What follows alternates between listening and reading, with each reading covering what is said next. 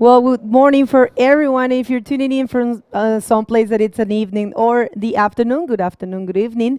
This is the fifth day of competition in the 2022 Visit Maldives Pro, and we are coming closer to the end. Today is going to be a very important day. The waves are bigger than every other day, and that's why we have our good friend Ali Yeah. Kushruan, Thank also you. known as Kuda Aya, and of course, joined by Jay Real here. Good morning, guys.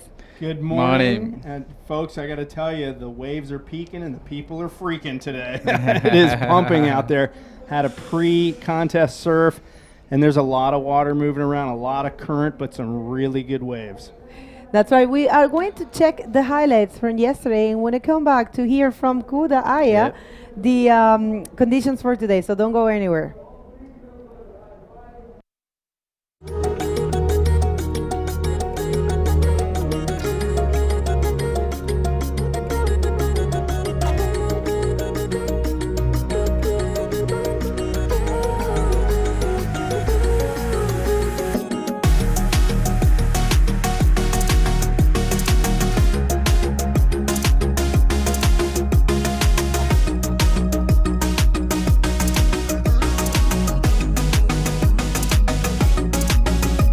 They tell us what to do and control our fellow brothers. Stay locked inside that phone and go rejoice with all the suckers. Yeah.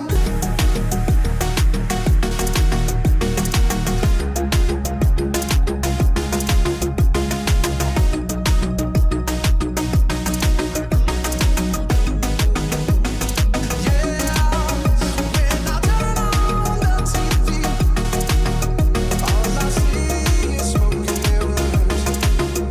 Yeah, they're selling it for cheap.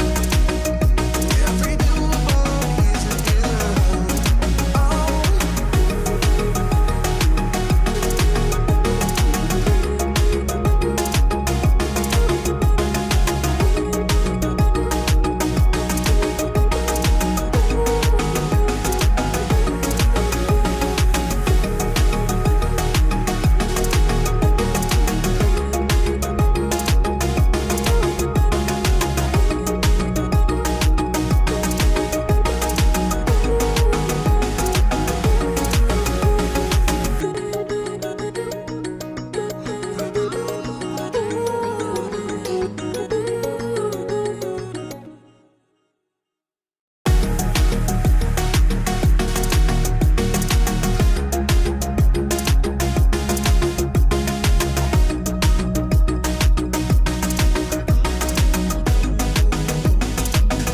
When I turn on the TV, all I see is smoke and mirrors. Yeah, they're selling it for cheap. Every billboard is a killer. Oh.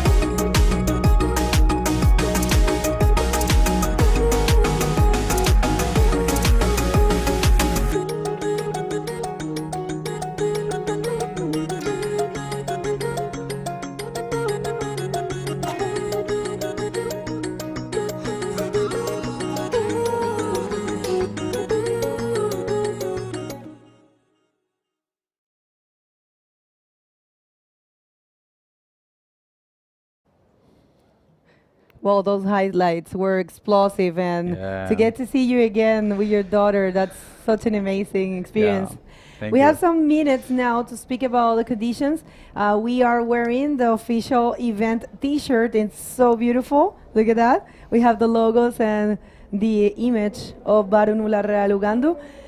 So, my good friend Ali, Yep. tell us a lot about the conditions for right, today. right now you can see like the waves are pumping. I already told you before, so day before yesterday, it's coming right now, it's here. Yeah? So yeah, at the moment you can see the current is pretty much strong to pretty much south, like I mean north. But I think when the tide comes up, at the moment right now the tide is going low, so the lowest tide will be 10:20. So after 10:20, it's going to be pumping. I think it's going to be really nice and it's going to be glassy. I think, yeah. Wow. Yeah. So it's kind of shifting, you know. Some rights are coming, some lefts are coming, you know. There's a two swell, you know, right now hitting here, south swell and southeast swell. So sometimes we get right, sometimes we get the left, you know, the Padang and the second reef, and sometimes we get the middle section also, just working really well, like the right and the left. So yeah, there's so many waves right now, you know, everywhere's just working at the moment. What I noticed is you didn't mention which peak you're going to surf because you don't want to give up any of your secrets to your fellow competitors who are watching this in the competitors area right now. No, he's not giving up his secrets. Right? Yeah, it's going to be a secret. Local knowledge, folks. It happens to every competitor who gets a contest at their break. It's great to see you take advantage of that, and obviously the hometown crowd is pulling for you. Yeah. And, you know, we love all the competitors, but we are pulling for you too. It's so fun to watch you have success out here. So yeah, best of luck today. Thank you very much. Yeah. Thank you. Thank you, Bego. Thank you, Kuda Aya. And it's amazing we are creating history here. This will be the first time that we have Maldivians in a World Tour event podium. We have Ami Musa already in the final for the junior division, and we have already Ali in the semifinals for the DROPKNEE division, and he's one step closer to the semifinals for the men division. We're gonna leave you to prepare, and I can hear from the beach that the heat it's already starting. It's the first heat for the quarterfinals on the women division, so let's just go straight to the water because we have Alexandra Rinder against Maíra Viana from Brazil. This is going to be an explosive heat for sure. Alexandra Rinder, for a while, being the competitor with the biggest score of the competition with a 9.5 barrel ride. And we have Maíra Viana from Espírito Santo. I mean, originally she's from Rio, but she's been living in Espírito Santo for a long time. Great competitor. She's very determined. She's very focused. I was having a conversation with her yesterday, and the way she prepared herself, it's amazing. I know for a fact Leo Costa is tuning in, so first wave of the heat for Maíra. And here she goes, bowling wave, and she just really commits to that roll right up in a heavy section and just gets guillotined on the landing. She tried to hang on, but man, that was a heavy opening wave. She takes a beating right off the bat just less than a minute into this heat. So that will set the pace for this women's quarterfinal. And these ladies did not get a chance to surf yesterday, so they had to watch the guys have at it all day long, and now today they're getting their shot, quarterfinal round, and as we mentioned, the surf is pumping. That's right. Look at this replay. She's I'm telling you, she's very determined. Like I said, she's completely focused, no fear, no holding back. Maíra Viana is a very strong competitor. She has a full competitive mind. I was having a chat, and she's completely dedicated to compete. She is actually a personal trainer. She studied for that, and she prepares some people also. But the fact of her being a studied personal trainer, it's got to be, I mean, it's definitely something that give her some extra points and some extra confidence. She also trained with Leo Costa. We know Leo Costa is one of the greatest names in physical trainer and also psychical training. It's so important to train your mind for these competitions. And they have been doing a great job. I watched her in Wahine. Actually, she making her first podium back in her own state right now in Espírito Santo, Wahine, the ArcelorMittal Wahine Bodyboard Pro. And it was great to see her. And I tell him, she's not holding back. Look at that. She gets a 2. If she would have landed that roll, she would get a big score. Rain, it's gone, and we have some beautiful conditions and sunshine there. Yeah, you know, we're going to see, I think, sun and a few showers passing. They're kind of typical equatorial type weather. Yesterday we had a pretty much a sunny day the whole day. It was cooking. The judges are sitting in a tent that faces the surf, and in the morning the sun shines right in there. It's basically like a big greenhouse. So we all felt bad for them yesterday. They had to put up with some pretty oppressive heat. So it's kind of nice to have a couple showers and a few clouds around this morning. They're getting a bit of a reprieve from that. And out in the water right now, we got Alexandra Rinder, a former world champ from the Canary Islands.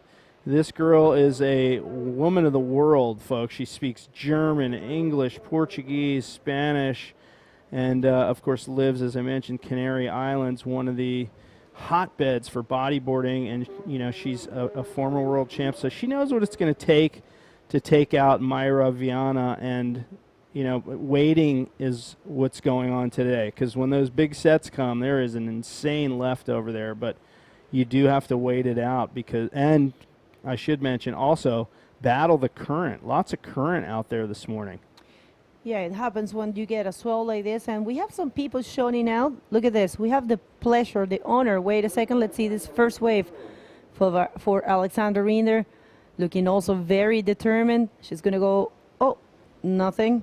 I was going to say we have the pleasure to have Claudia Ferrari here present. Yes. I think you know her very well. Heck yeah. She is the first Women's World Tour champion ever. She won that title in the first year we had a World Tour, so we miss her here. Wish she could be here. Claudia says, aloha from Hawaii. Good job, guys. Good luck, everyone. You guys are making me so proud to be a bodyboarder. We are very proud to have you here, Claudia. We miss you. You have to come back to the tour. You are a very strong competitor. So every time I started the tour only a while ago, no, I don't have the experience that these ladies have. And when I started, I was so afraid of Claudia because she's so determined as well. And we miss you. We miss the big names from the sport. And being the first one to get the world title, you got to come here. You got to come and join us.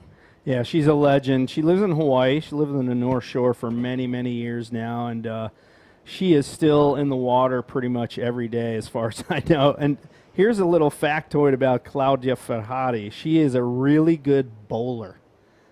She's like a champion bowler. Like, she competes. She used to compete in Brazil, and she competes in or she has been doing bowling league over there in Hawaii. She has that hidden talent, but obviously a former world champ. She won that title back in, I believe it was 1996, the first year we had a full world tour.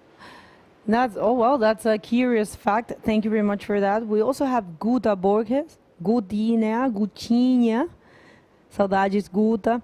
We have, look at this beautiful comment we have from Josh Wright. The broadcast is so is professional. Josh is our operations manager at my work. Yeah, Josh, thank you. Yeah, Josh, I'm going to get you that T-shirt, buddy. He says, and so well done. I'm so happy to hear bodyboarding on this level again. Thank you. Right on. And thank you for cover for Jay, of course. Yes, thanks. By the way, Josh, I should point out these T-shirts, this is a double XL.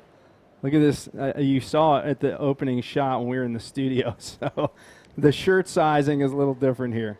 Yeah, I got the same feeling when I got my shirt. But yeah, they definitely had sizes for everyone. There's a cool merchandise spot right in front of the competition. And if you guys are around here or you have friends in here, you want to get some merchandise, that's the place. And it's pretty inexpensive. Yeah, well, I'm going to pick one up for sure. It's good to take home souvenirs. So any of you from the Maldives that happen to be tuning in right now, you can come to the contest site right down here at Varunala Radugandu Beach and pick up a T-shirt. And you can look as good as we do. Well, at least as good as Bego does. Okay, now wave for Mayra Viana. This one's looking good. I think she's going to go for a very round roll. That's very rare not to see her completing that one. Also, Alexandra slows heat right now. 25-minute heats. For you that probably do not know how this works, these heats are 25 minutes, and you have a top of 12 waves. You can a maximum of 12 waves, and your best 2 scores are going to count. So you have to focus on trying to milk the waves you get, because there's a few factors today. There is a strong current. There are some huge sets, and you don't want to. And since you are, I mean, they're having a woman-on-woman heat. It's all about also taking care of the priorities. So every time you get a wave, you better try to do the best out of it. Well, it's really feast or famine out here in this first heat. You know, I had about a 45-minute session this morning. There was a ton of water moving around. I don't know if it was just super consistent when I was out there, but right now, as Ali pointed out, we're coming up on low tide in about 45 minutes here, and he was calling it that when the tide turns and starts pushing back in, we're gonna look at that wave in the background. By the way, under the bridge, there's a reef over there. It's deceiving though. That's a closeout. Trust me, I've been checking that out, and it's closing out for sure over there. But yeah, you know, feast or famine. There's pumping waves, and then there'll be nothing forever. So we got a little wave shaping up here for Alex. Let's see. This is a nice looking one for Alexandra Rinder, 2 times world champion, goes for the round roll. Oh, well, she should have hold on to that one. But well, let's see how this heat unfolds. It's a little slow at the moment. I think the ladies are trying to wait and find a very good one. But you can tell they have already noticed that they have to start throwing some maneuvers and creating some points there, because any of these, when they have the chance, they will get good scores.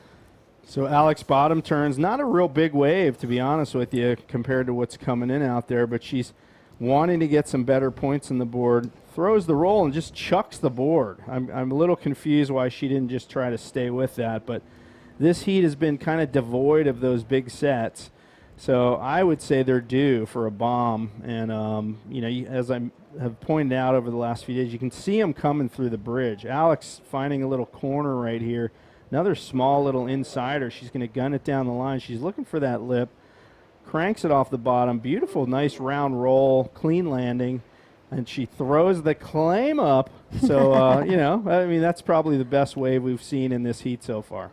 I mean, you get a claim after being searching for an opportunity for a wave for a while. Definitely having the chance to complete, it's an achievement. So let's see, that's going to be the best score. This is a replay. Love the way he's eyeing that section, rolling in a very rounded way, landing perfectly. Yeah, like you said, maybe the wave size is not the biggest one, but she has to start doing the job, you know. Well, you know, we haven't seen much out of Myra. She hasn't really completed a wave yet, so it's not going to take much right now for Alexandra Rinder to stay in the lead. And at the moment, she's got a 7.10 heat score versus Maida with a 3.5. Myra needs a 5.11 to advance ahead of Alexandra, and there's about 12 minutes and 45 seconds remaining in this heat. Here's a little corner bowl. Let's see, Myra just paddles over that, and some bigger sets look like they're stacking up on the outside. So a 5.5, that's what Alexandra gets for her first maneuver, her first best wave. And now she's in the lead with a 7.10. Maida only needs a 5.11. Basically, a good wave with the roll will do the trick. Let's wait and see how this unfolds. And there's a set coming there, Jay. For sure, yeah, this is looking like the biggest set of the heat. Will they be in position? Looks like Maida might be right under the apex of that wave. Definitely out of position. Alexandra still paddling out. So both of them are just going to be shut down on this set. Look at that, Myra just trying to barely scrape over the top of that one. Alexandra out on the shoulder, and this one's just not happening for either one of them. Myra might be in trouble right there. Ooh, she just gets through that one. Yeah, so just unfortunately, they both missed the biggest set of the heat, and there's 11 and a half minutes to go. So it took all that time for that wave to come through. And look at Alex. She's clawing for her life right here. Boom. That thing just detonates on her back. But, you know, these ladies, you mentioned Maida being into fitness. That's going to serve her well out here. She's not going to have a problem. Oh, no, yeah. She's very, very fit.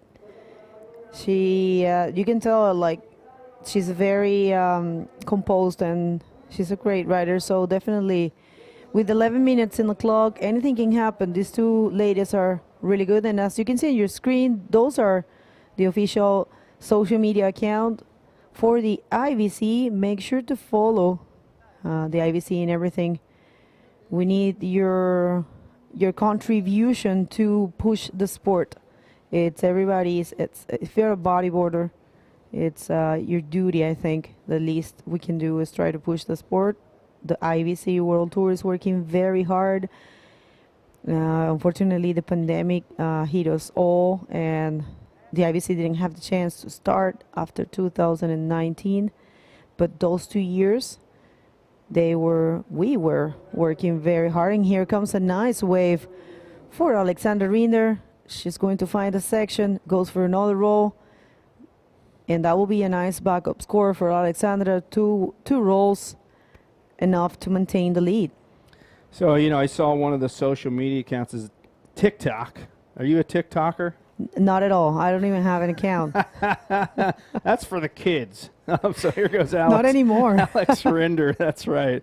Alex Rinder, well-executed Rolo, lands solidly, continues down the line, kicks out the back. So Alexandra not blowing minds in this heat, but she is getting it done. She holds down the lead. She's got a 9.5 by virtue of her two scores, a 5.5 and a 4.0. Here comes a nice wedging peak. Looks like Maida is going to try to claw out to the shoulder, and she's going to pick this one up kind of late. She's going to bottom turn, a little lip section there. She kind of speeds past that and gets out to the shoulder and launches it off the lip on the closeout.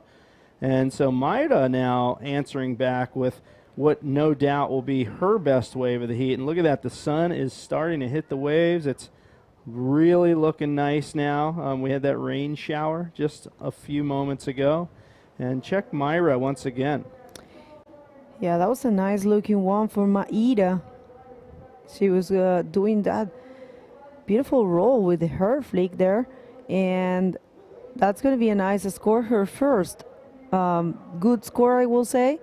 So scores are dropping right now. Alexandra with a 5.5 and a 4 with a 9.50 total score. And last wave of Maida is a 4.50, now needing a 5.01. And like I said, it's basically getting one of those waves and doing a good roll, and she will get that 5. I have a question for you, Bego. This is regarding hair. I know when Vicky, my wife, used to compete, she would put her hair up in a bun so it stayed out of her face and out of the way, but none of these girls are doing that. Why is that? Well, I have long hair, and for me, and I think for most of them, it's not comfortable. It depends. I believe it depends on your hair. My hair gets too messy if I tie it up, but there are some bodyboarders I do. Actually, Valentina Diaz, she goes with the ponytail, but the rest, no. Usually, actually, for us, at least for my experience, it's way more comfortable to surf with the loose hair. Okay. All right. That's a good answer. Little right peak popping up here. Looks like Alex Rinder having just a brief look at that. Actually, I think she's kind of trying to eyeball her fellow competitor, Maida, and see where she is. And Alex is in a good spot if one of those sets comes, maybe just a bit inside, but you know, it took half the heat for that last set to come, so we may have time for one more big set in this heat with 7 minutes remaining. She does hold down the lead. Maida is playing catch-up. She needs a 5.01 to overtake Alex Rinder. And this is really coming down to the wire. We're at the quarterfinal rounds here. So the last 8 competitors in the women's division going at it, and valuable points on the line. Sadi O'Hara leading the women's division on the IBC Tour at the moment, and Neymara Carvalho just a few points behind, like less than 100 points behind her. So we're going to see those two coming up. And I tell you, for Alexandra, this event, of course, for Maida as well, Maida with great results. But for Alexandra, it's really important. She is coming from a win in Antofagasta, and she wasn't present in the ArcelorMittal Wahine Bodyboard Pro. So she has a good shot. She has a good chance to have her 3rd world title this year. But she needs these points very much. At least she needs to make it in the podium. So this is the key hit for her. And of course, Maida looking to improve his position in the ranking at the moment. So let's see how this unfolds. It's a pretty interesting. All of these heats have a lot in stake for the riders. Sari, Neymara, Isabella, and Alexandra, and the hunt for the world title. Well, the world title final event, by the way, on the tour, the Thronton King event, which is in the Canary Islands, on the island of Gran Canaria, at that spot we all know and love, Thronton. The place terrifies me just watching people ride that place when it's big. It looks high consequence, let's say that. So it's a good place to finish the tour. And of course, Alex Rinder, that's her home. So if she can get some decent points here, she'll go into that event looking pretty good. That's right. Last 5 minutes, and I can hear the beach announcer calling the next heat. And so far, so good for these riders. Actually, Maida Viana also have a pretty good chance. I mean, if she does good here, she's in the 4th position of the World Tour rankings at the moment. Maida Viana 4th, and Alexandra Rinder 7th. So these are very important moments for both of them. And look at this. This is a heat of best friends. Sari O'Hara and Joanna Schenker been traveling together for a long time, touring together, and they're very good friends. And I know for a fact they hate to be in a heat together. Well, both world champs, too, by the way. Sadi O'Hara, the reigning world champ. Joanna Schenker, she won her world title, I can't remember, was it 2017 or 2018? In any case, that's going to be a battle royale between those two. And I certainly hope we don't have these long lulls in their heat. It's, you know, it's the rhythm once again. We say it every day, the rhythm of the sea, and some heats have it and some don't. This heat has been quite devoid of big sets. In fact, we saw basically one really big set and both competitors were out of position. Easy to happen because, you know, when you don't have waves for a while, you tend to move inside so you can catch anything that comes in. And then suddenly a big set comes, you're out of position. Pretty much hard to predict that. So I tell you what, I'm confirming the facts here. And actually, Maida Viana, she's graduated in physical education. She's a professor. And yeah, in the 4th position in the World Tour ranking at the moment, coming for being 3rd in Wahine. She actually ended up in the 5th place in both Antofagasta and Iquique. So very good results this year for Maida Viana. She's doing great, and she was a Brazilian Pro champion in 2018 and 4 times Carioca champion, which means they call Carioca to the people from Rio de Janeiro, and 2 times Capixaba Pro champion. Capixaba, it's the people, they call it like that, the people from Espírito Santo. So Maida Viana, very solid competitor against Alexandra Rinder. We all know Alexandra's achievements coming from winning this year. Antofagasta didn't do too well in Iquique, and she wasn't present in Wahine, but I know for a fact she will be going to Walker Bay Pro, and I think Maida also will be going there. Maida. Both of these riders have a good chance for the world title, so it's great to see these heats. It's, it just makes me so anxious. I love them all. I admire them all, and I really would love them all to be world champions. Well, it looks like time's going to run out here for Maida Viana, unless she can just get a miracle. But Alexandra Rinder holding down first priority and a commanding lead in this heat. And look at this. Maida Viana is going to paddle for this insider. Alexandra Rinder with priority is going to let her go. Let's see if she can get that 5.01 with just a minute and a half remaining. She's waiting, and it's right up to the foam ball. She goes for the ARS on the foam ball, or almost an AFS, because there wasn't a whole lot of air there. But she was unable to get back out in front of that wave, and I think that might be her last shot.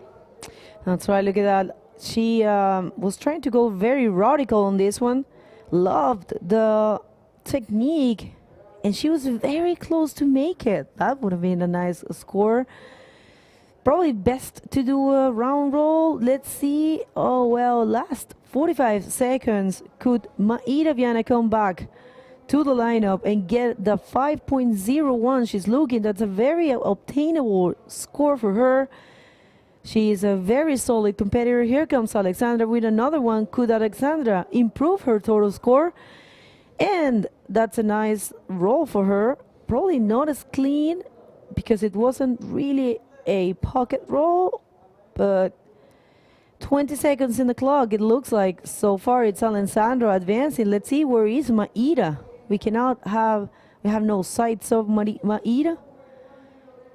Yeah, so we're now down to the closing seconds of this heat. Let's take a look at that wave of Alex Rinder up to the lip. Nice, strong roll with the lip. Not a super pitching section, and she's going to call it quits on that, and rightly so. She dominated the heat from start to finish, and not dramatically, but just enough to get it done, and she takes the win, and we'll move on to the semifinals as we begin heat number 2, and we're going to see some highlights of that heat that just finished.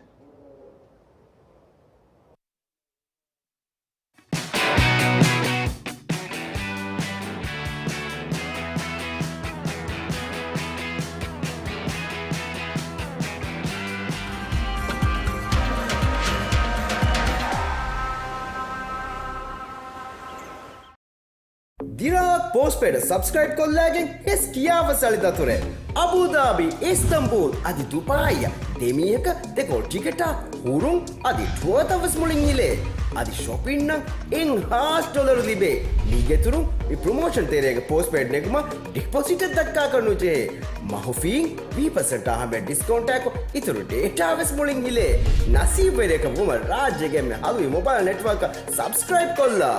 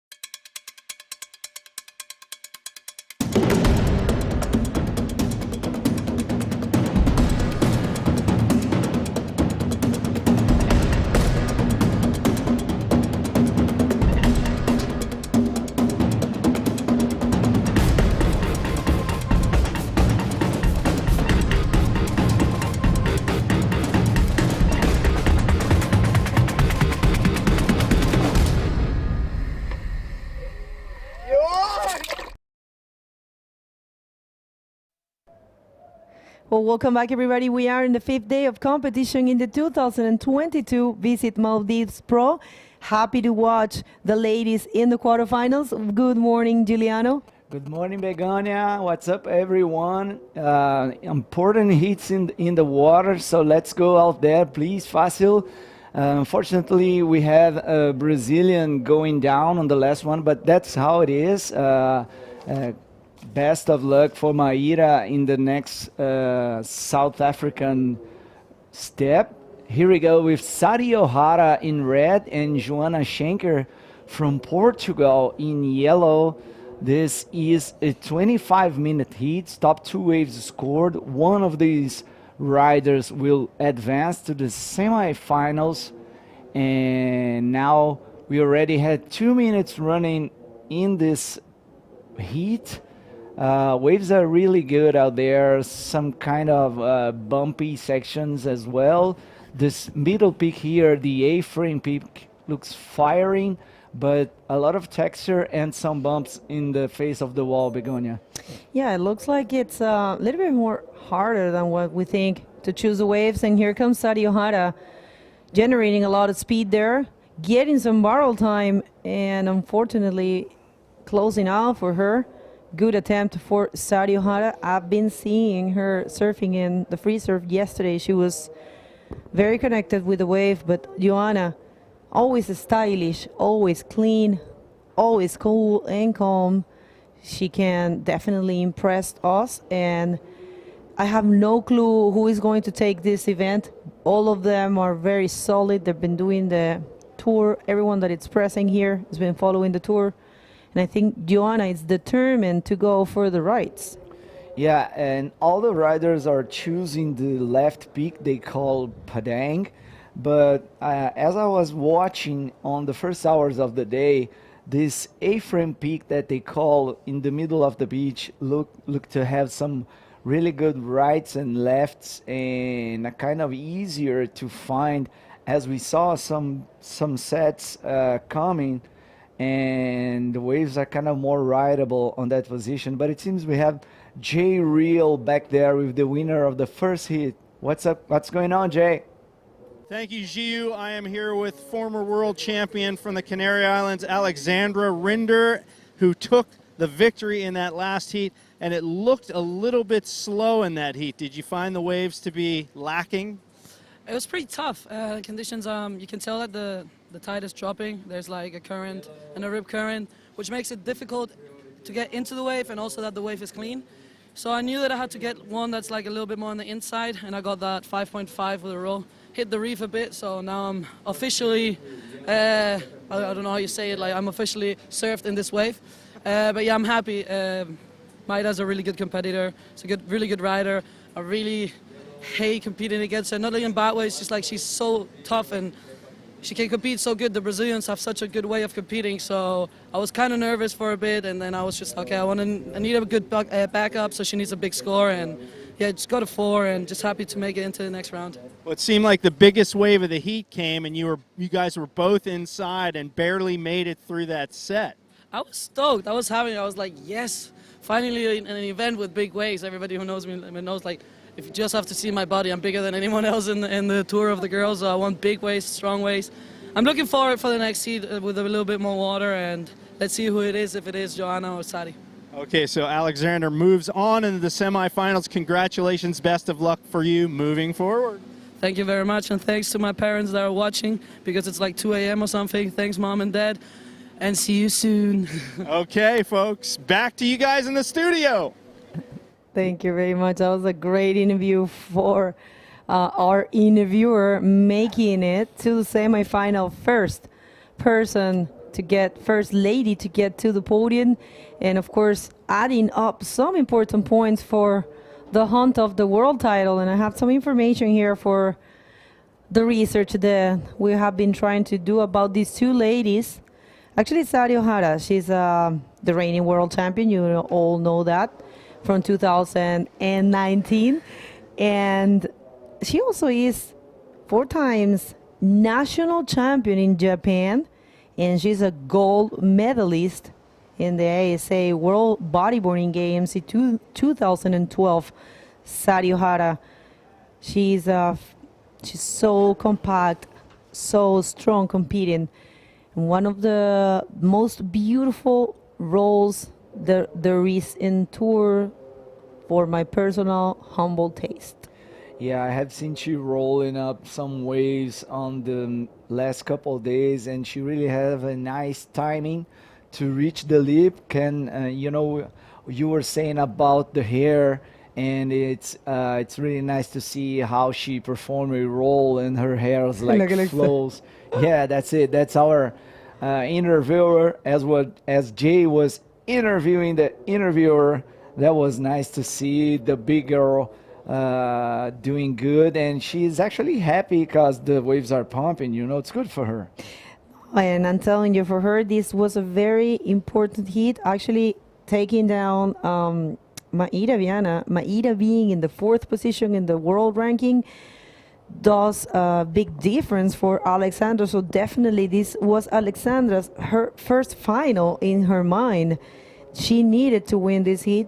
So congratulations for Alexandra. And I have some other info about Joanna. Actually, Joanna started surfing in bodyboarding at the age of 13, and from the very first day she took the first wave, she knew this was her dream, and she concentrated to become a professional athlete. So she's been training every day, competing from a very young age, and here comes Sadie.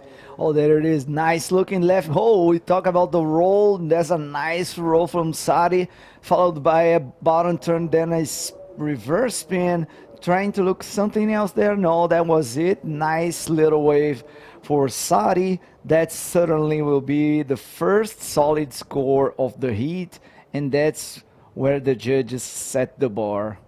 That's right. Pocket roll, perfectly landed, combined with the reverse spin. She's so fast. I have to say that's one of the things that I admire more. You don't have that strength all the time. It takes a lot of training, a lot of mental preparation also to be awake and try to utilize the wave in full. And I think that's what she does. She is very quick, goes for one maneuver, and she's already thinking about the other maneuver she's going to perform. I, for one, land a maneuver, and I am happy just to do one. and then I really would love to train to be like these ladies. Definitely there is a big difference between all of the ladies are usually in the top 8 and the rest of us. So it's definitely sending a huge message for all of the rest of the competitors worldwide that you need to train that ability of using the wave in full. Yeah, it's really nice when you see a rider just using the energy of the wave, you know, and keeping it fast and clean and fluid. And that's Sari Ohara. That's what she's showing us. She got a 5.5 on her first wave. That was a nice roll in the reverse spin. Now we are coming down to 15 minutes and 25 seconds. There was some action out the back. No, I don't think so. That was just a quick another look for the pedal action. But here we go. There's a nice ride shaping up. Here we go, Bego. Oh, well, Joanna not taking that one.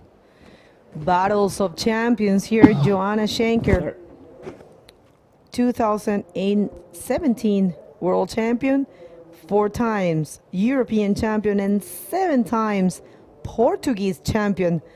Joanna Schenker, one of the cleanest, elegant style that we have in tour. She's elegant herself. She's the only one dressing with beautiful dresses here. She's top model. Everyone knows that. It's on the social media. And she shows that in her surfing as well. So a very delicate and fine lady, I will say, Joanna Schenker. So, yeah, definitely. That's a very nice resume from Joanna. Impressive bodyboarder as well as a model. Great job for Joanna. That's how we want to see our riders always looking good for the sponsors. It's very important to have a good image, you know, that shows professionalism. That's what we want for the future of the sport. Meanwhile, this heat is coming down to the last 13 minutes, and we have a wave that's Sari Ohara trying to pull back, but the wave says no, not here, not now. And we have another wave out the back. No, that was just a quick look for Joanna. That was a poor score for Sadi. She's looking for the backup score. Meanwhile, Joanna haven't catch any wave at all, Begonia. Yeah, it's impressive. But, you know, she's got that technique, and she definitely can throw some last-minute tricks and change the situation. The scores are not high at all. Only Sadi's only holding a 6.5, and definitely a few medium range scores will do the trick for Joanna. And now it's a very good time to read your comments. We are not really reading them because we are focused on the competition. You guys, let us know where you are tuning in from. We're happy to read you. Sorry that we haven't done it before.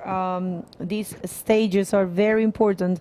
We are in the quarterfinals for the women division, and we are coming very close to the end, and there are a lot of points in stake for all of these ladies, so we are very concentrated and focused on the live action. But you guys are welcome to shout out right now. I mean, to send your regards there. We do have Marcelo Pedro tuning in, and here's the first wave of Joanna Schenker eyeing for that section, going for the roll. Probably not that fluent, but boosting the same combo as Sadi did. A roll with the reverse spin. There is a difference between that roll. I will say a huge difference, actually. Take us to this replay. Yeah, great point, Bego. The judges will compare directly one wave with another one as they performed the same maneuvers, but the first roll from Sadi was really round and powerful roll, and that's where we're gonna see score difference between those ones. Oh, you can see that was a 4-point wave for Joanna, so Sadi now in the lead. Joanna needs a 2.5. That's not a big score, totally attainable. Anyway, we're coming down to the last 11 minutes, and things are starting to get serious for these girls. Definitely. Let's see if someone takes this wave here, and I would like our switcher and streaming director, Fasil and Ahmed. Guys, do you think you can throw the first wave of Joanna and the first wave of Sadi only if no one takes this wave? I would like to compare those two waves because the combo was the same. It was a roll to a reverse spin, but there was a huge difference. This is the first wave of Sadi. As you can see, she completely hit, I mean, she hit the perfect place, the pocket, the crest of the wave, and the reverse was very good as well. I think the reverse is not the thing. It's this specific moment, that specific section that does the extra 1.5 points that the judges gave to Sadi for that one. Sadi obtaining a 5.5, and Joanna for this one. I think you guys can tell back home the difference. Yeah, that's it. As our head judge Chico Garitano mentioned on the first day of competition, actually when the riders meeting, the bottom turn and the first maneuver in the pocket, that's where the points are, that's where the big points were gonna be scored, and that was kind of easy to see how different one roll, the first roll from Sadi, was comparing with the other one from Joanna. And that's it. We had a 5.5 and a 4 points. That's a 1.5 difference, and maybe it's gonna be the final decision between those girls. Anyway, there's a lot of time on the clock, 9 minutes and 30 seconds. It seems that we have another wave shape up. We have a paddle. That's it. Sadi Ohara, some crispy, bumpy bottom turn, just quick that one, and it seems we have a replay. That's right, Pego? Yeah, Sadi not really doing much there. Here's the next hit. It's Isabella Souza against Madalena Valerio. Sorry, I always say it wrong. Valerio. Madalena Valerio from Portugal. This is going to be another interesting hit. Two of the main countries that speak Portuguese, and You know, I wanted to stand out something because usually we speak about the titles of Joanna and we speak about her being a model, but there's a very important fact about her. She's very active in environmental protection. She spread the word on ocean awareness in her free time. She's very dedicated to that, and I really admire her for that. So not only a great bodyboarding and a beautiful face, she definitely it's an environmental enthusiastic. So that's Joanna Schenker doing at the moment, very active in that cause, and it's very important. Sometimes we forget how much the ocean and nature give us, and I think it's all.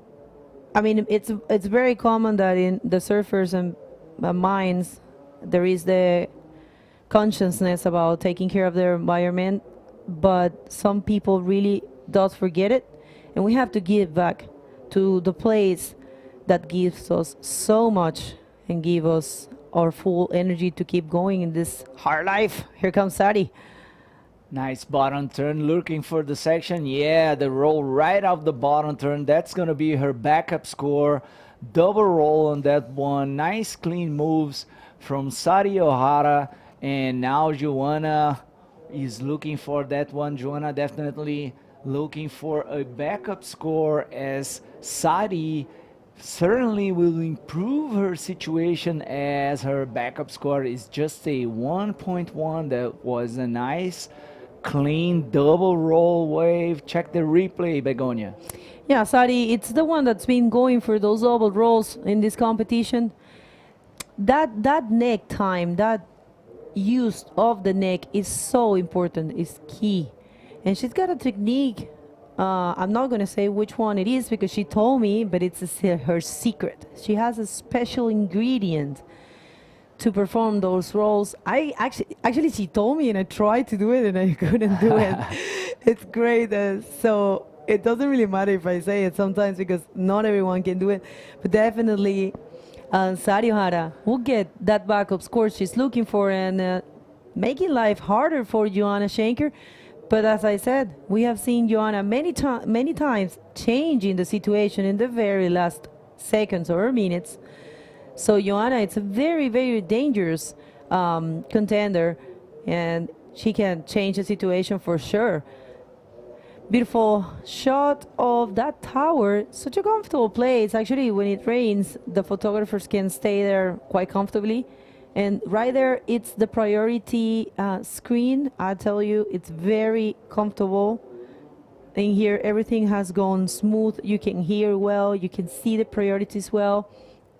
And thank you very much to MBBA for bringing this event here. And of course to the IBC World Tour, where you see in your screen are the official social media accounts.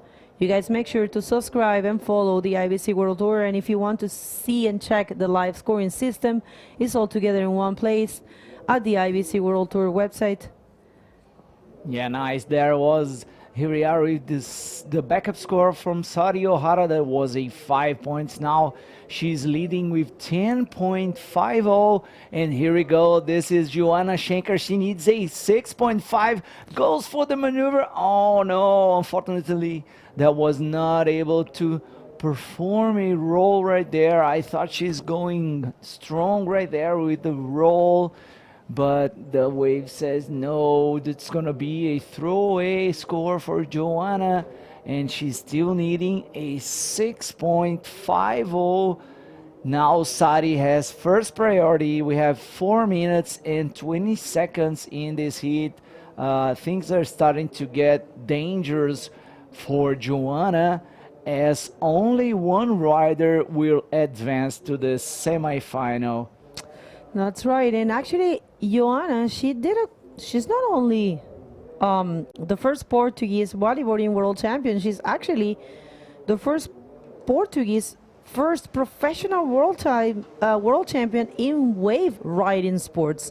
So big achievement for Joanna Schenker back in 2017. So pretty confident. She's probably feeling some pressure by surfing with her friend, but she's such a good rider, such a good bodyboarder, and definitely can change the situation. She needs a 6.5 right now. Look at this one here. It looks good for Joanna. Let's see if she can find some good section there. Goes for the roll. Keeps going. I think she's going to spin there. Yes, the same combo, reverse spin. She might try another one, and that will be closer to her first score. And will decrease the distance with Sari Ohara, but she has to get back there fast because 3 minutes on the clock, it's not too much. And we have some waves there. Yeah, I'm sure she's gonna replace that backup score, but she will still looking for a good one. As we are saying, the rolls comparison, the best roll of the heat was that first one from Sari, that classic bowling roll, flying at the flat, off the bottom, straight to the flat. That's what judges want to see. That is it. 4 points on the last wave. 4.5. 4.5, yeah, 4.5. So we have now 10.5 and 8.5. Joanna still needs 6 points, and we're coming down to the last 2 minutes in this heat. Things are going to be defined on the last minutes, but Sari is looking solid in first position. That's a view from the tower where that's the screen for the priorities right there, where what I was talking before. Great view, very comfortable weather, tropical weather, and yeah, looking a little bit difficult for Joanna Schenker now. Joanna Schenker needing a 6, not impossible, but definitely Sari Ohara, it's been showing dominance here. And while we're waiting for some waves, I would like to take this opportunity to thank all of our sponsors. Remember, this event has a title sponsored and destination partner, which is Visit Maldives. You guys have to check that website out. It's incredible. We have this event made in association with the Ministry of Youth, Sports and Community Empowerment.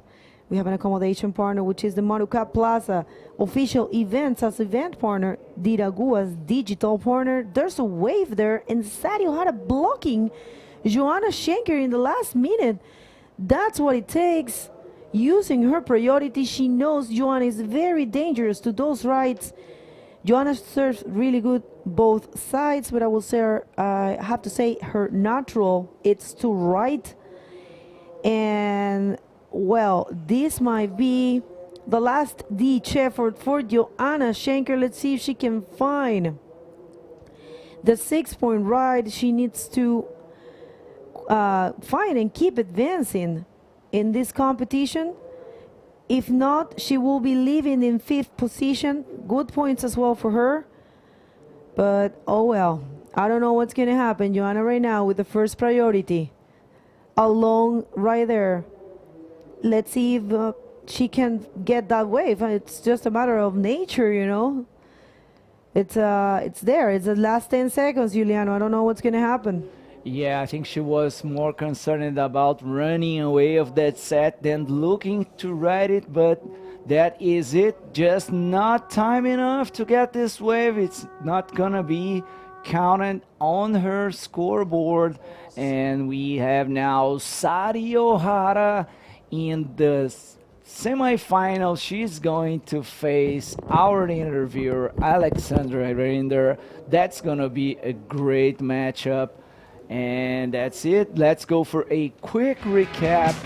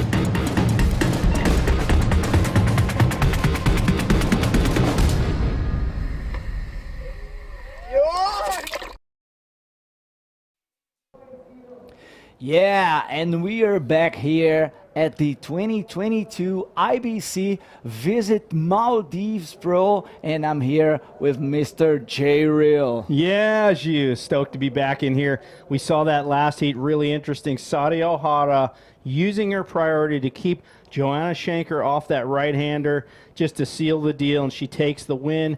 We have another heat already, so let's not waste any time and get straight into the water. That's it.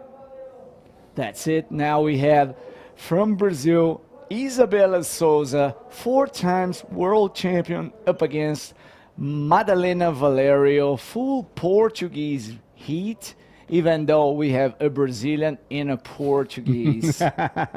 Same language. I knew what you meant. Yeah, Same yeah, language. yeah. Full Portuguese native language heat. I love it. So that would be like an American having a heat with an Australian or a South African or a New Zealander. So, you can see some of these heats. There's long lulls, but there are some really solid waves coming through. Positioning is everything. These two competitors sitting a little more towards the bridge. So, the lineup changes we've seen day after day here. We're now in day 5. We've seen the lineup change dramatically with the tide. We are now right on low tide. So I would suspect that with the tide pushing in, according to our local expert, Ali, that, the surf's going to pick up. And he mentioned we have 2 different swells hitting right now, a south and a southeast. So kind of mixed conditions. What was interesting is in the afternoon yesterday, the DROPKNEE competitors were surfing that peak over by the bridge. They call it backdoor here. Yeah. And now this morning we're back at the Padang peak. Yeah, it's all about the tide and swell direction. We have some big lows, yeah, definitely, but also some big sets coming through. These girls are looking for the aim frame peak that I was mentioning in the first heat, where I think that are the most rideable waves at this time, as we have some closeouts at Padang's peak, and I think the backdoor is not working at this time. Yeah, so Isabela Souza and Madalena Valerio waiting it out right now. We're just about to set up for that interview down there at the beach, just checking in with the director as the set comes. Hold on. Let's hold on for a minute. Isabella just checking out that one, maybe too fast for her, maybe too deep in the session. And she now is taking this one ahead. Oh no, the duck dive was amazing. She just passed through that one. Let's see if we have any takers on this one. Seems that yellow is in position. Yeah, let's go, Jay. Okay, here she goes. Madalena Valerio, bottom turning a foamy wave on the inside and ducks out through the back. Not going to be a good score for her, clearly. Isabela Souza, 4.0 on her first wave, so she started off this on a good note, this heat. Okay, that's just a quick shout outs here. We have a lot of people drop comments here at the live chat. One more time, Marcelo Pedro here cheering up for Neymar and all the Brazilians, obviously. We have Azura Tour, Kevin Broadley, thank you, man. The waves are pumping. Yes, it does. Ishwan Mohammed, this live is amazing. Happy to see Maldivians experience. Yeah, nice. We are all very happy for Ali and the other guys from Maldives. Renato Negroide. Yeah, this is supposed to be a Brazilian. Okay, we have some interview ready with the heat winner of the last heat, please. Let's go. Thank you very much, guys. We are here with Sari O'Hara. Sari, achieving important points. You needed to make this heat. You went out there with your good friend, Joanna. It's always hard. Tell us a little bit. This is our first time being surfing together, 4 events in a row. So always competing with one of the best friends is always hurting me. But yeah, it's a competition, so I just try my best and I know like Joanna would do like something big, so I needed to cut Joanna, but it was a little bit hurting. But yeah, I'm happy to advance to the like semifinals. Well, maybe the world it's not aware, but in Japan you have huge names in female bodyboarding coming from that heritage. So many good bodyboarders from Japan, women especially. It's very important. That's a key thing. It's more women's. Tell us a little bit about that one. Oh, it's been really hard time for the Japanese bodyboarding, not to have like any competition during the like pandemic. Then like we're getting a little bit slow, but yeah, we try hard to like bring back the like national tours, and then like the Japanese teenage girls being so much growing up. So I wish they could travel around, but it's really hard to travel from all the way from Japan. That's why I'm only Japanese be here. But yeah, I wish like I can bring many like Japanese girls. Yeah, like I wish we have at least one event. Like international competition in Japan, so yeah, let's do it. Osari, congratulations. You can say some words in Japanese right now if you want. Everyone's tuning in. いつも本当に応援ありがとうございます。異国の国に来るのは本当に慣れてるんですけど、それでも皆さんがライブを見て応援してくれてるので、全然寂しくないです。次のセミファイナルもファイナルも頑張って優勝するので応援よろしくお願いします。Thank you so much, guys. Like supporting me. It has been like a really something else for me. So I don't know how to say. Thank you very much. I'm doing my best. You're doing amazing, Sari. Congratulations. Already in the podium, one step closer to the second world title.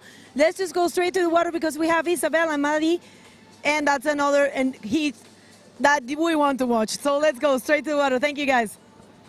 All right, awesome. Sadi Ohara throwing down the arigatos to her family and friends back home. Domo arigato gozaimasu means thank you very much in Japanese. That's about all I know. A couple other things, but I love the international flavor here. And speaking of international flavor, we have our European competitor Madalena Valerio from Portugal and Isabela Souza, four-time world champion from South America, Brazil, your home country, Gio. That's it. Actually, Isabella is from Ceará, which is a beautiful state up north in Brazil, northeast. But now she's living in Portugal as she had her choices in life, and it seems for me, she told me actually she's going to move to Canaria on the next month. I don't know if right now or some months ahead. Anyway, just keeping the informing about the live chat. A lot of people here tuning in. Some shout outs here. CD, love women in these big waves. Yeah, we all do, my friend. We have Mehet Alliance. Good morning, guys. Thank for the streaming. Thank you, my friend. Guta Borges, throwing the Brazilian flags here. So stoked for IBC to get this event working. Thank you, brother. Kevin Brodley, I need a XXXXXXLJ. The sizing is definitely different here, Opie. And you're right. And Josh Wright chimes in about Opie's barbecue. So, yeah, those are a couple of the boys from back in California. Here we see Madalena Valerio, a bouncy one. She bottom turns, quick bottom turn there up into the lip for the roll. And that was really interesting. She just kind of stayed there in the bottom and then suddenly launched it into the lip, which I'm sure you'll see if we get to that replay. But, yeah, that was a wave that she really needed. Take one more look. Watch her. She bottom turns here, and this is real interesting. She's just hanging, suddenly cranks it off the bottom up into the lip. So she really timed that well. She had to wait for the lip to pitch. And I'm sure that's going to be a better wave for her to improve her situation, which right now is in second place. And she gets a 3.0 for that one. So she only needs a 1.01 because Isabella Souza just one wave under her belt. Yeah, just one wave. And actually, I was talking with Isabella, and she told me that she didn't have one strong hit in this contest. All the hits that she was out there, it's kind of slow, you know. She's just had so much energy to show us, and I tell her, hey, take it easy, it will come. You'll have time and waves to show your best bodyboarding. And man, she had that tiger eye, you know, Eye of the tiger. the eye of the tiger, and she really wanted. She's really looking for it. I hope she finds the best positioning, because yeah, that's kind of tricky to get in position in these situations, Jay. Yeah, for sure. So, long lulls, patience, 12 and a half minutes remaining in this heat. So it's halfway gone at this point. And Isabella Salza doesn't have it locked down, not in any way, shape, or form. I mean, it's anybody's heat still at this point. Isabella Salza with first priority, but she's so far away from Madalena Valerio, she won't really be able to use that priority to prevent Madalena from getting a wave. It's right now they both just want to get good scores on the board, and then at that point, then you can use strategy and priority to take advantage of that situation. But not until you have a couple waves, and neither one of them has anything mind-blowing, although, Isabella's one wave is better than anything we've seen in this heat so far. Yeah, and it seems there is a little left-hander shaping up for Isabella. She look at this one. She liked that one. Here we go. Isabella Souza, nice bottom turn. Looking down the lines, she sees something. Here we go. That's it. Nice cylindrical roll for Isabella Souza. That's gonna be the best score of the heat so far. I'm pretty sure she has a lot of speed, nice timing. She had time enough to go up in the wave, just that time to go that kind of pumping one, and then bones, bangs the roll. That's it, J-Real. I'm with you here. You're exactly right. Watch, she uses her head. She leans her head forward to get that projection down the line, way up on the nose, to maintain that speed, well-timed Rolo off the lip. So, yeah, that's a little technique that a lot of riders over the years have used. You get up on your board and you kind of use your head to pump the board, because let's face it, your skull and your brain, they weigh something, right? So let's use that weight and use it to accelerate the board. You get the weight far up on the board for the speed, move it a little bit back for control, and she did both of those expertly on that wave and nails down a 5.75 wave score on that, and she's now well into the lead here with 10 minutes to go, and suddenly Madalena Valerio is in danger of getting knocked out of this heat unless she does something really soon. Yeah, Isabella Souza clocking a 5.75. That is the best wave of the heat. Nice roll there for Isabella. Tons of speed, clean bottom turn, just, playing what the judges want to see. Meanwhile, here in the live chat, a lot of action here with Gustavo Alba sending a very nice comments here about live feeding. Thank you, brother. Here we go. That's Isabella, the aim frame peak that I was talking, finds the roll right on the shoulder. Good looking roll right there. She needs to improve her backup score. Another roll there. Isabella Souza finally finding the rhythm, Jay. Well, I really love her style. Very aggressive, very smooth. Madalena Valerio now trying to answer back. She's got a little wedgy left-hander, goes for the reverse out on the shoulder, and she's going to need this finish move to get a better score. So she's eyeballing the lip, just waiting, and this thing's going all the way to the inside. She gets the foam flop, as I like to call it, and ducks out. So probably going to be her best wave of this heat, but she does still, again, need a 6.75. So I think she's going to need a couple of decent waves to move ahead of Isabella. Yeah, let's go for the replay. Nice timing.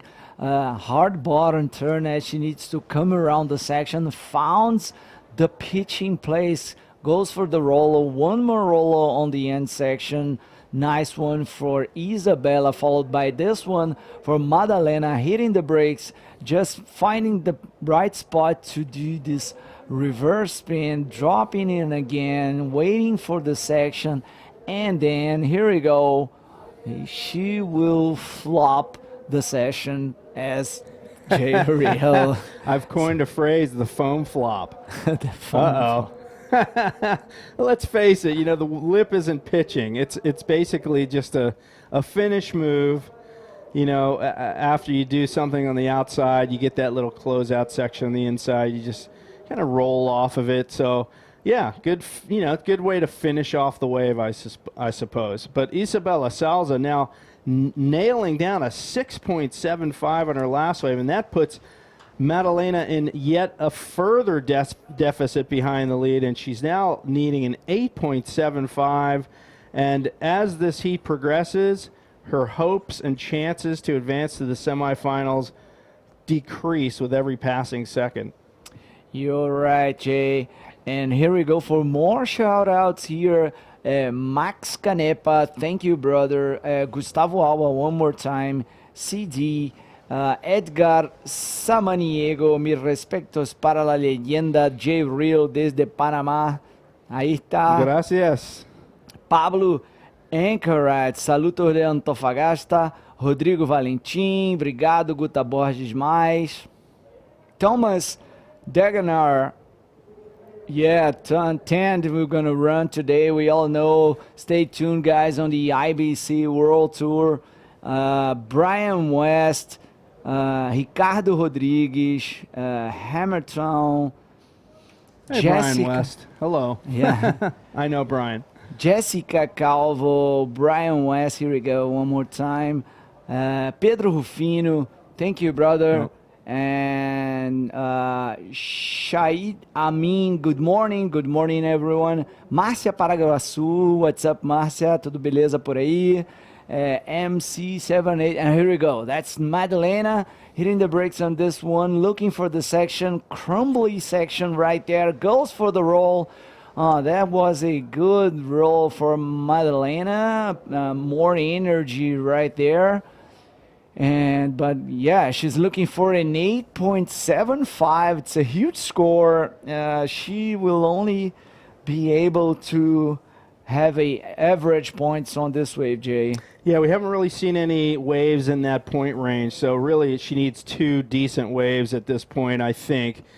She does have to wait for most of that ride to find that roll and that pitching lip, and you see the wave just basically ends right after that maneuver. So it's the two maneuver waves. I say it every day. The two maneuver waves, two lip maneuver waves, I should say, are what they need. And we see the next heat lining up right there. Our five-time world champion, Neymara Carvalho, worth a watch, folks. Myla Venturin will go against her. They're both from Brazil. They know each other. They're both veteran competitors, right?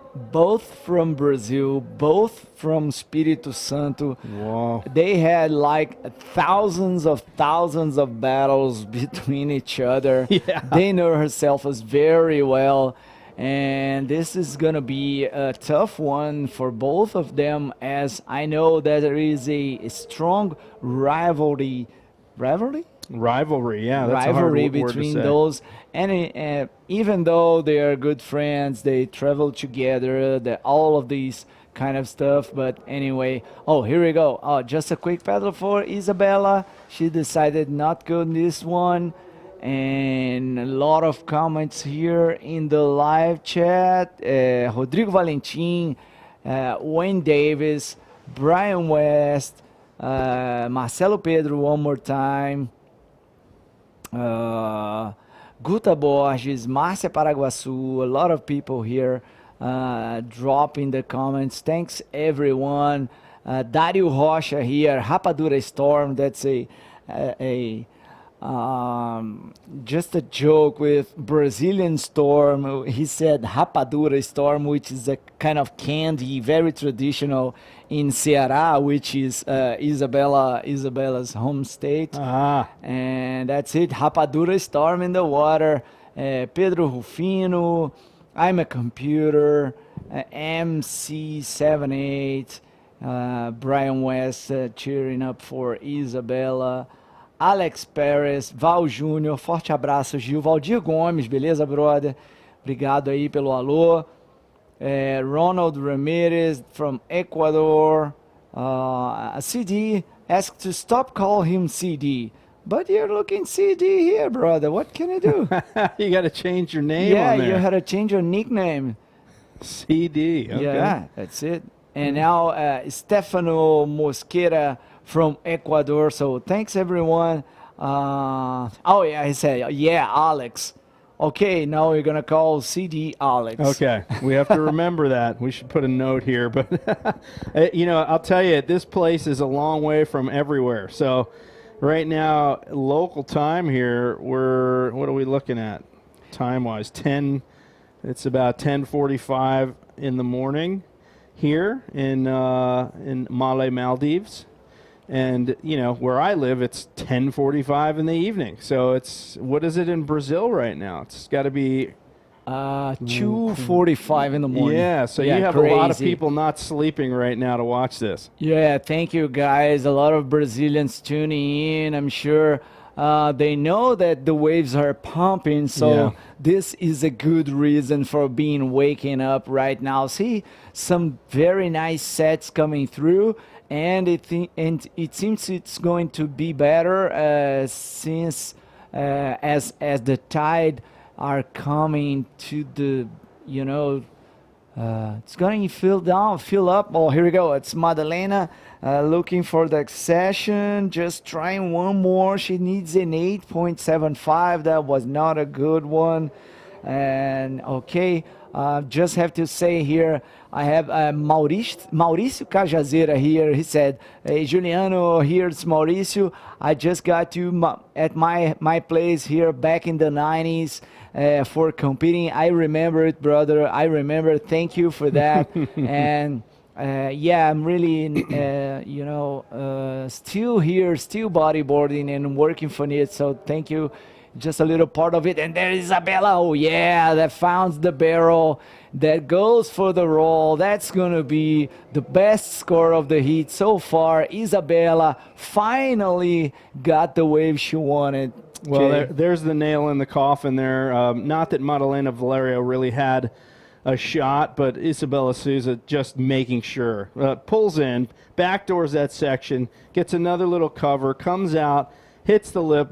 Excellent style. Back arch, head out, really making that roll look round. It's perfection, really. She rode that wave perfectly. One more angle. You can see how deep she was, disappeared for a moment or two, and then comes out. Watch the head. Boom, arch the head out, look at the landing, and I mean, that is why she is a 4-time world champion, one of the best women bodyboarders on the planet, one of the best bodyboarders on the planet. Forget women, men, whatever, but man, she is a talent to be beholded, and you know, that's a 10-point ride. Look at that. Yeah, That is our that's- first 10-point ride in this event. Yeah, that's Amazing. Isabella nailing the 10-point ride in this heat. Please, Fácil, if you have this wave, please show us again the first 10-point ride in the contest.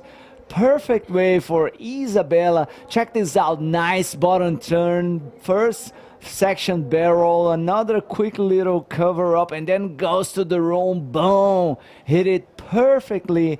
Head control, nice style. That the eye of the tiger. One more time. Love this view. Totally deep in that first section. Another bonus section in the end. Goes for the bottom turn and then flying out that roll. Great job for Isabella. I'll have to say some words in Português. Animal a onda da Isabela agora. Primeiro 10 pontos da competição. Tubaço, cavou, passeou na sessão ali, saiu com um rolo perfeito. Porra, irado ver a Isabela detonando aí. Finalmente ela conseguiu deslanchar numa bateria, né? Ela conversou comigo ali, ela disse que estava precisando mesmo de uma bateria para para poder mostrar todo o potencial aí, mas é isso. Let's go for a quick recap and don't go anywhere.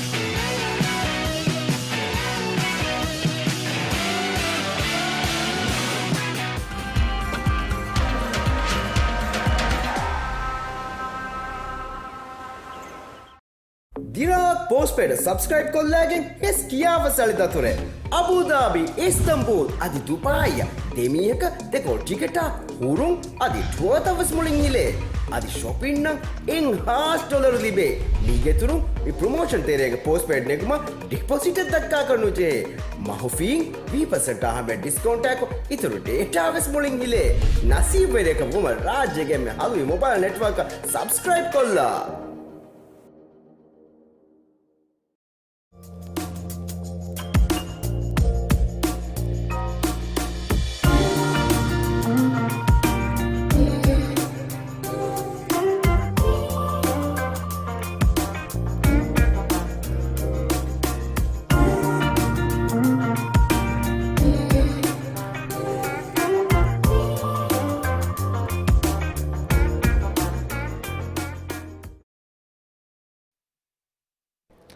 Well, the wonderful Bego Martinez rejoins me here in the studio, and we had our first perfect 10 heat score in that last heat.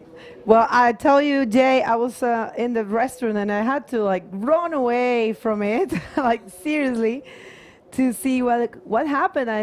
Heard the crowd going crazy, and definitely Isabella Souza getting a perfect score, totally deserved. Very well written. Let's go to the water. I'm sorry. We have a full Brazilian and a full Espírito Santo hit there. That's Mayla Venturin against the 5 times world champion Neymara Carvalho. Neymara coming from winning her very own event. Neymara in red and Mayla in yellow. Last quarterfinal for the women division, and we are going to see who is going to be facing Isabella Souza. So that's a fact that we're going to see the second semifinal full Brazilian as well. So let's see who of these two ladies, same age, same state, friends from so long, facing each other, looking for very important points. These two ladies are one of my favorites, I will have to say. It's so good to see all these names in this event. The biggest names on this World Tour ranking 2022 are here. And as you see in your screen, those are the social media accounts for you to follow. Remember, it's a concerted effort. We need you. Learned that one yesterday. I was making up words using translations, literal translations from Spanish to English. Happens sometimes. But yeah, we need you to push the sport. Concerted effort, I will say. Joint effort to push the sport, make it grow. Sometimes it's easy to demand. But I will say you are only entitled to demand if you do the best you can to achieve things. So we count on you people to push the sport. And look how many seaplanes there are here. I've never been in a seaplane. Yeah, you know, I don't think I have either, and it's a cool way to get around here in the Maldives. You got beautiful ocean water. And look at this, Neymara Carvalho, 5-time world champion, the most decorated professional female bodyboarder ever by virtue of those 5 world titles, going for number 6. So Neymar was competing on the tour back when I used to do the tour. This is more than a quarter of a century ago, and yet she is still at it. She did take a brief hiatus from competing on the world stage in terms of bodyboarding, and did some political work in Brazil, and now she's back at it, full-time pro bodyboarder, traveling around to these events with her daughter Luna, who competed earlier in this event. And Neymar, a contender for her 6th world title. I'll just call her the comeback kid, because if she can win another world title, folks, that would be the comeback of the sport, I think. There's a great band called Comeback Kid that I love from New York. Nice. Anyways, Neymar, yes. She's been everybody's hero this year. She organized, look at this gem. The waves at this point, with this tide and at this hour, usually are in its best moment. Actually, we see them very bright and perfectly, rolling. I like this specific moment of the wave. And these 2 ladies are going to show the world their experience. They've been together, as you said. Neymara and Mayla both competing back in your time, and they're very active. They're very fit. They still have a lot to show. Neymara, it was very impressive to see Neymara organizing the Wahine Bodyboard Pro, working so much, waking up before everyone, going to sleep after everyone, competing in the pro division and winning, and actually not winning Sari. Sari is so consistent, and she was surfing so good, and she won her fair square, and it was really impressive. That event specifically was a huge highlight for the history of the women bodyboarding, because we got to see huge names. We got to crown the Master World Champ there, and it was full of highlights, but definitely one of the biggest. And look at this, right? That's backdoor. That's how they call that, right? Yeah, backdoor. That was brutal. It looked like the set broke right on the back of Mayla Venturino. Actually, that was Neymara, I think, but I'm told we have our man Gio Lara down there with our heat winner from the last heat with the perfect 10. Let's hear all about it. Gio, take it away. Thank you, Jay. Thank Bego. Yeah, that's right. I'm here with the winner of the last heat, the Brazilian 4-time world champion, 10-point ride, Isabela Souza. Tell me, Isabela, how was out there? Happy and just stoked. I come to here have 2 weeks ago, and then I arrived earlier than everybody, so I got really nice waves in here. And then it's good to have one good wave come to my heat. It's such a difficult wave to have stayed a good spot, to take the good one. So I'm lucky, and I feel really, really happy. No, you're not lucky. You're good, really. And excuse me, I want to say some words and ask her in Portuguese. Você estava me dizendo ali na área de atletas que você ainda não tinha encontrado uma bateria boa onde você realmente pudesse mostrar o que você tem para mostrar. E a bateria começou devagar, mas aí depois você foi ali e achou aquela onda. Conta pra gente esse momento, por favor. Bom, a onda é uma onda muito boa, mas ela é muito difícil de se posicionar, tá no melhor lugar para pegar onda. E pronto, eu tinha minhas referências aqui na areia da praia, né, os prédios, e então estava tentando sempre me colocar. Tem uma corrente, então não é uma onda fácil para pegar, ainda mais numa bateria que a gente tem um tempo ali limitado.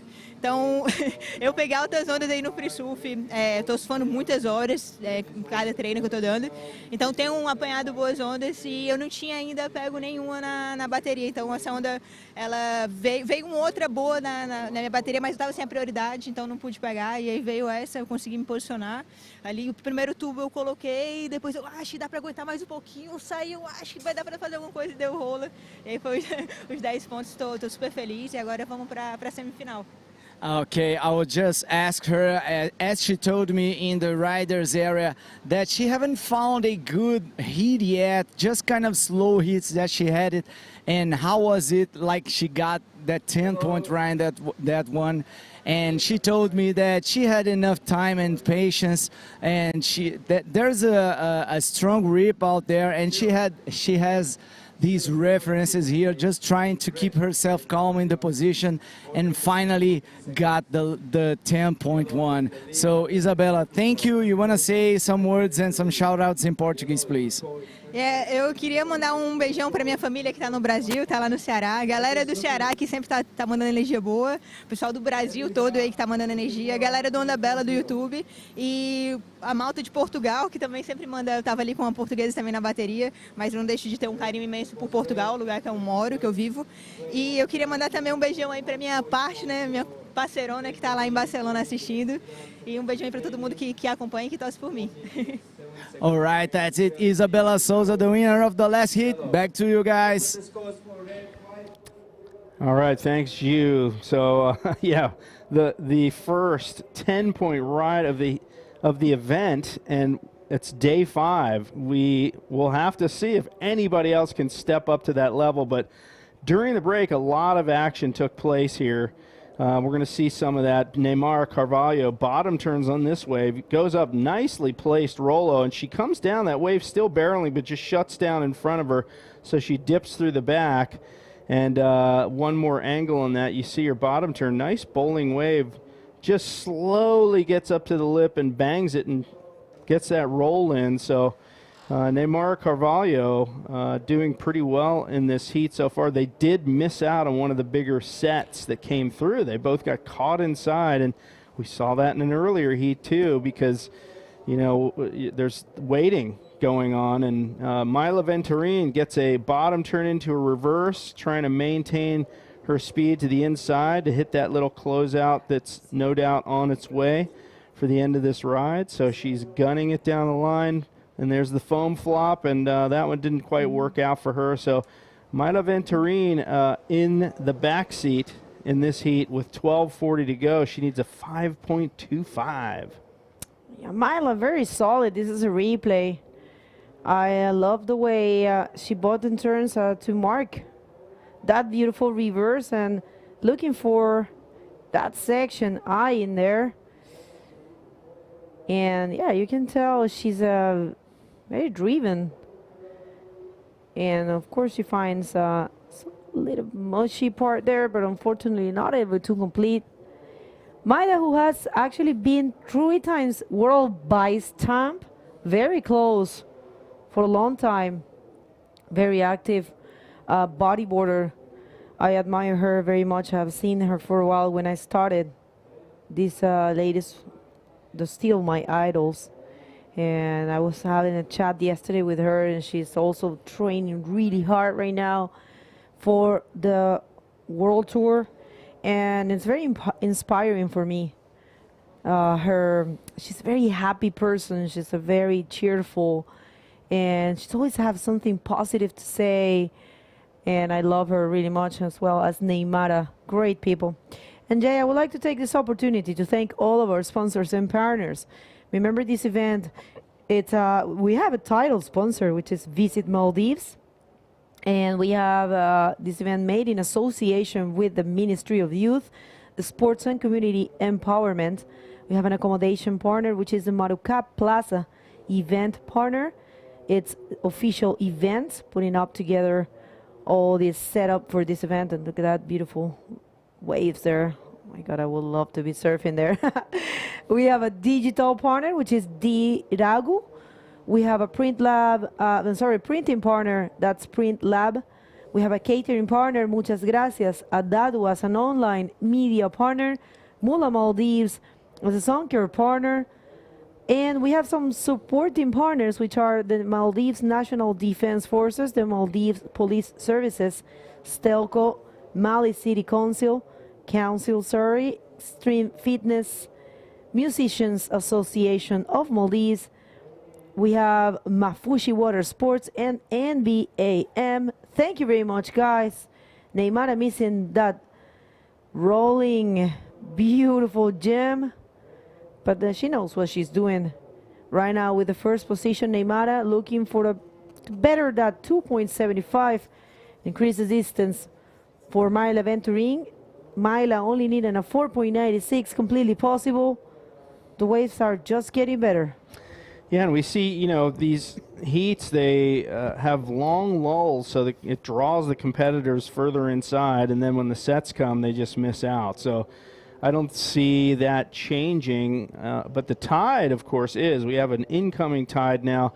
As Bego pointed out earlier, this time of day is when we've had consistently the best conditions each and every day that we've competed, and it stays that way until the tide just gets a little bit too full. So a couple of days that was early afternoon. Obviously the tide will be a little bit later each day that we progress, and the height of the tide changes you know, as the moon phases change. Don't want to get too earth sciencey on you guys again, but right now we have a bigger swell, so the window of good surf will be longer. And here we go, Myla Venturini picking off this little shouldery wave, and I think she's decided, yeah, that one's not going to work out. A little too shouldery. You need a little bit of wall on the wave so you can get a bit of forward speed and have that pitching lip section. Those really super wedgy ones, they just taper off too fast. Look at this. We have Sea Dragger from Hawaii. I know you are Clam Stacey. Dragger. No. No, that her name is Tracy. Tracy Eppinger. Sorry, Tracy. I thought it was Stacey. That's her Instagram name. I know, but I didn't want to say the Oh, whole sorry. thing. So that's why I said Sea Dragger. Whoops. No, Tracy, you are a charger. Let me know if you think this wave looks like Pipeline, your sweet Pipeline. We want to see you competing in the World Tour again. I know you did a couple of events. I remember you went to Madeira. I think you also did Sintra. I can't recall properly, or if it was Fronton, but thank you very much for being here. It's great to have you. Sorry for calling you Stacy. I knew it was something with E. It's like Tracy. You're close. Oh, yeah. You just added an extra couple letters there. I love her. She's a bodyboarding enthusiast as well, and been charging pipe for a while now.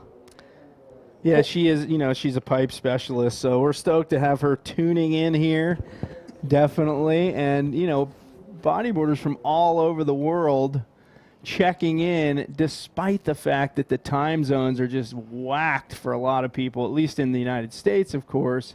But yeah, we're seeing, you know, the conditions out here with that incoming tide should be getting better. It's just the consistency seems to be dropping off, at least on those bigger sets. First thing in the morning, I don't know if my timing was bad. When I jumped in the water, I was duck diving sets the whole way out. So here goes Neymar. She's getting a late. Oh, that would have been a late one. She may have gotten in there, but you can see it kind of chandeliered there at the end. So she's going to pick off this little inside peak. This one could do some. Oh, that's Myla Venturini, who now has priority and pulls in the barrel. Can she pop out? Oh, you saw her through the curtain. It was like an opaque wave curtain right there that just took her out.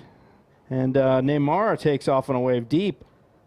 Yeah, Neymar been finding the best one so far. Spinning there. Keeps going. River spin. Let's see if she can find the classic ending roll. Yes, she does. And Neymar might, I think she will ditch that 2.75, increases lead. Let's see what happens. Still 6 minutes on the clock. So here we go. She bottom turns here, does the forward speed spin because the lip isn't pitching right there, and throws it into the reverse, trying to keep the combos going, you know, show connected maneuvers, and then finishes off with that roll right near the shoreline. So Neymar piecing together a wave with 3 maneuvers, and I think you're right, that may end up dropping her lowest score and pushing her further ahead. Myla Venturini now with just over 5 minutes remaining. needs a 5.7. Let's take a look at her last wave. She pulls in, sick barrel. It looked like she just kind of got hung up a little bit in there. Maybe the shock wave took her feet out and just pulled her back, like, back into the abyss. As we take a look at our drone up there, beautiful perspective they've been giving us over the last several days of the entire contest area. One of the best waves of the heat just goes by unridden. That's backdoor. Nobody on it. Yeah, that's it's. I think the backdoor peak is actually further to the right, but that one certainly resembled backdoor pipeline on a smaller day. So yeah, it's there's some absolute epic waves out there if you're in the right spot. It's right, and Neymar gets a 3.5 after her last wave, and now Myla needs a 5.70. And yesterday I discovered two things about the names in this wave. Actually, the left, it's not Padang as Padang in Bali. It's Padam, as that little crunchy bread that they serve us. It's called those chips. Papadam. Yeah.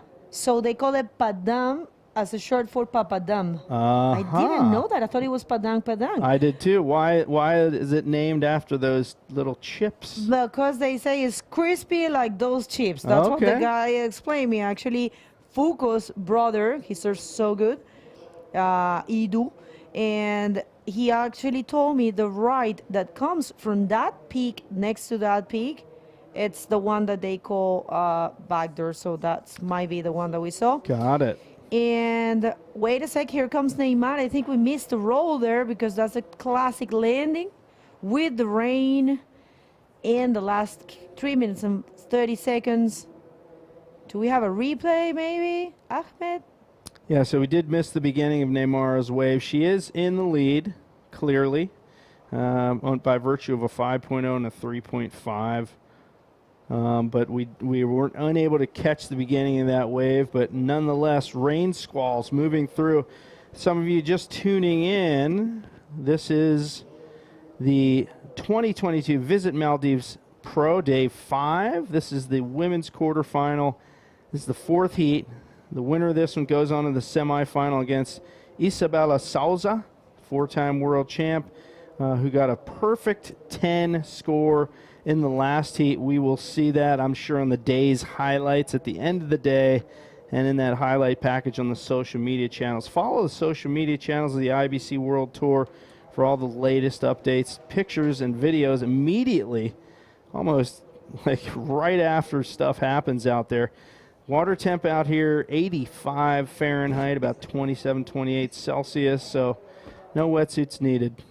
Here comes Myla Venturin. Gotta love those rides. Beautiful pocket roll for Myla. She's not over. She gets another one, and she might get another one. That's going to be her best wave. Whoa, wait a second. I'm not sure if that's going to be that 4.95. It might be it. And could Myla Venturin, 3 times world's vice champ, get the score she needs and knock Neymar? Take us through this one. So she cranks it off the bottom. That's what the judges love to see. Bottom to top surfing. And again, off the bottom into the lip, second roll. And look at this. She actually was looking for another one, but that is 2 bottom to top, back to the bottom moves, which it's a subtle difference, but going all the way to the bottom, really fanging off the bottom into the lip, gets the bigger scores. And Myla Venturin, we're waiting for that to come through, and we'll see. Yeah, she gets a 5.75 on that wave. Not enough. Ooh. Now she needs only a 3.0 with a minute 20 to go, but Neymar Carvalho with the advantage, with priority. She needs to make sure Myla doesn't get that 3.0. That's such a small score, and it definitely could happen, but just a minute to go, time winding down. I'm telling you, these are important moments. A 3, it's nothing for Myla. Myla right there in the inside. She got to get back there really fast. Myla, Capixaba. Actually, she's holding 7 titles of a state champion in Espírito Santo and 5 times in the Brazilian Pro Circuit in 5th in Brazilian Pro Circuit in 2021. vice champ of the 2021 Capixaba circuit, so she is no stranger to attaining that kind of scores. These moments are key for Mayla Venturin, but of course for Neymara Carvalho, she knows these are very dangerous moments.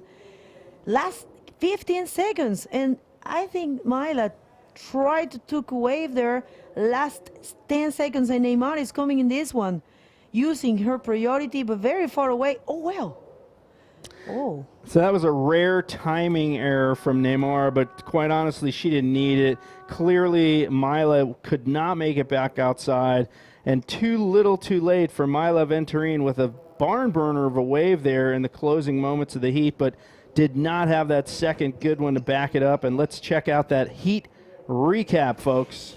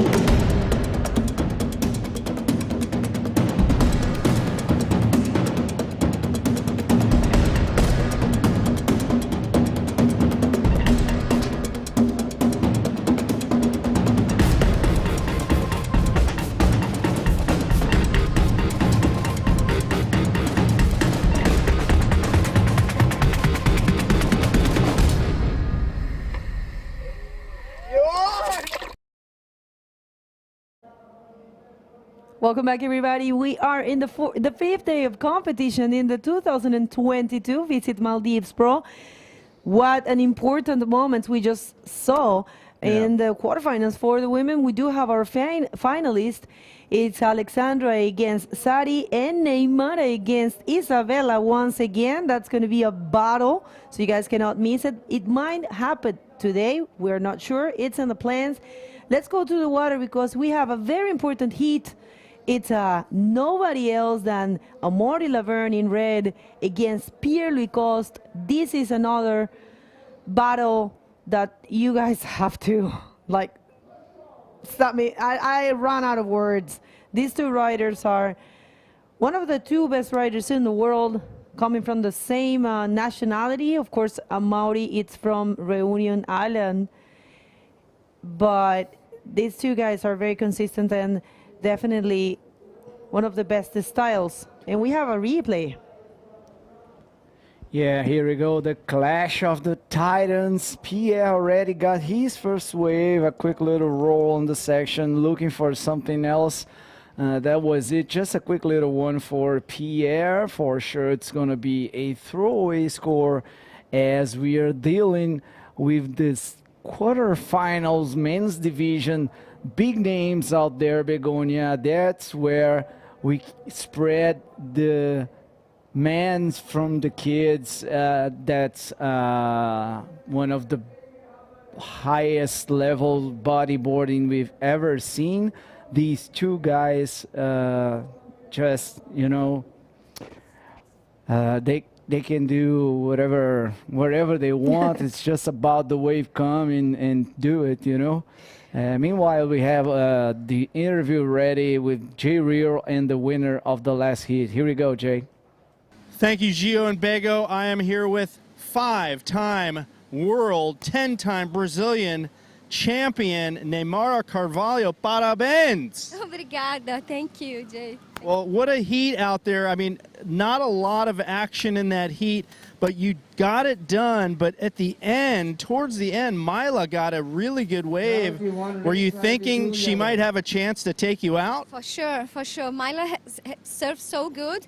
We used to compete a long time together ago, since we were like teenager, and I know her potential. And then when she get the right one, it's the best side of her surfing. Also, I was like, oh my God, it's okay if it was not to be on the semis, it's okay. But I was trying to, and you know, I didn't feel comfortable on the wave because I didn't realize where was the peak, the real peak. But I made it. So lucky that I made this one.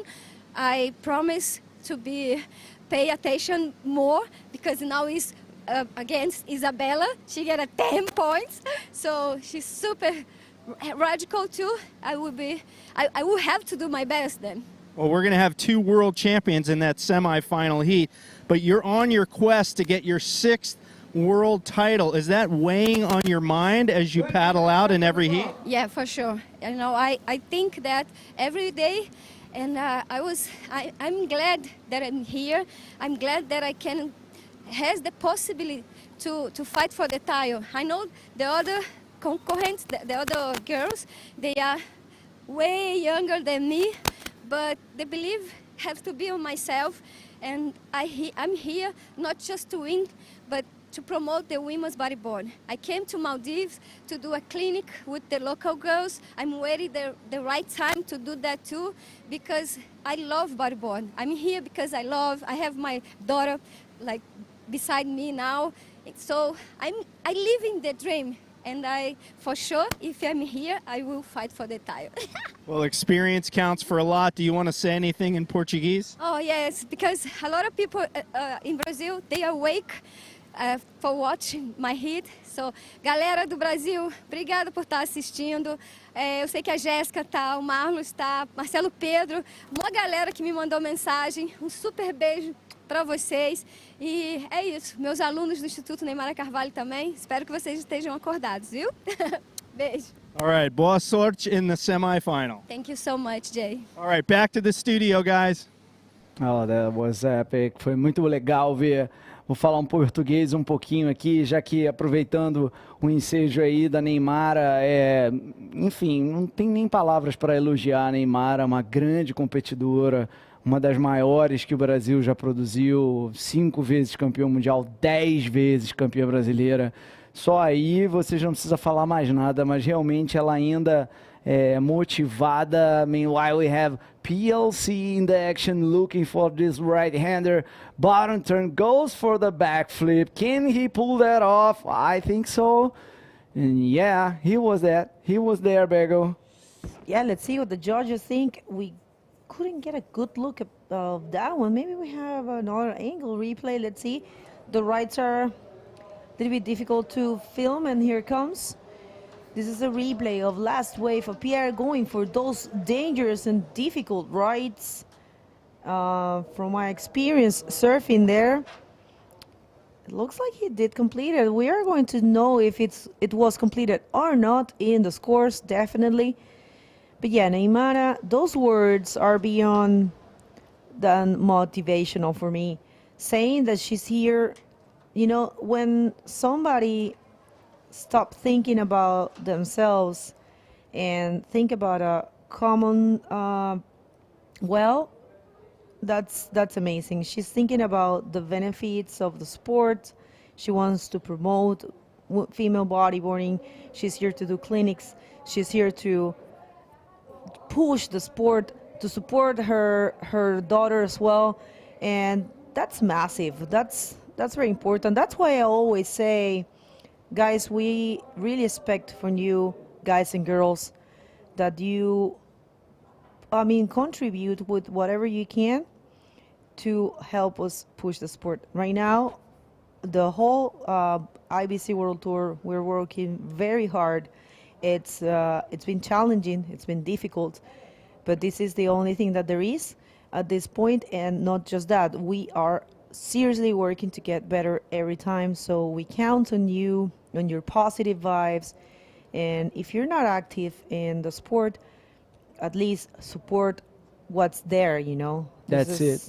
This is what's there at the moment. I'm sorry, Pierre gets a 5. So it was a complete maneuver. Of course, not a high score because it was a little bit not too perfect the landing.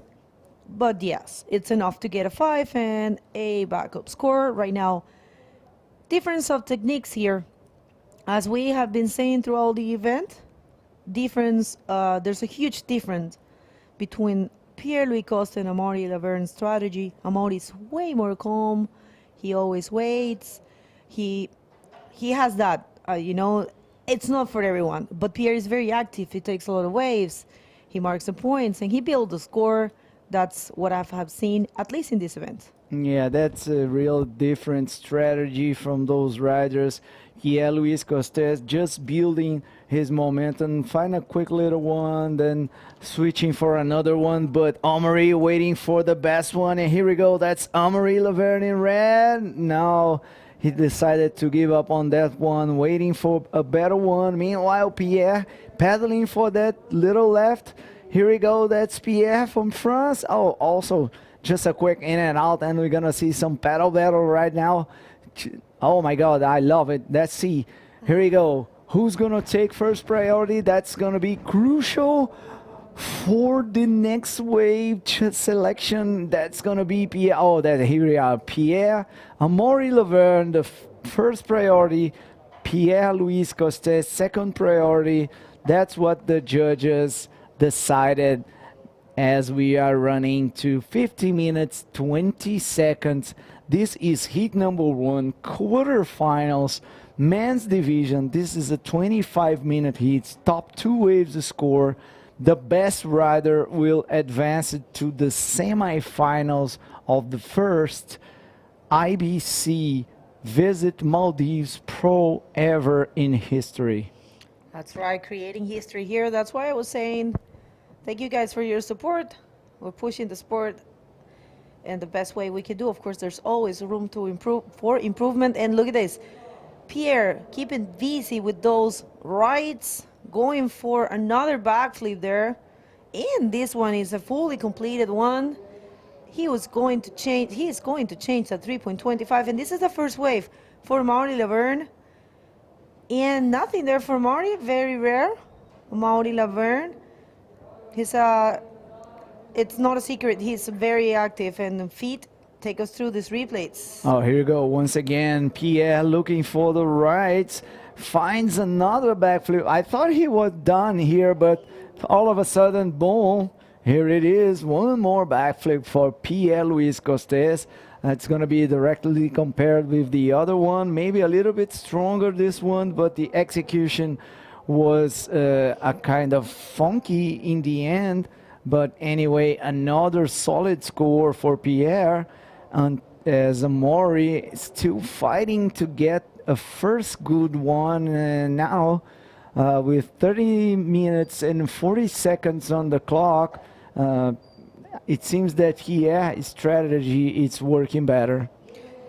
That's right. Well, this wave we have been saying, although when there's this size, a lot of people has been comparing it to pipe, but we have been feeling that the wave behave a bit as a beach break. Pierre coming from La Gravière in the Leland, no stranger to this type of behaviors. Of course, he's living in Portugal for a while, and Portugal has amazing beach breaks as well. And I think it's very comfortable here. Of course, for Amaury, there are no difficult waves. And let's see, this is a nice looking one. It's Pierre with no priority. Amaury is not allowing him to take this one. Yeah, here we go. And yeah, definitely he gets some barrel time. And of course, a beautiful round roll. That's going to be a nice score. Pierre got a 4.75 for his backflip. And let's see what the judges think about this last wave. Yeah, that was a nice ride for Mori.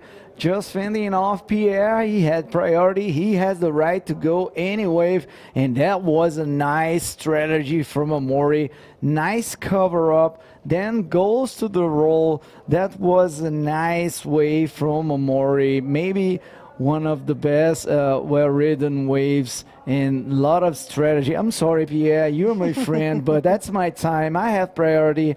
I won the paddle battle. I got the barrel. I went to the roll, and this is going to be a good score for Omori. Actually, his first good score.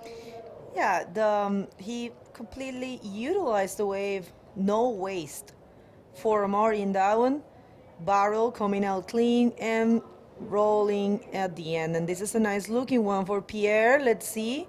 He's going to find a lip section, of course.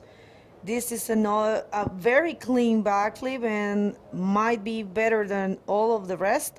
And right now, Amori gets a 6.5. If you don't know, wait a sec, let's see this replay. Yeah, that's it. Pierre Luis Costes and going for the backflip. That was, as you mentioned, one of the cleanest backflips of the heat, the cleanest one, and judges will compare, of course, with the other backflips, and this looks for me that's going to be his best wave so far. Nice clean execution, not too crazy, not too high, nothing that will have a big difference from the other waves, but as we are saying, Pierre building his score step by step. Oh, that's right. That was a 5.85. He had 2 waves under his belt, as Amori has a 6.5. Still looking for the backup score. 10 minutes, 30 seconds on the clock. And it's going to be insane. And I'm pretty sure we're going to have this decision on the last minutes of this heat, Begonia. Yeah, definitely. I mean, Pierre right now, Pierre and Amaury both are a little bit down below the rankings. Actually, Pierre is 15 at the moment, and Amaury is 22nd, but Amaury coming from winning Arica. Look at this. He's finding very good barrels and try to get another one. I think he's going to ditch that 1.15, but that's going to be a huge score. It's not going to be a huge score. And let's take us through this replay. Yeah, pulls in a little barrel, just got caught by the lip there, able to manage the way out, but too late for the roll. So, yeah, this he will switch that 1.15. But I don't know if it is a 4.35 to get the first place. I'm pretty sure they will wait for another set. Right now, Pierre has first priority, and Amori will hold second priority, 9 minutes and 15 seconds remaining. That's right. And the situation in the World Tour rankings at the moment are very not too established. There are a lot of possibilities since a lot of the riders that are in the top 8 are not present here. And that's a nice, but not so good wave actually closing out. We only have Tristan Tanner, Alan, who is third. Alan Munoz is not here, and this is Pierre taking advantage of Amori not going there. Oh. What is that roll? That was amazing to watch. Unfortunately, got caught in the foamy section, not able to complete. And yeah, Maxime is not here, he's fourth. Ian is not here, he's fifth. Manuel Cepeda is sixth, is not here. Uri, seventh, not here neither. Neither Gabriel Braga, neither Matias. Brahim will be, it's here and getting some points, but he's already knocked out of competition. And here's a replay of Pierre, not really completing there. So yeah, there are a lot of chances. Dudu is not here, Moises is not here. Leo now, it's neither here. So these guys are getting important points. I tell you what, this year, I mean, the IBC World Tour said you gotta have your best 4 results, your best 4 events are the ones that counts to to chase the world title. So you can create a strategy that's pretty cool. The tour has a lot of dates, and you can choose. Chile had 3, we had 1 in Brazil, so you can go and choose and play your best cards. So definitely a Maori who was not present in Itacoatiara and neither in Iquique, it's aiming to win this event. Yeah, he is. Both guys, Maury and Pierre, are having these kind of relaxing year. They're not too crazy about following the tour this year. Both are preparing themselves for next year. But, that's Maldives. That's the first time ever that we are running an event here, and it's very good that these guys are attending, because I check this wave. Maury Laverne behind the peak finds the section, and well done. That was a nice cylindrical roll, not too crazy. He knows that he needed a backup score. He's supposed to flip out that one, but he got just a nice roll there as Pierre got this quick little in and out, not so good. He will throw out that one, and he has a time for pedal out. Yeah, especially enjoy the selection Amaury had. Perfect pocket, round roll. I have to say that was very well played. Definitely, he needed a small score. You don't want to risk too much. You want to get the first place, and once you're safe there, you can start playing a little bit more and throwing more radical maneuvers.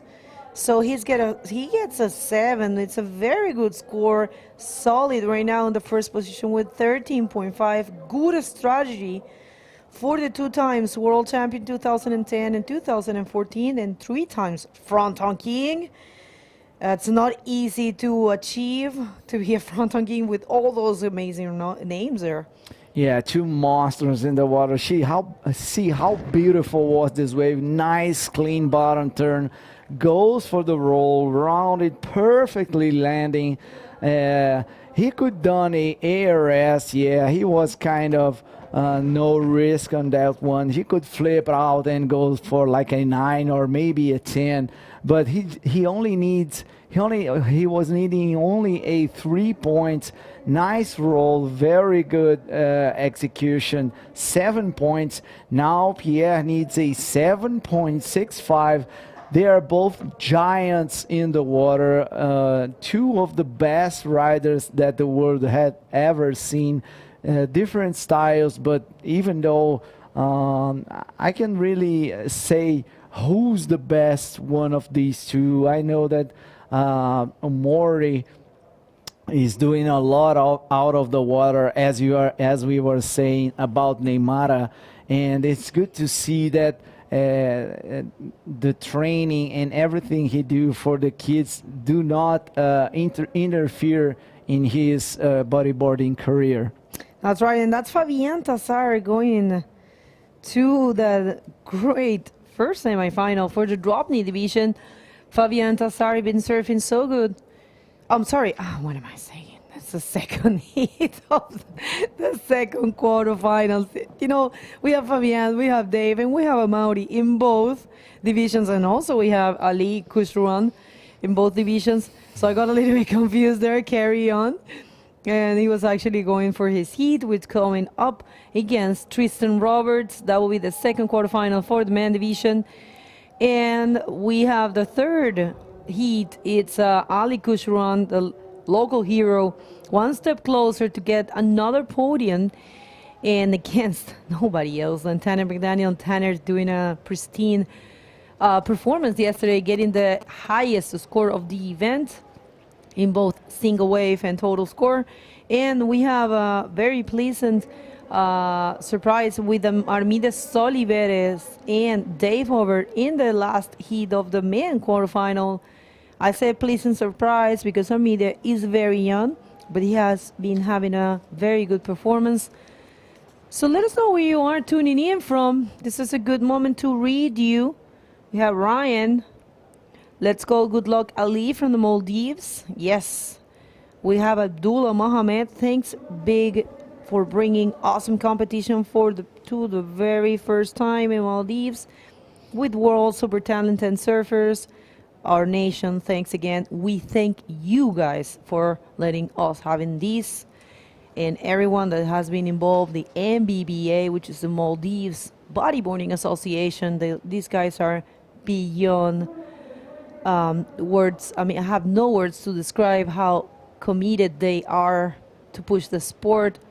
Everything you ask them, they do it better. They do it, but they do it better, and they actually improve it. The same goes for the streaming team, for all the technical team that's been working here. And we have a very nice and professional technical team. We have a group of judges from here from Maldives. We have, of course, our head judge, which is Chico Garitano, who is also head judge for the whole tour. And we have a great technical director from Portugal, which is Luis Ferreira.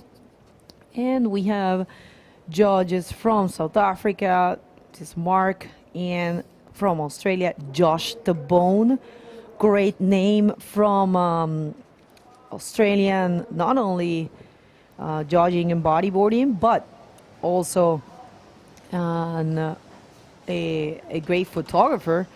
So thank you very much, everyone. We have Marco Justino from Durban, South Africa. Let's go, Tristan. How's it, brother?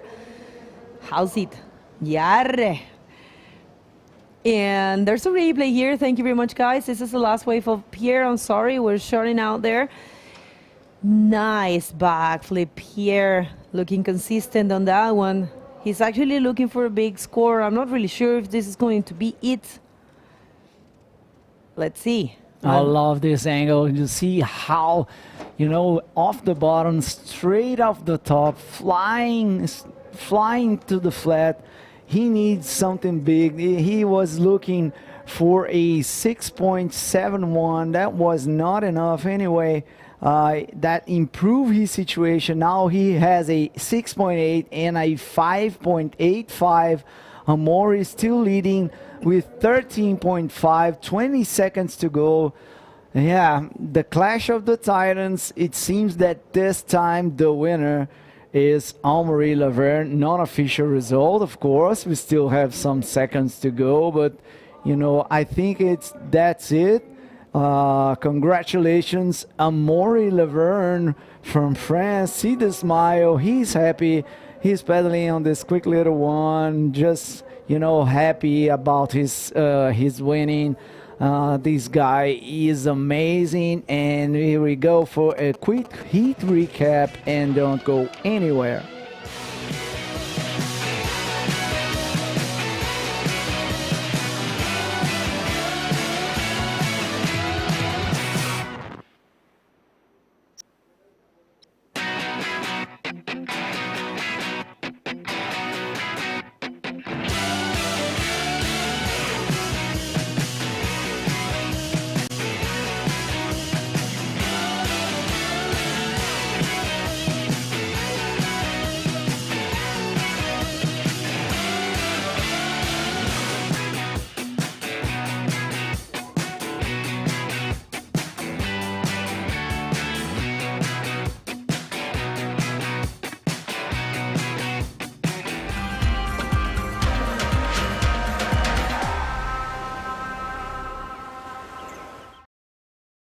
දිරාක් postpaid subscribe කොල්ලාගෙන් හෙස් කියාව සලිදතුරේ Abu Dhabi Istanbul අධි දුපායිය දෙමියක දෙකොල් ටිකටා හුරුම් අධි ටුවතවස් මුලින් ඉලේ අධි ශොපින්න ඉන් $5 ලිබේ ලීගෙතුරු promotion තේරේක පෝස්ට්පේඩ් නෙකුම deposit දක්කා කරනුචේ මහුෆීන් 3% ආහමෙ discount එකක් ඉතුරු ඩේටාවස් මුලින් ඉලේ නසීබ් වේරේක වුම රාජ්‍යගෙම හලුයි මොබයිල් නෙට්වර්ක් සබස්ක්‍රයිබ් කොල්ලා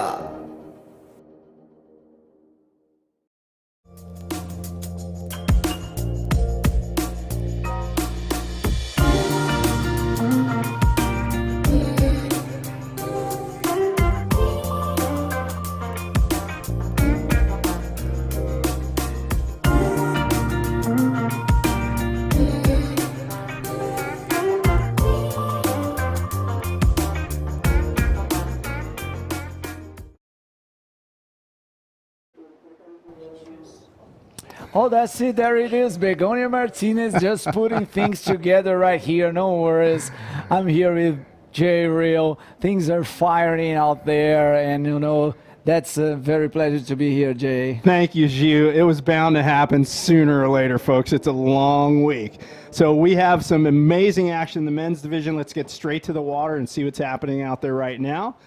As we take a look at that beautiful bridge, the China Maldives Friendship Bridge. Fabien Thazar from France is going up against our current World Tour leader and reigning World Tour champion from South Africa, Tristan Roberts. T-Rob, as I like to call him. Yeah, T-Rob's La Flama Blanca. As the guys were, you know, just playing him in the water. Yeah, actually, he did this this video in the wave in Morocco these days ago.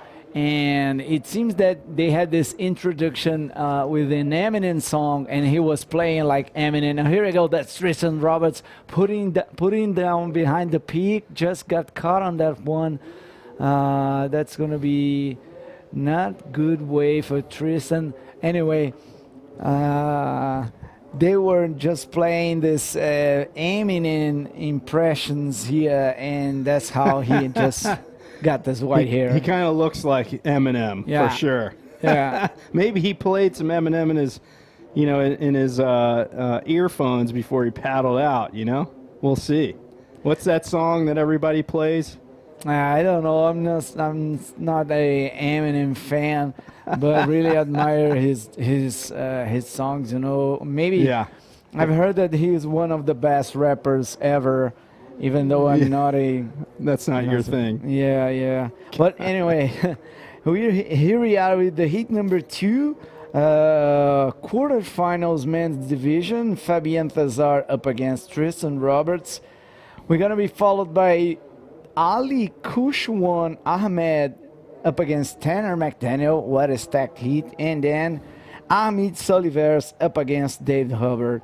I just can see the crowd going crazy out the back.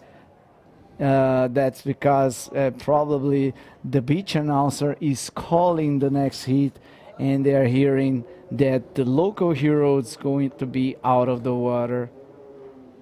Well, I saw a bunch of people with Kuda Aya shirts on sitting in the spectator area. He has a massive cheering section. Ali, we're talking about our local ripper, but for now, let's focus on heat number 2. Tristan Roberts, just a single wave under his belt, a kind of a quick in and out, a 1.0. So really the action has yet to get underway in this heat, and both competitors are really just kind of sitting in that spot and hoping they're in the right spot when the waves come. Yeah, nice. It seems that the interview is ready with the winner of the last heat. Thanks, Fácil. Let's go. What's going on, Alex? Yes, thank you guys. And we hear what a heat. Amaury against Pierre. I think we all wanted to watch that one. It looked like the conditions were a little bit difficult though. Tell us a little bit about the heat. Yeah, actually, like every day, you watch the condition from outside. It seems there is a lot of good ones, but yeah, in the water it's totally different. It's actually moving a lot. It's hard to know exactly where to sit. There was a couple really good ones, but you really want to catch it, especially against Pierre. I knew I had to get some good ones, but yeah, it was a tough hit. I'm kind of exhausted. Well, it looks like you both took a different way to approach this heat. We all know you're a little bit more calm always. You really focus on getting the good waves. Pierre was moving a lot. But then you were also moving a lot at the end. Did you get a little bit nervous? Yeah, no, I was already nervous since last night. I mean, we had a lot of heat with Pierre in our career, and I know really to me, beat Pierre, I need to get the good ones. I mean, where him technically is just above me and above many riders, so he's just moving faster than me in the work, trying to catch anything. I knew I had to wait for good ones, but after like 10 minutes pretty much with no wave, I was starting to get a bit nervous. And yeah, had I wave with that big roll and thought, oh, I should try a backflip there to really win that hit, like, and I was lucky there was no good wave coming at the end. So yeah, I'm really happy. Even in my surfing was not at the top. Well, it was a pleasure. It's always a pleasure to watch you surfing. It was a really good heat to watch. Good luck in your next heat, and back to you guys. Well, thank you so much, Alexandra Rinder, who we saw compete earlier today and advance on to the women's semifinals. So Tristan Roberts in the break there while we did that interview had an absolutely monster backflip. Let's take another look at that one. Bottom turns, cranks it off the bottom, hits it, backflipping, landing, and just gets lipped in the neck, and he almost hangs on to this. He's kicking, trying to hang on, but it was just a little too much water landing on his back. Yeah, does he complete that? I don't think so, because we see the score for that, a 2.0, so not completed, right? So if he had landed that and ridden out of it, I think we would have seen much higher scores for him. So close yet so far. Yeah, in fact, I can judge sometimes. I judge sometimes in Brazil, and it's just depend how what is the day criteria, you know, what the judges want to see. I think he made it, but at the same time he made it, he got caught. So it's just about what the judges are choosing for that day, you know. So if it was a not complete maneuver on this situation, that's going to be how they will follow through the day and the competition. I'm with you. Yeah, I think they like to see the rider actually ride out of the maneuver, like in front of the whitewater. And Fabian Thazar finds what looked like a beautiful wave, but it just shuts down with that right-hand overlap peak, and he'll cut out and try to get back out there for the next one. Meanwhile, standings currently, things really haven't gotten underway yet, so to speak, in terms of scoring. Both riders really not looking at a whole lot of points on the board, with 3.0 for Tristan Roberts. Fabian Thazar waiting for the scores to come through from that wave that he just had.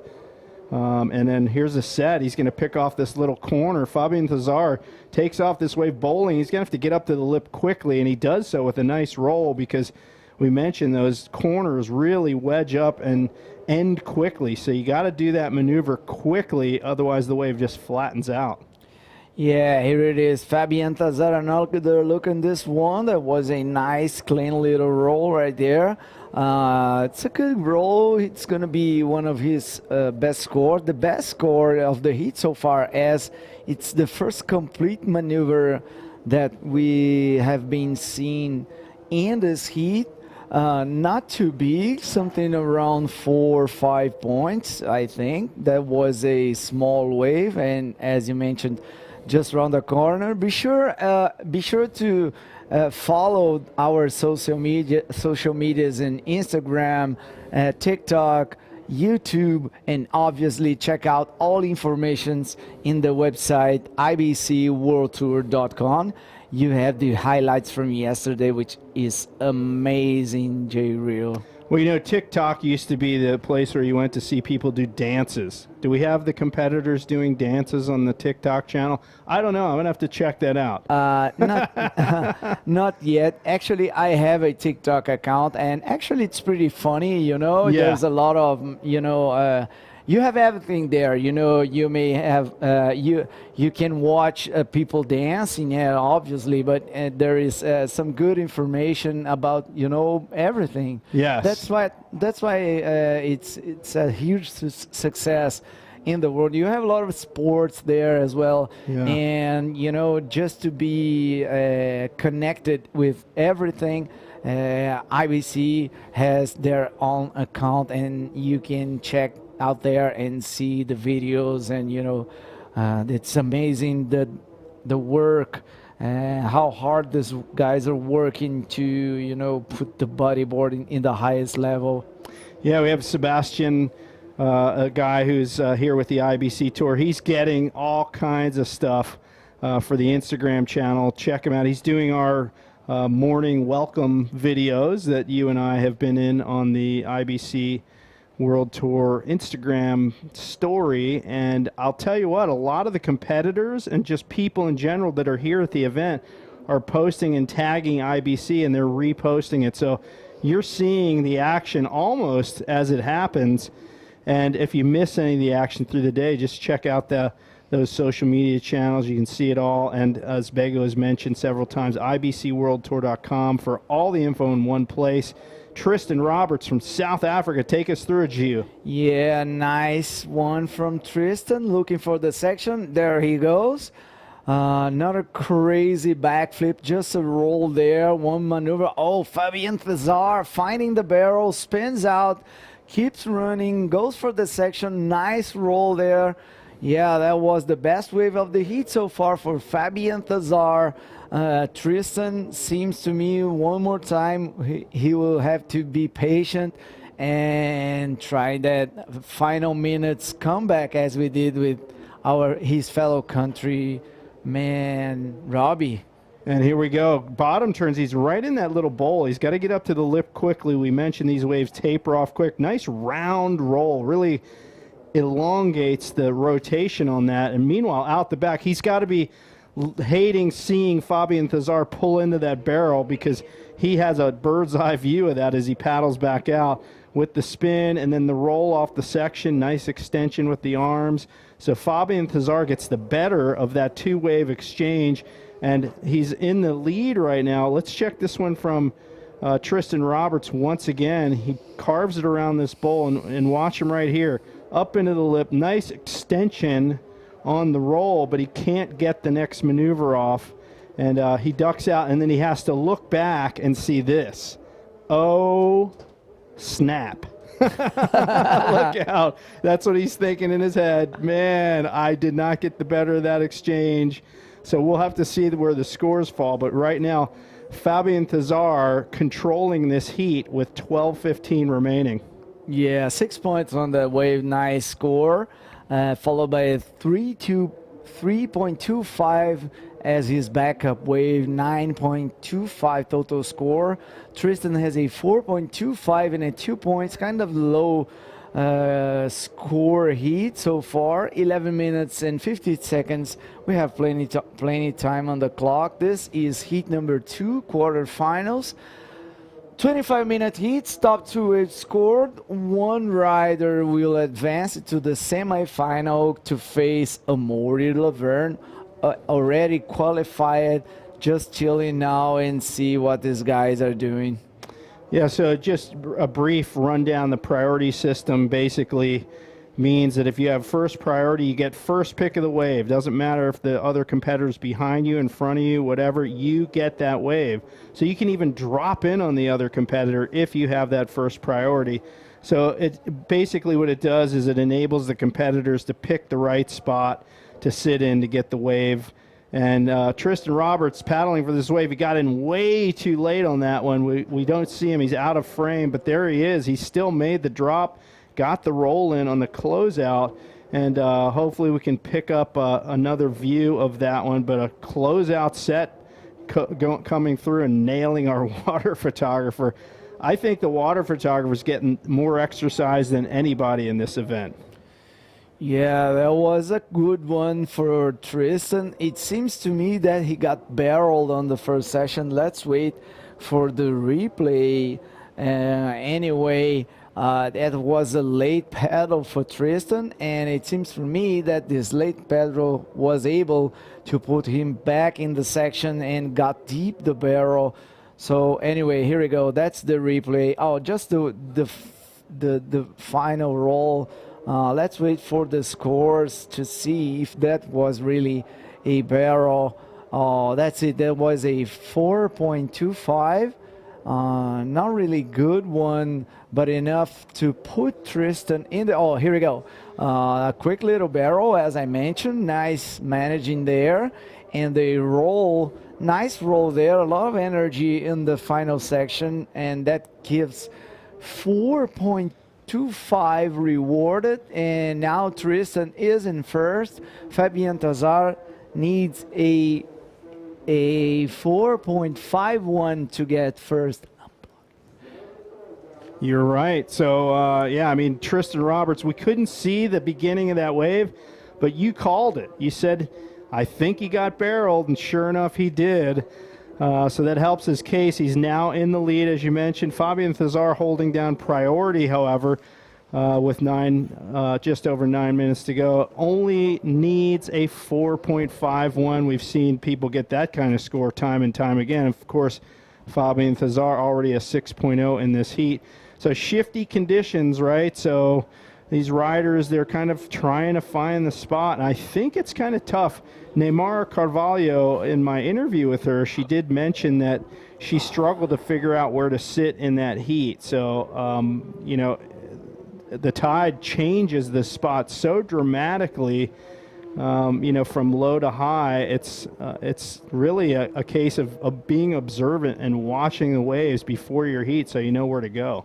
Yeah, definitely this cross-shore winds gives a very, you know, oh, that's it. Tristan Roberts on this one. This is a nice looking wave. Good speed, bangs the backflip. Oh, here we go. That was what he was looking for. There is Fabian Thazar answering just off the back and goes for the second section. Will hit that one. Okay, one on. He didn't make that.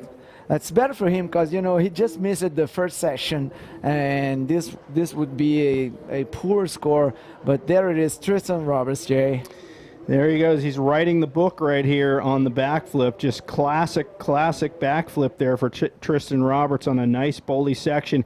And again, he's got to kick out of the wave and watch this, but this time Fabian Thazar slightly hesitated and missed that lip section. He's gunning for the next lip section, which does not provide the same loft that the first one, I think, would have, and he just can't get out in front of it enough. So that time, Tristan gets the better of the exchange. So these two are, you know, back and forth. It's really cool to watch. Yeah, that's it, man. And some quick shout outs to our sponsors, those ones responsible to pay our bills. Thank you, Visit Maldives, our destination and title sponsor, Ministry of Youth, Sports and Community Empowerment, Marucab Plaza, official events, Diragu, Print Lab, muchas gracias, Adadu, Mula Maldives, Maldives International Defense Force, Maldives Police Service, Stelco, Malay City Council, Extreme Fitness, Musicians Association of Maldives, Mufashi Water Sports, NBAM. Thank you so much, guys. Also, NBBA, Fuku, Rashi, and all the guys, Ali, you know, everyone who worked hard during years, especially the last couple years with ABC to put this together. Yeah, I throw the same thank yous out to those folks. And if you guys are watching from the Maldives here, you live here, please support all those sponsors. We get lunch every day from Muchas Gracias. They feed us well. They bring, you know, snacks. They bring lunch. It's just awesome. And they have Mexican food here in the Maldives at that place. So check them out if you got a hankering for a burrito. Yeah, you have Mexican food, you have American food, you have Thai food, you have, you know, there's a little bit of everything here, as Mali is the capital of Maldives and one of the most density populated cities in the world. I think it's number 4, if I'm not wrong, and it's really crowded here, but people are very, you know, friendly, and even they have their own strong culture and habits, especially with the religious culture, which is something very strong here in this country. Everyone, it's very friendly and receptive for us. Okay, so here we go. The use of priority right there with Tristan Roberts keeping Fabian Thazar off that wave, but he now gives up that priority. So the question is, was that a strategic move from Tristan or Fabian? Was Fabian trying to draw Tristan onto that wave, knowing it was a smaller wave, so he could gain first priority? Because he still has 4.5 minutes left, and here comes a wave. This could be a potential killer for Tristan Roberts, although Fabian does need a 7.25. That's a pretty high score. He's going to have to get an absolutely epic wave. Let's see what he can do. Yeah, that must be the best wave of the heat so far, 7.25. We've seen that big backflip that Tristan Roberts had a 7 points. Actually, I think that Tristan, he shouldn't let that one for Fabian. It was a small wave. Anyway, these guys are world champions. They know what they're doing. So we are coming down to the last 3 minutes in 40 seconds. Tristan has the lead, 13.25. That's what he has under his belt. Fabian looking for a 7.25. Pretty sure he's gonna wait in these last 3 minutes for a good wave. Well, you know what's interesting is Tristan Roberts nearly lost his heat yesterday and then jammed it out in the last couple minutes to move ahead and advance. It was last-minute heroics from him. Will that be the case with Fabian Thazar? Will he do the same to Tristan Roberts? 3 minutes to go. He holds down first priority. He does not have time for 2 more waves, to be honest. It's very unlikely. So he needs to pick wisely. But every passing second reduces the chance that a good enough high-scoring wave is going to come to him. Yeah, and even Fabian having first priority, Tristan is right there, right close to him. No, just to put that pressure here. Do you go in this or not? Do you go or not? That's a kind of mind game, you know, very strategical position there for Tristan and Fabian as the heat is coming down to the last 2 minutes and 20 seconds. This is a very critical moment, and that's when priority can, you know, be the game changer. For sure. You know, you mentioned earlier, just to touch on how densely populated this island, pretty hectic walking around here at the beginning of our trip because the roads are narrow. There's motorbikes everywhere. It's like I felt like I was going to get run over every 5 seconds. Now I'm sort of getting used to it. Yeah. Right? We've sort of adapted. You sort of know when to go out and walk out in the middle of the street and when not to. So it's super interesting. A lot of motorbikes on this island because of the narrow roads and the dense population. So that's how they get around here. Yeah, actually, I'm surprised that I have never seen any accidents so far because there are so many scooters and so much people out there, and there is a wave coming. That is Tristan Roberts under priority, finds the barrel. He came off? Oh no, he got caught. Yeah, 1 minute remaining. That's Fabian Thazar now looking for a 7.25. That's it, J-Real. Well, Fabian Thazar is sweating bullets right now. Here comes a wave, but let's take a look at Tristan Roberts. Just way too deep on that one. Did travel for a little distance in there, but there was no hope of exit for him. And now he's going to have to sit back and see if Fabian Thazar can take advantage of these last few seconds. About 35 seconds remain in this heat. I can't see, at least from this angle, if anything of significance is coming through. But it's a shame Fabian Thazar did not get another wave to have a stab at least trying to take out Tristan Roberts. But in favor of Tristan Roberts, he's after a world title. This is going to push him forward and help his campaign. Yeah, we have now only 10 seconds. I think it's it. We're going to see Tristan Roberts against Amaury Laverne on the first semi-final in this contest. Just one more wave for Tristan under the horn. Quick little floor there. That's it. Tristan Roberts, congratulations. Congratulations as well as Fabian Thazar. Let's go for a quick heat recap. Don't go anywhere.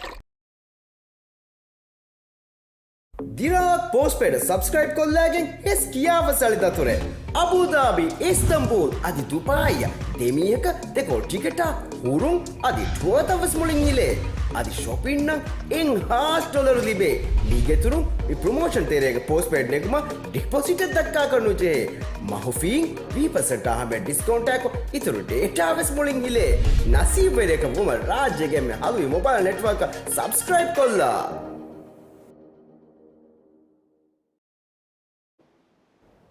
And we're back, and Bego Martinez rejoins me in the broadcast booth. Welcome back.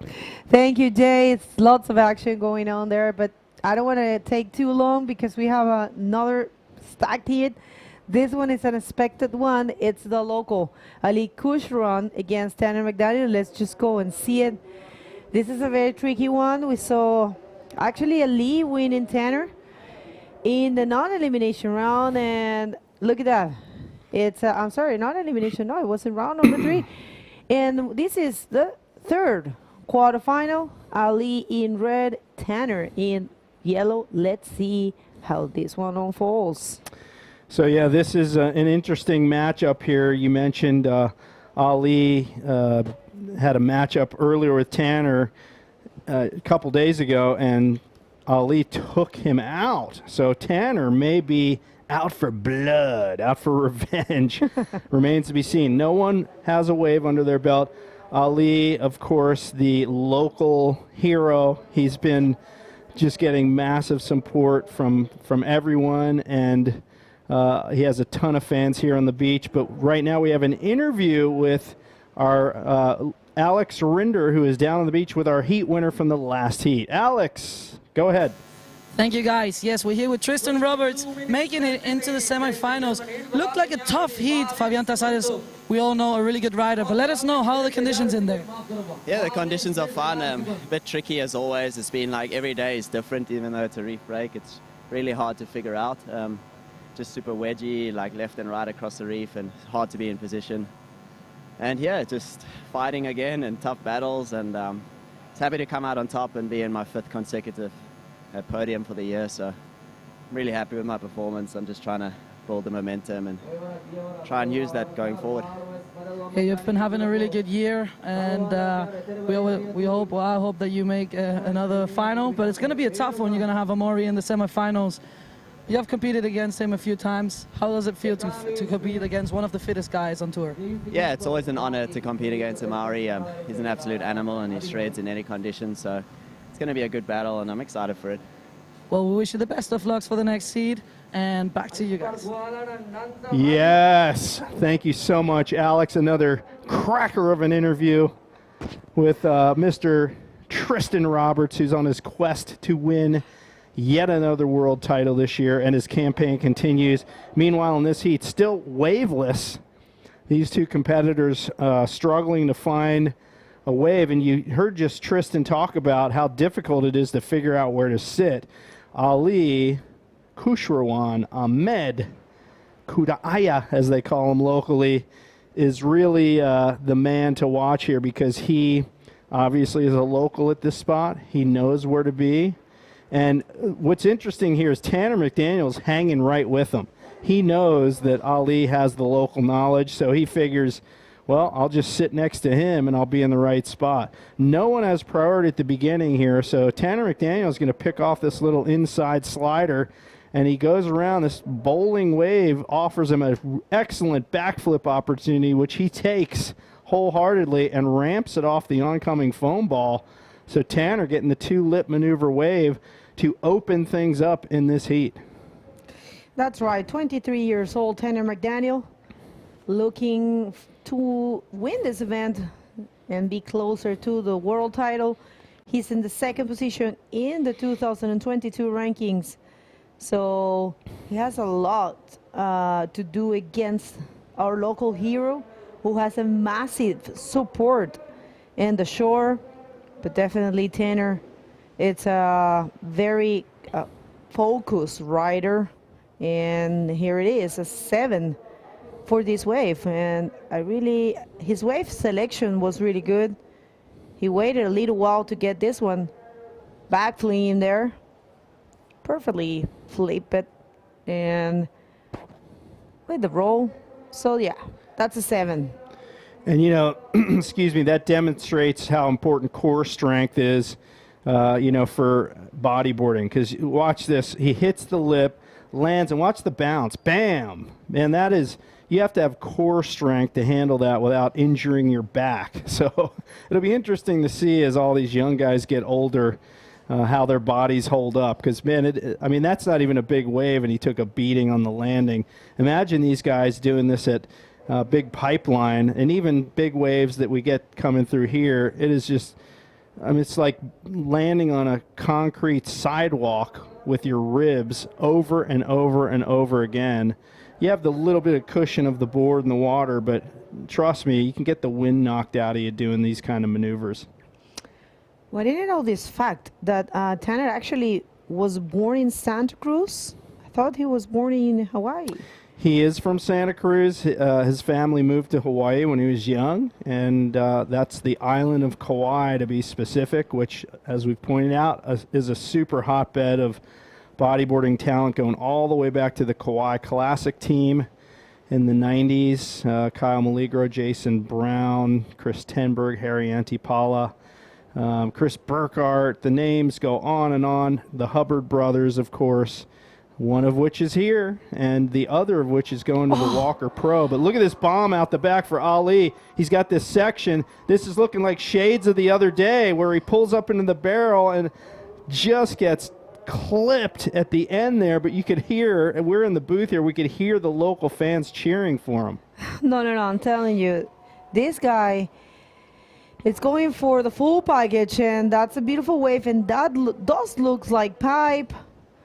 And unfortunately, he didn't get what he was expecting. I think it was a you know, some barrel time there, but not makeable exit for our local hero. Look at that little angle there, beautiful. Well, he tries to hold his line across this little warble, and he just gets up a little bit too high, and all his speed gets scrubbed, and he can't quite get to the end of that barrel. But sure looked good. I'm sure there's going to be some great photos, still photos of that wave. I would like to, you know, there's a very important thing that we haven't been speaking about. Actually, Ali Kushran, he's a founder of Raji Bodyboarding. Wait a second, here comes a nice wave for Tanner McDaniel. This is a very good one. Of course, another backflip, and as you said, the core. I don't know what's going to happen with my lower back if I try to do one of those. I think I might not be able to walk again. My neck, God. I know. I have stiff neck issues, you know, from 43 years of bodyboarding. Check Tanner McDaniel. He's 23 years old. He don't have to worry about that kind of stuff yet. Bounce right into the landing. Excellent landing. Kicks out. Would have been great if he could have gotten that finish move, but look at this. Perfectly timed. Fangs it off the bottom. Ramps it up into that pitching lip. The back flip as you want to see it. Just textbook maneuver right there. Compound surfing for Tanner McDaniel. And I'm pretty sure the judges love that one. Let's see what he gets. He's choosing the maneuvers. Radicality. Of course, going for those classic backflips. And let's see what he gets for that one. But I was trying to speak about Raji Bodyboarding. It's actually, wait a sec, here comes our local hero. And I don't even want to speak too much. That's a nice roll for him. That will be his first made maneuver. And meanwhile, Tanner is getting a 6.5, and now it's solid with a 13.5. We're going to get to see the replay and the score. All right, so he takes off on this nice bowling wave. He comes around. You're wondering what he's going to do here. He hits it right as the crumbling foam ball comes from the other direction, but nice section with a pitching lift and a clean roll. One more angle on this. You'll see him come around, and watch this section. It sort of crumbles a little right there, and he hits it at the perfect spot.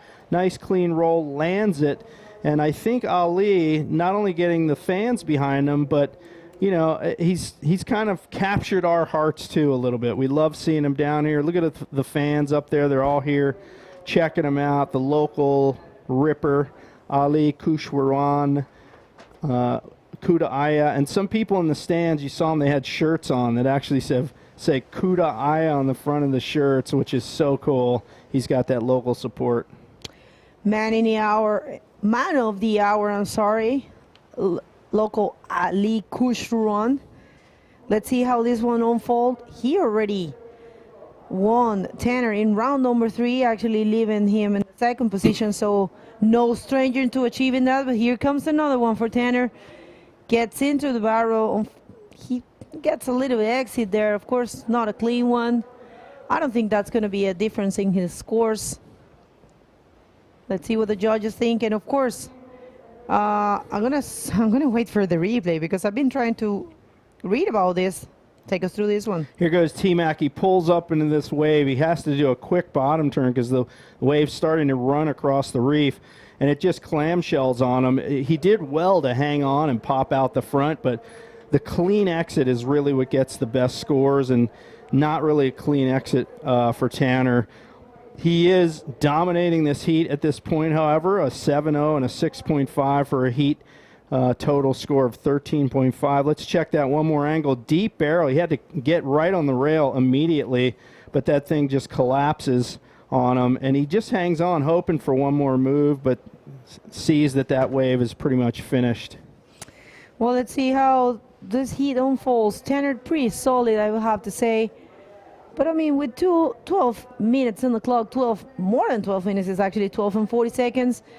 Ali looking for an 8.25, and I really would like to read this because it's very nice. Look what he wrote. He founded Raje Bodyboarding. Raje, it's remember the name of the country. It's Divehi Raje. It's the place where they speak Divehi, which is a local language. And so he says, with the help of Sea Sports, I founded Raje Bodyboarding in 2018 to educate kids across Maldives with an enthusiasm for the sport. My team and I conduct basic surf lessons, educate about the environment, along with our initiative to stop littering. We conclude the event with a competition. Here's a wave for our, oh my God, look at that. Man of the hour, lots of clapping at the shore. How good is to have that support? I mean, for some people it's stressful.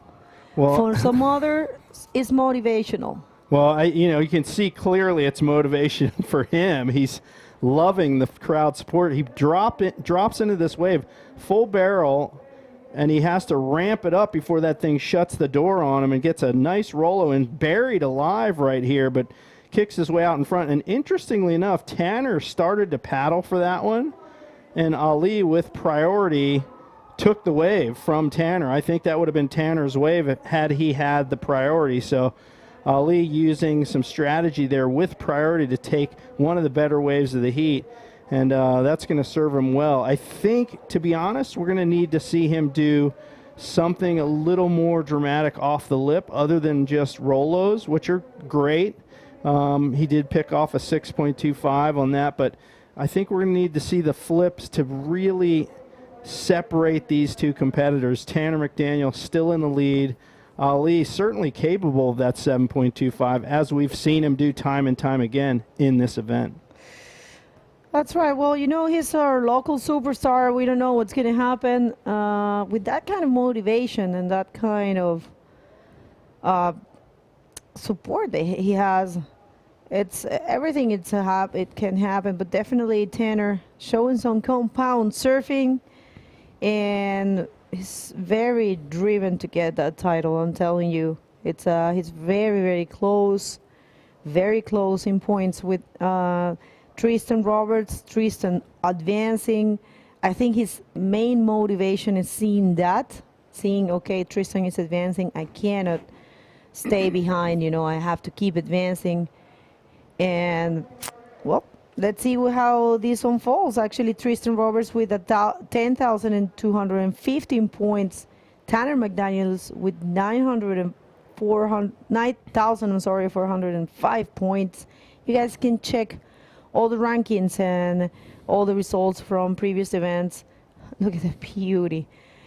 And the IVC World Tour website, it's all there. You get the chance to check everything about the IBC World Tour, the athletes, the rankings, the events. Remember, we are going to a very important event after this one, which is the Walker Bay Pro in Onrus, South Africa. And here comes a wave again for Tanner.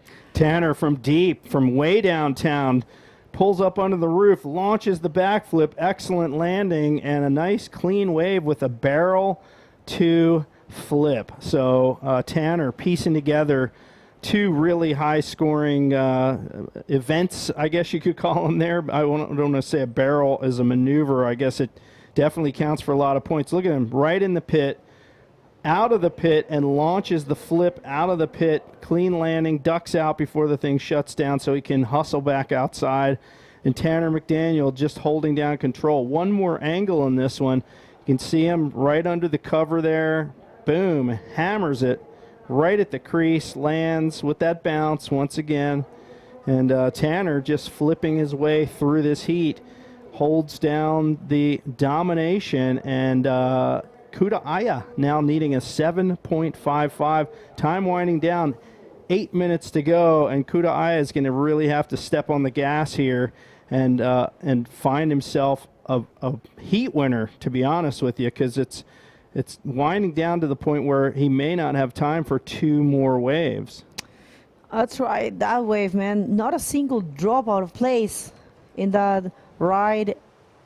I don't know, he has such a beautiful way to read the waves here. Definitely if you're very comfortable, having fun. I love that guy. That guy has been around the event all the time, and he's just great. And you know, they have this kind of ritual when every time Aya wins, they have a ritual, and actually there's like a guy lying down in the sand. I have to know what it's all about, but yeah, they have this ritual, and it's pretty cool.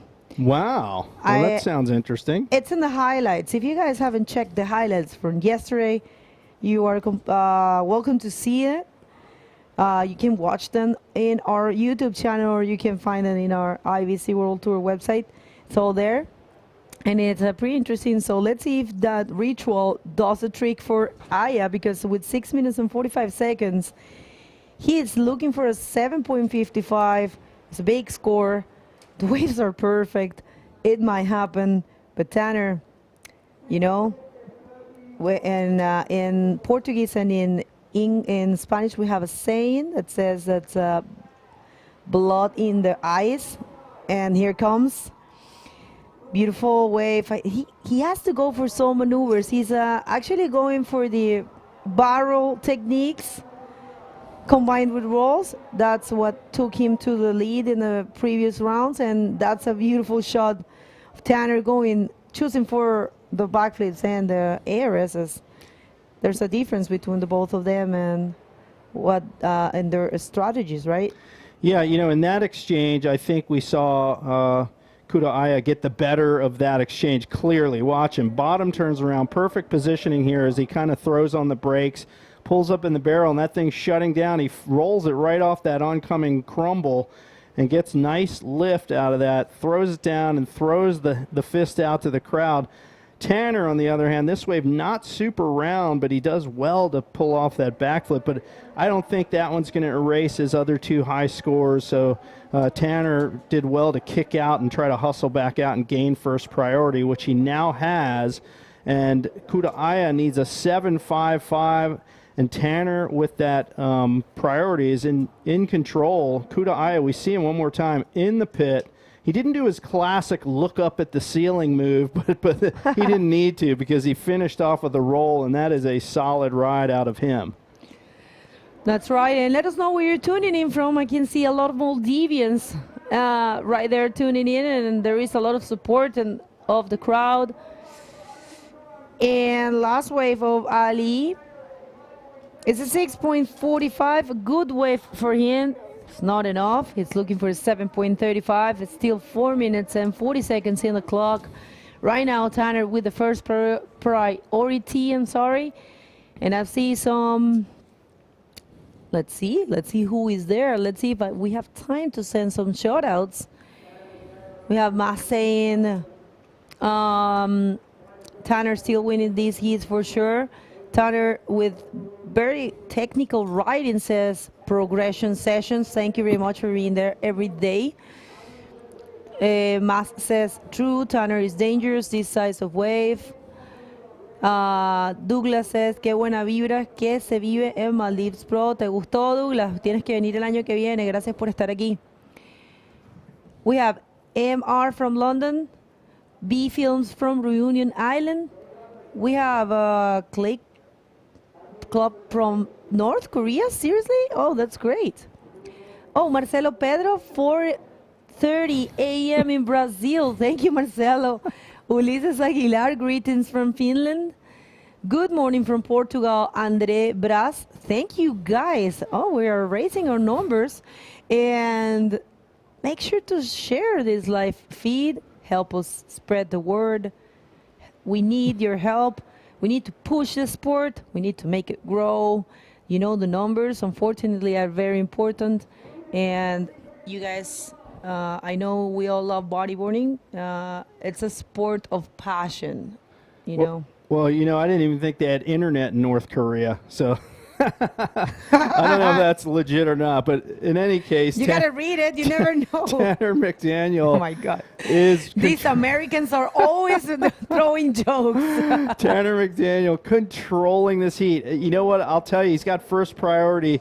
If he's smart, he's going to go over there and sit right next to Ali and try to ensure that Ali does not get another wave, because there's 2.5 minutes left. Tanner holding priority. I'm really, to be honest with you, I'm kind of surprised he's not using that advantage. He should be literally right next to Ali, or slightly actually even inside of him. So if Ali paddles for a good one, Tanner can just go because he has first priority to keep Ali off. But you know, maybe it's just he's having respect for the local, giving him one last shot.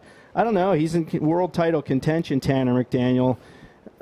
It's a tough one, man. You know, a lot of guys would just go, well, look, I have respect for him, but I want to win. So we'll see. Maybe the clock will just do the work for him as we get down under 2 minutes here. Ali needs a 7.35, and now we see Tanner moving ever so closer to Ali. Perhaps now deciding, yep, I better use this priority to keep him off of any potential good wave. Yeah, definitely. And everyone's really active right now. Thank you, guys. We have people from Diogo Neves from Porto. We have our friend, my friend Diego Lazarte desde Asturias. Dieguito, Diego Gallo. ¿Dónde estás, Diego? Espero verte pronto por allá, por Asturias. Patria querida. Lots of people tuning in right now. We have a big fella from Australia. Thank you. Finals today. We are not running the finals today. The schedule, it's planned to run the semifinals. Of course, it's subject to change. So we're taking it step by step. We are in the third heat of the quarterfinals for men. I think we're going to have a word from our technical director after this heat and see if what's going to keep happening, if we are going to keep running. But yeah, I know for a fact we are not doing the finals today. So we have some waves here for our superstar. It's his last-ditch effort here. He's trying to find something, and unfortunately that wave does not cooperate. So he really figured, this is my last shot. The heat now winding down just 20 seconds to go. Tanner McDaniel is going to come out with the win, and he's going to punctuate that win with this one last wave. Let's see what he can do. Bottom turns around that little section, hits an air reverse, lands on the ceiling, and glides it down to the flats. But congratulations to Tanner for that win. He'll advance to the semifinal, but we have to give kudos to Ali Kushwarwan Ahmed Kuda Aya, our local ripper. He made it so far in this event, and he is now a local hero. That's right. We're coming back in a few. Don't go anywhere.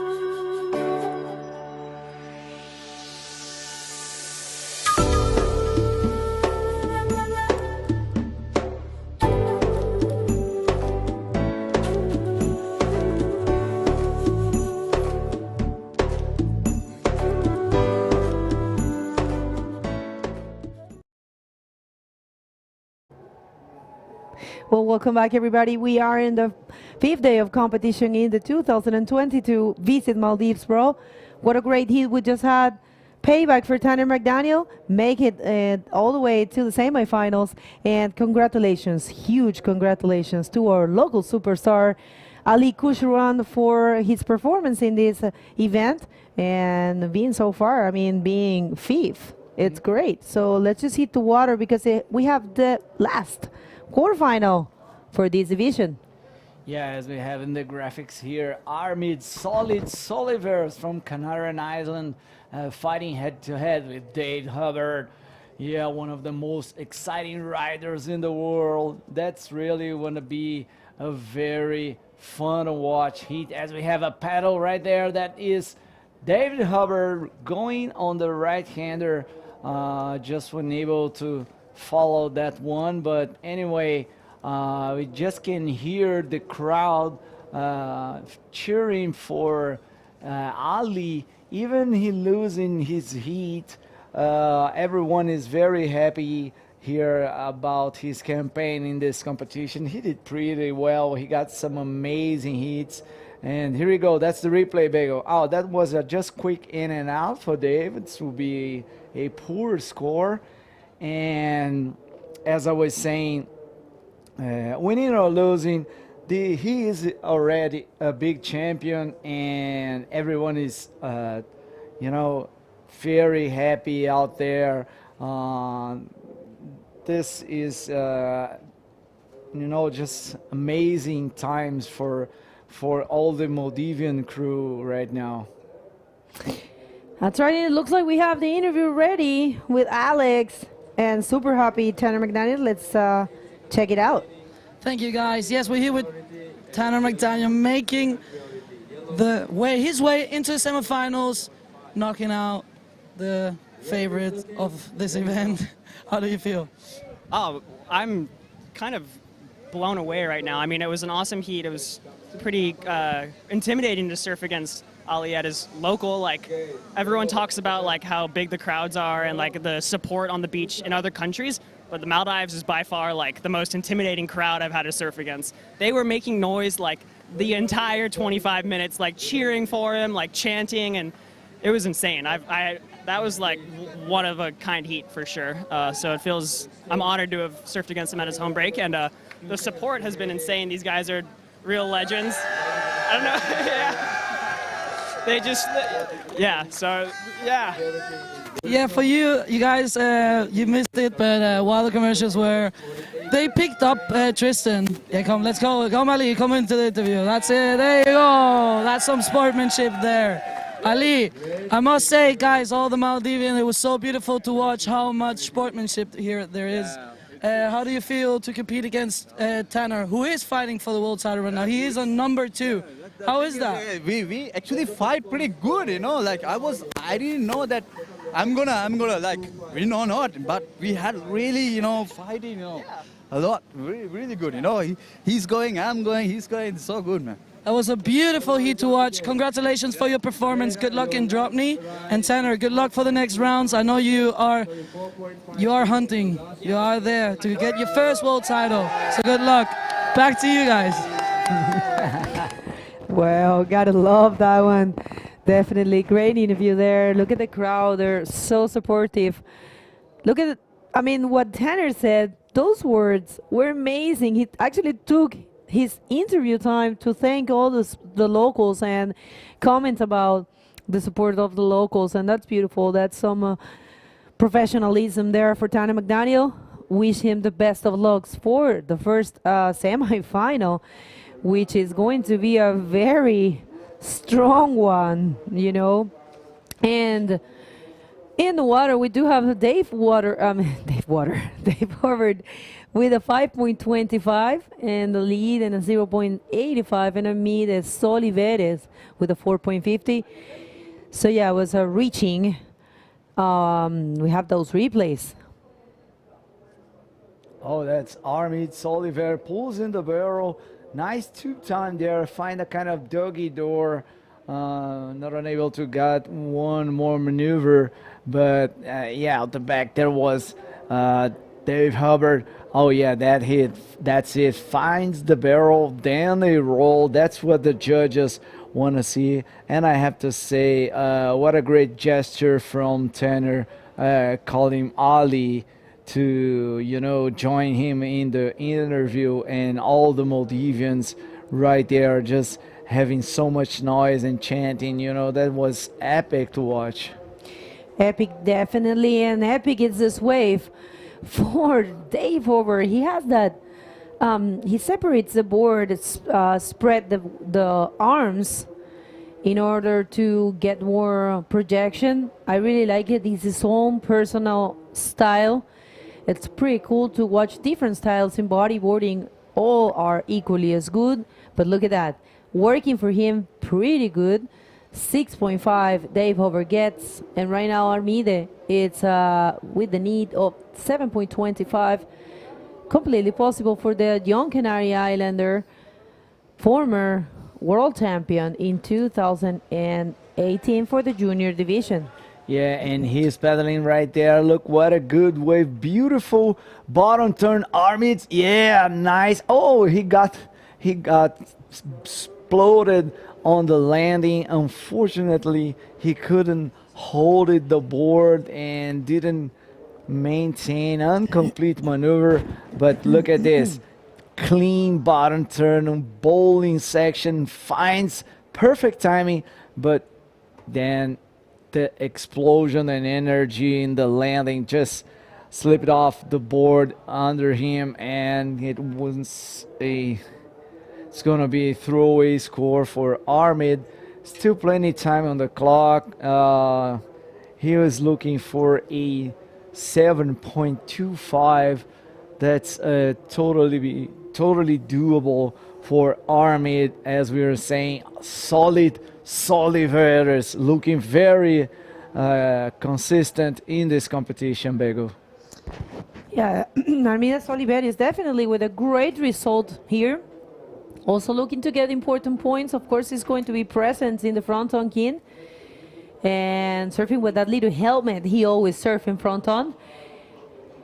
He has been growing in his riding. Of course, he has always been great, but I have to say he's very solid at this point. We have been calling him Solid Veres, and I hope he likes him. He actually told me his brother was making fun of that name the other day. And yeah, what a great run they had. And so far, this is the situation.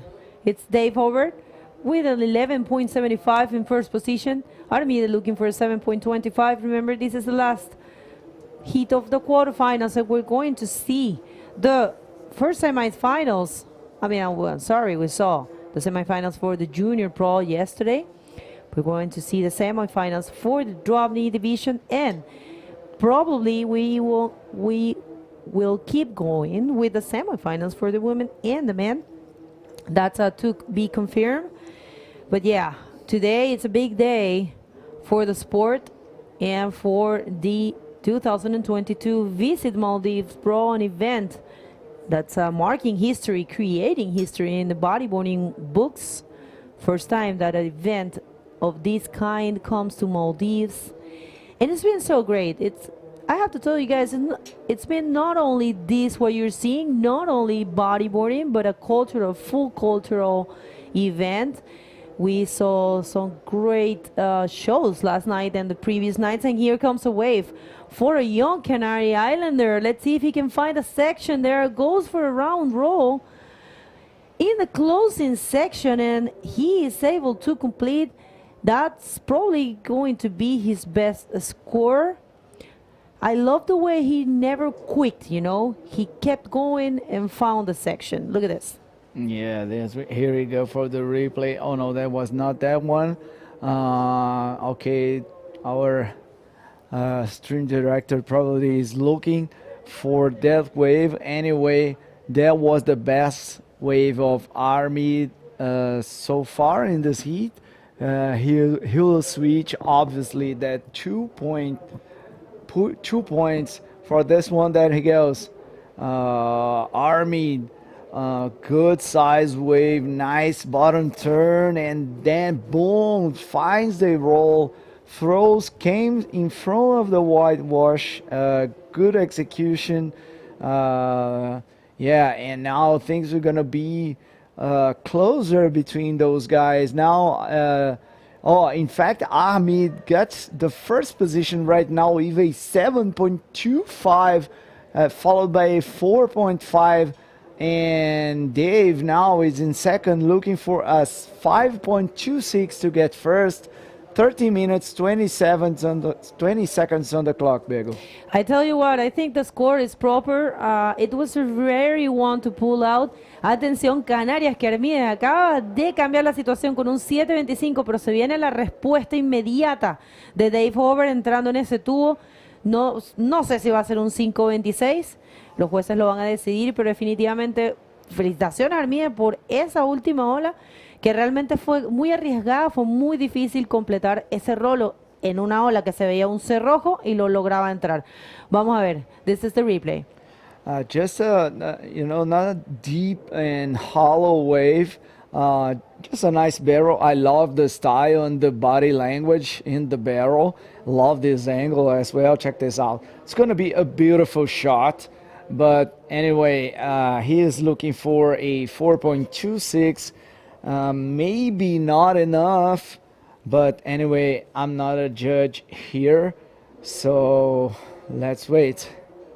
That's right, we're waiting for those scores while Armides is keeping busy there, backflipping and going for a connect roll. Nice style for Armides. Unfortunately, that last one, I don't know if that's going to be a work completed. He actually made it somehow, but of course it's not so clean. But yes, Armides looking pretty solid. It's great to see him surfing like this here. ¿Qué dice la gente de Canarias? ¿Cómo ven a Armides? Está ahí lío pegado a la transmisión. Buen backflip de Dave. Esto sí va a ser en la nota. This is going to be the score Dave was looking for, definitely. I mean, at 5.26, of course, he's going to get it for that. I mean, I'm not an expert, but look at this. Check this out. Nice bottom turn, clean backflip. Lands perfectly. He had a little claim right there. Say, hey guys, I made it. Check this out. Nice and clean bottom turn. Perfect timing. Straight into the flat. Oh man, that's going to be a huge score for Dave Hubbard. Yeah, let's wait and see what the judges think, but what a great hit. It's been very exciting. I love to see when they change the situations, and there you have it, of course. An 8.5. Great score for our superstar from Hawaii in both divisions, killing it. And right now, Armide is looking for 7.76. Not impossible at all for Armide, but definitely he has to pull out a very radical maneuver or a deep barrel ride. Let's see what happens. There are still 10 minutes and 18 seconds in the clock. Last quarterfinal for the man division. Let us know where you are tuning in from. ¿Dónde están? Déjanos saber. Oh, of course, it's Evelyn Hubbard tuning in here. Thank you, Ev. Or should I call you Eve? Lionel Melina ahí con todo. And look at this name, I love it. Barrels, burgers, beers. That's pretty cool. Look at this bomb there. You know what? I actually felt the wave is powerful, but when it gets you in the inside, it's not as strong as I thought it was. You know, some waves, when you get it, I mean, if you're all the way in the inside, then you get the set in your head. Takes you a long time to get it back out there, but this one is pretty friendly, I will say. Of course, I haven't surfed this size. Yesterday we went out and the late Arvo sesh, but it was a lot of current. We didn't really enjoy it. And look at this bomb. For heat leader, Dave Hubbard. Not much there for Dave.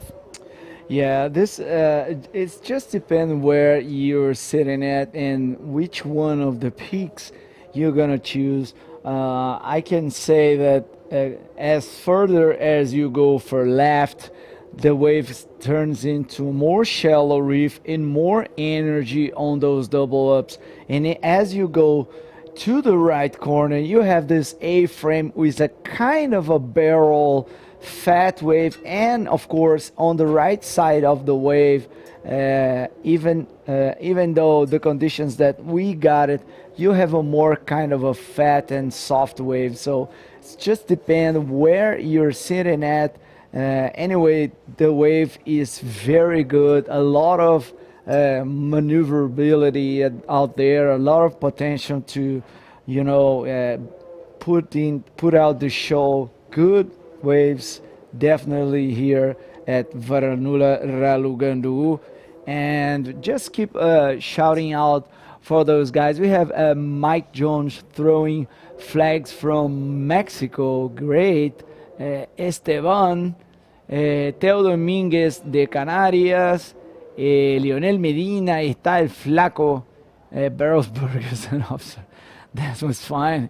And thank you guys. That's nice to see that there are so many people here join us in the live chat. This is the 5th day of competition here at the 2022 IBC Visit Maldives Pro at Varunula Ralugandu, in the main capital of Maldives, which is called Male. That is right. Thank you for that. And yeah, I was checking some important facts here. Actually, Dave, it's not in the top 24 right now in the rankings. So he's looking to get into it with very good results here. And I have to say, Dave is looking pretty sharp in this event in both divisions. He's very connected, surfing excellent, drop knee, and prawn. So let's see how this one goes for him. So far, he's advancing to the semifinal. But I tell you what, if he advanced, he was going to meet Tanner McDaniel. So that's going to be very explosive one, a full Hawaiian heat. And let's see how it goes. But we do have a Mauri Laverne against Tristan Roberts in the first semifinal. Yeah. That's another Titans battle that we're going to see there. Yeah, that's gonna be epic. And also, we already have Tanner McDaniel qualified to the semifinal, and he's going to face head-to-head the winner of this heat. For now, David Hubbard. But yeah, we'll have more 5 minutes and 50 seconds on the clock. This is a 25-minute heat. Top 2 waves scored. The best rider will advance to the semifinal, going head-to-head with Tanner McDaniel. Just time for some quick shout-outs to our sponsors. Thank you, Visit Maldives, and Marucab Plaza, Official Events, Diragu, Print Lab, Muchas Gracias, Ada de Rue, Mula Maldives, Musicians Maldives Union, Extreme Fitness, and Stelcom, Male City Council, Maldives Security Police, and everyone who's putting so much effort to make this happen. Of course, the guys from MBBA, Fuku, Raj, Ali, Nani, all the guys that are really working and doing this perfect contest.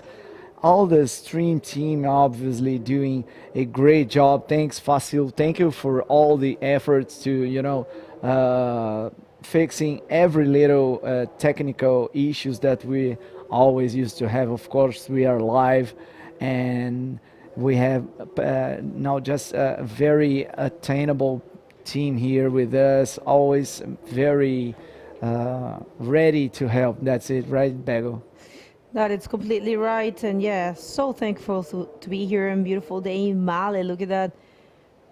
That's the other island, Ulumale. And it's got the airport. And it's connected by that China-Maldives Friendship Bridge. Beautiful day in Maldives. we have a word that tomorrow we might not run the event because it's every Friday they have a religious tradition, and of course we respect it.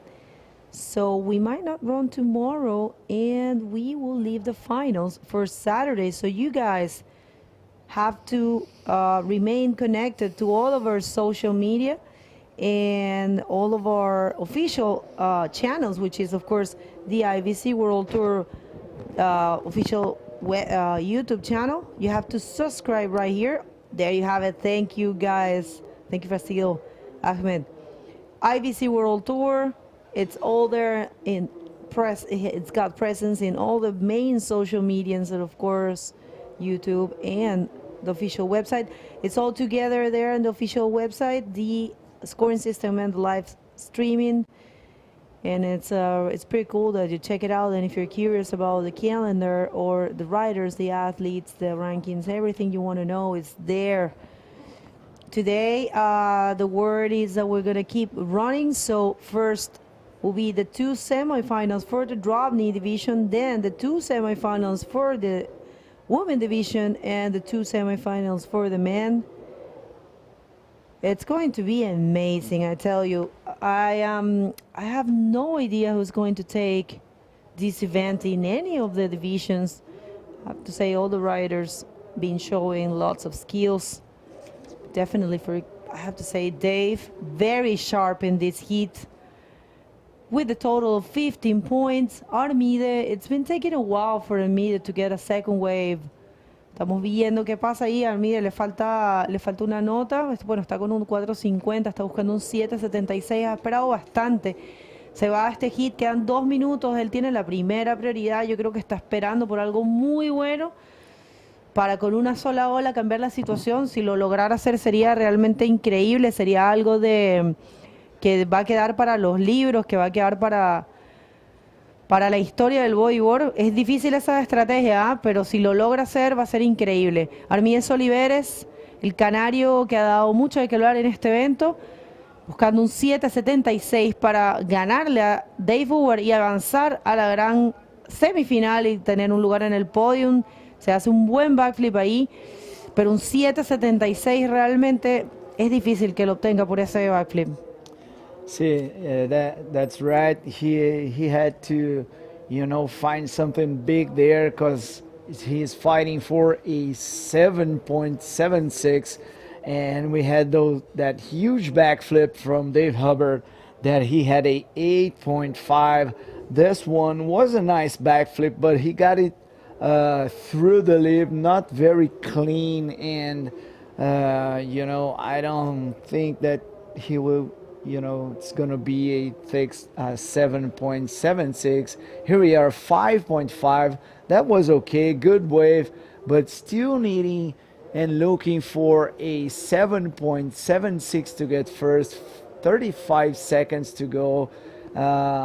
Priority one now with Dave Hubbard. Armid have to go out there and find another one as we see Dave Hubbard paddling in to get close to him, Bego. Yeah, tricky situation here for Armídez, losing the priority. Of course, Dave is going to try to block him if he gets to the outside in time. 10 minutes on the clock. De todas formas, cualquier situación que ocurra ahora que Armídez perdió la prioridad y realmente ya con este conteo final, la situación oficial es Dave Hoover avanza, y quiero felicitar especialmente a Armídez Oliveres por haber logrado llegar hasta tan lejos. Realmente un quinto lugar es muy bueno. No se muevan, vamos a unos cortes comerciales y recapitulación de este hit y continuamos con las semifinales de DROPKNEE.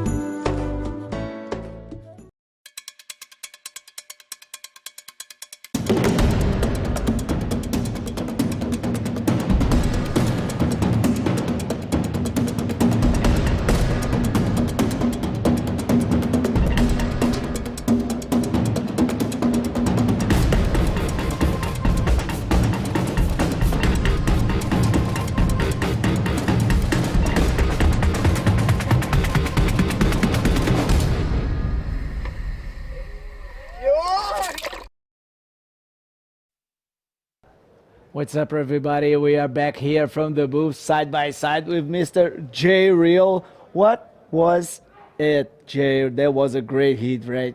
Well, Juliana Lara, that was the biggest backflip I may have seen today from Dave Hubbard. Obviously, that sealed the deal for him. He won that heat. He advances on to the semifinals. No surprise there. But both of those guys, including Solid Salaveras, were ripping. We should just go straight to the water and see what's happening in this next heat. Yeah, nice. This is the first semi-final of the DROPKNEE division. We have Fabien Thazard from France, actually from Reunion Island, and Omori Laverne. This one, yeah, from France. But both were locals from Reunion Island, right, Jay? Yeah, that's right. Amory Laverne, we missed a wave during that break there, and you can see Fabien Thazard throwing a little tail on that wave, kind of a frothy inside section. And these are some big, heavy, bumpy waves. Really hard to drop knee on these waves, but both of these guys are goofy footers, so they're going to be on that favorable left-hand wave. We do have an interview, however, with our heat winner, Mr. Dave Hubbard. Let's take it down to Alexandra Rinder. Go ahead, Alex. Thank you, boys. Yes, we're here with Dave Hubbard, making it into the semifinals of the prom division. I don't want to take too much time. He's in the next heat, but how do you feel? Oh, I'm so stoked, and it was just so rad to surf against Armida for the third time. I was, I just knew it was going to be a great battle like each of those times that we had before, and hey, I was hoping it wasn't going to be third time's the charm for him, but I was able to keep my streak, and it's going to be my best men's result this year so far. So I'm super excited to be in the semis of the men's. So stoked. I must say, from my part, that you're surfing really good. You look comfortable out there. That was a really nice flip there. Big ball. So congratulations for that. Good luck in your next heat. You gotta smash it. How do you think are the conditions for DROPKNEE though? Yeah, I think it's gonna be good. I think it's kind of shifting a little bit more over to like the kind of softer peak. But yeah, kind of let's see. It's moving around. It's hard to find them, but I'm excited. Now I got to change gears. I'm in it for the DK now. Well, good luck, and back to you guys. Thank you so much. Juliana, what do you think of that? That was fun. He's looking comfortable. Now he's going head-to-head with Ali Kushwan, local hero, facing off local knowledge in the next heat. Yeah, that's going to be a good one to watch for sure. I think Ali is a regular foot, if I remember, so he's at a distinct disadvantage in this case, at least as far as that left goes. That left, really the premier wave here in the middle of the day here. It's 1:10 or 1:06 or something local time in the middle of the day. So that left-hander is really the barreling point getter that we've been seeing all these guys win heats on. And so Ali's going to, I don't know if he's going to try to go backhand or he's going to look for the right off of that peak. It'll be interesting to see that strategy. But Dave Hubbard just coming off of a men's heat, he has literally a 25-minute cushion to get back there at this point and get his jersey on for his next heat. So no rest for the weary, as they say. Yeah, and just remind them that this is a 30-minute heat. We have 5 more minutes on the semifinals right now. This is heat number 1. There is Fabien Thazard in red with first priority and Amory Laverne in second. Both has surfed one wave. Fabien has a 4 points and Amory a 1.5. So I saw Amory's wave briefly. It was on the screen. He just pulled into a closeout tube. So these guys are going to need to find those open face waves without too many bumps so that they can manage to hang on. You know, when it's with this wind blowing, you can see the spray blowing. So the wind is wrapping around the corner of the island, which is just out of frame to the right. And Fabien Thazard are going to get up backhand on this right. And there is that right-hander. We haven't seen many people take that wave today. And Fabien throws a little snap, and that's the end of that one. And he's going to have to claw his way against the current to get back to the peak now. Yeah, actually we are having some free surfing after the contest, and we can try ourselves a little taste of this current, man. And I can say Times to times it got really tough. Not a consistent current, but sometimes it gets hard. You see Fabian on this clean face right-hander, just a quick little snap right there, kind of loses the balance in the end of the maneuver. But anyway, that was his backup score, and Almery, still looking for the first solid wave of the heat for him. So Omri, and he originally hails from Reunion Island, and Fabien Thazar still lives there. So these two guys, both Réunionnais, as they would say in France. Omri Laverne moved away quite a while ago. He now lives in Las Canarias, the Canary Islands, and he's two-time world champ and really is a kind of a local at Fronton, which is where the IBC World Tour will wrap things up this year. Amory's been on fire this whole event in both the men's and the drop knee. Very smooth, reading the waves well. Just great, smooth, classic style from Amory, which is indicative of his experience in the sport. He's been a veteran bodyboarder, competitor for many, many years, still at the top level of the sport. Yeah, top level. I mean, top of the top level, 2 times world champion, seriously contender in every event that he fills his inscription. And here he goes, that's Amaury Laverne looking on this left one, drops in, bottom turns, nice snap there, just in time to run away from that crumbly session. Nice one from Amaury. That's go. There we go for the replay, Jay. So he hops up drop knee. Now he has a choice here. He can either throw the snap or just lift it up onto that foam ball. He chose the snap, the more conservative of the two options there, and then just got steamrolled by that foam ball. So he's just trying to get some conservative scores on the board for himself. He only needed a 5.5. Not sure that snap's going to do it. I think they really need to launch it up onto the lip to get those bigger scores, and we can see his two scores are a 4.85 and a 1.5 at this point. He still needs a 2.15 to move ahead of his fellow Reunion guy, Fabien Thazar. Yeah, pretty sure he's going to throw away that 1.5 and switch it for a better one, as we are seeing some good wave coming through. Here we go. That's Fabien Thazar. Nice looking. Oh, no. His nose just dived on that one. That was an awful wipeout for Fabien Thazar, J. Real. Well, yeah, I think what he did here, and we'll see it on the replay, he was already thinking of getting down the line, so he's leaning too far forward. You can see him, he's looking down the line instead of what's right in front of his board, and just the smallest little bit of the chop, coming up the face is all it takes to take a digger, and he goes right over the nose, and that could have been an epic wave. So that's got to be a frustrating wipeout for Fabien Thazar. Yeah, that looks shaping perfectly on this left-hander. If he did good, probably he could get barrel on that one.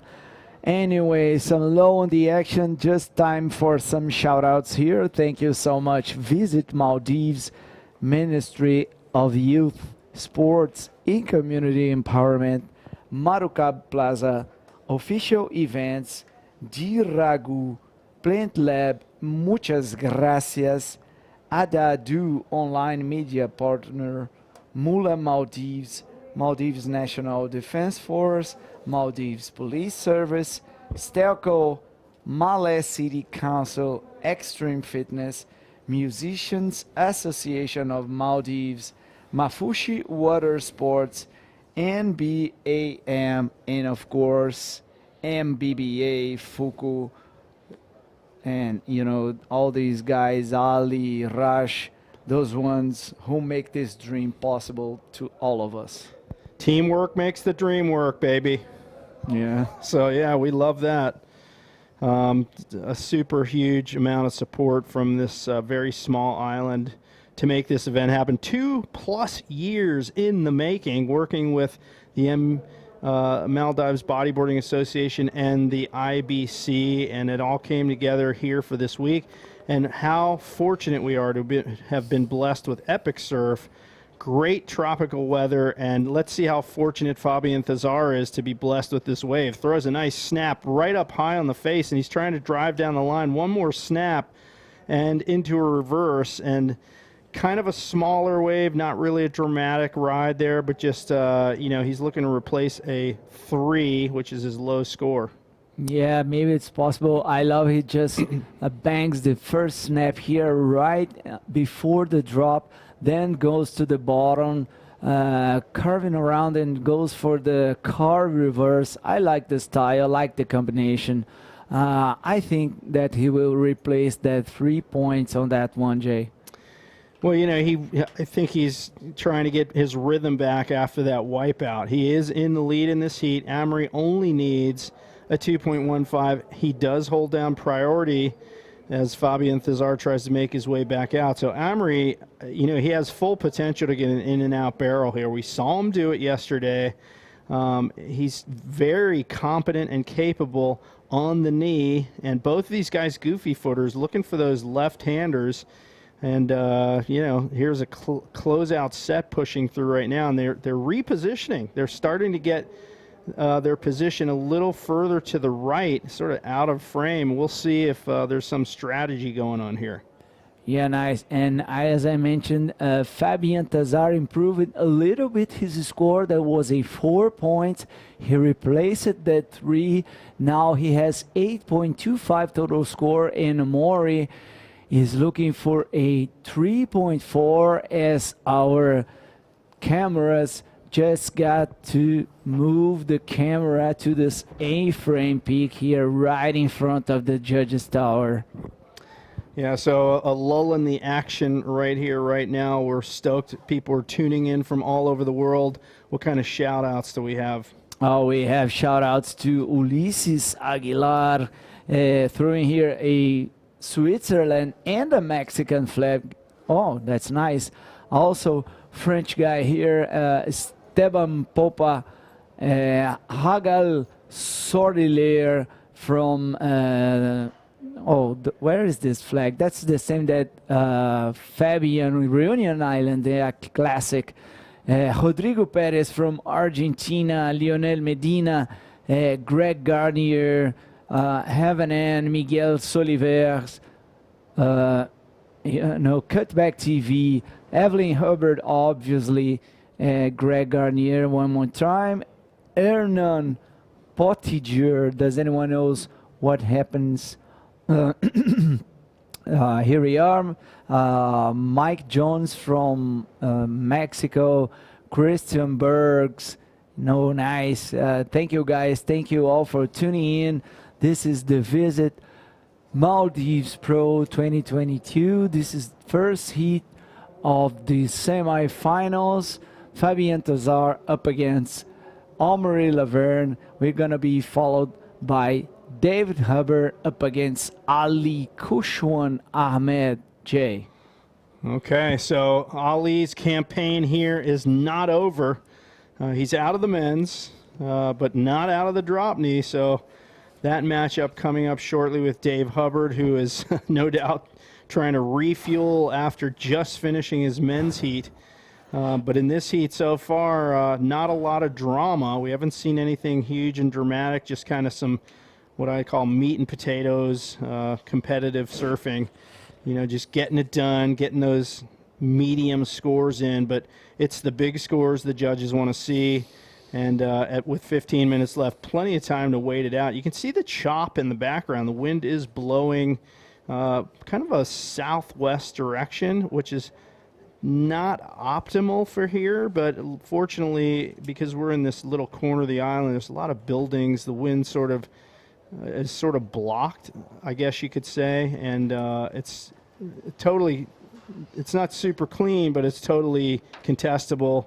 But for drop knee, I'll tell you what, you want smooth, and these bumps out here do not make it easy to get up in the drop knee stance. Yeah, 100% correct. A lot of chops and ribs on the face of these walls, but these guys are managing very well, especially Fabien Thazar now in the lead of this heat. This is a 30-minute heat, top 2 waves scored. The best rider here will be in the final. So this is coming down to the wire. That's it. Oh, we have a rider in position. Here we go. Okay, Amory Laverne hops up, and this is a flatter wave at the beginning, so he gouges a nice cutback right at the beginning there, and he's driving out on the shoulder, throws a cutback reverse, and the wave just crumbling there into the end. But Amory Laverne did well to maximize the point scoring potential, and he's just trying to replace a 1.5, but he does need a 3.4 to move into the lead. Let's take one more look at that, fanging that cutback, sweet cutback, and driving down the line, maintaining the speed, foot's further up on the board, throws the cutback reverse, and then ducks out of that wave. So Amory Laverne getting a good, medium-sized wave there, and he does nail down first place now. He moves into first by virtue of his score on that last wave, and now it's Fabien Thazar that has to play catch-up as this seesaw battle continues here. That's it. Now he's looking for a 5.10 Fabien Thazar to get first position, sitting with that first priority, 32nd minutes on the clock. Things are starting to get more difficult for those guys as they are improving their scores step by step in the heat.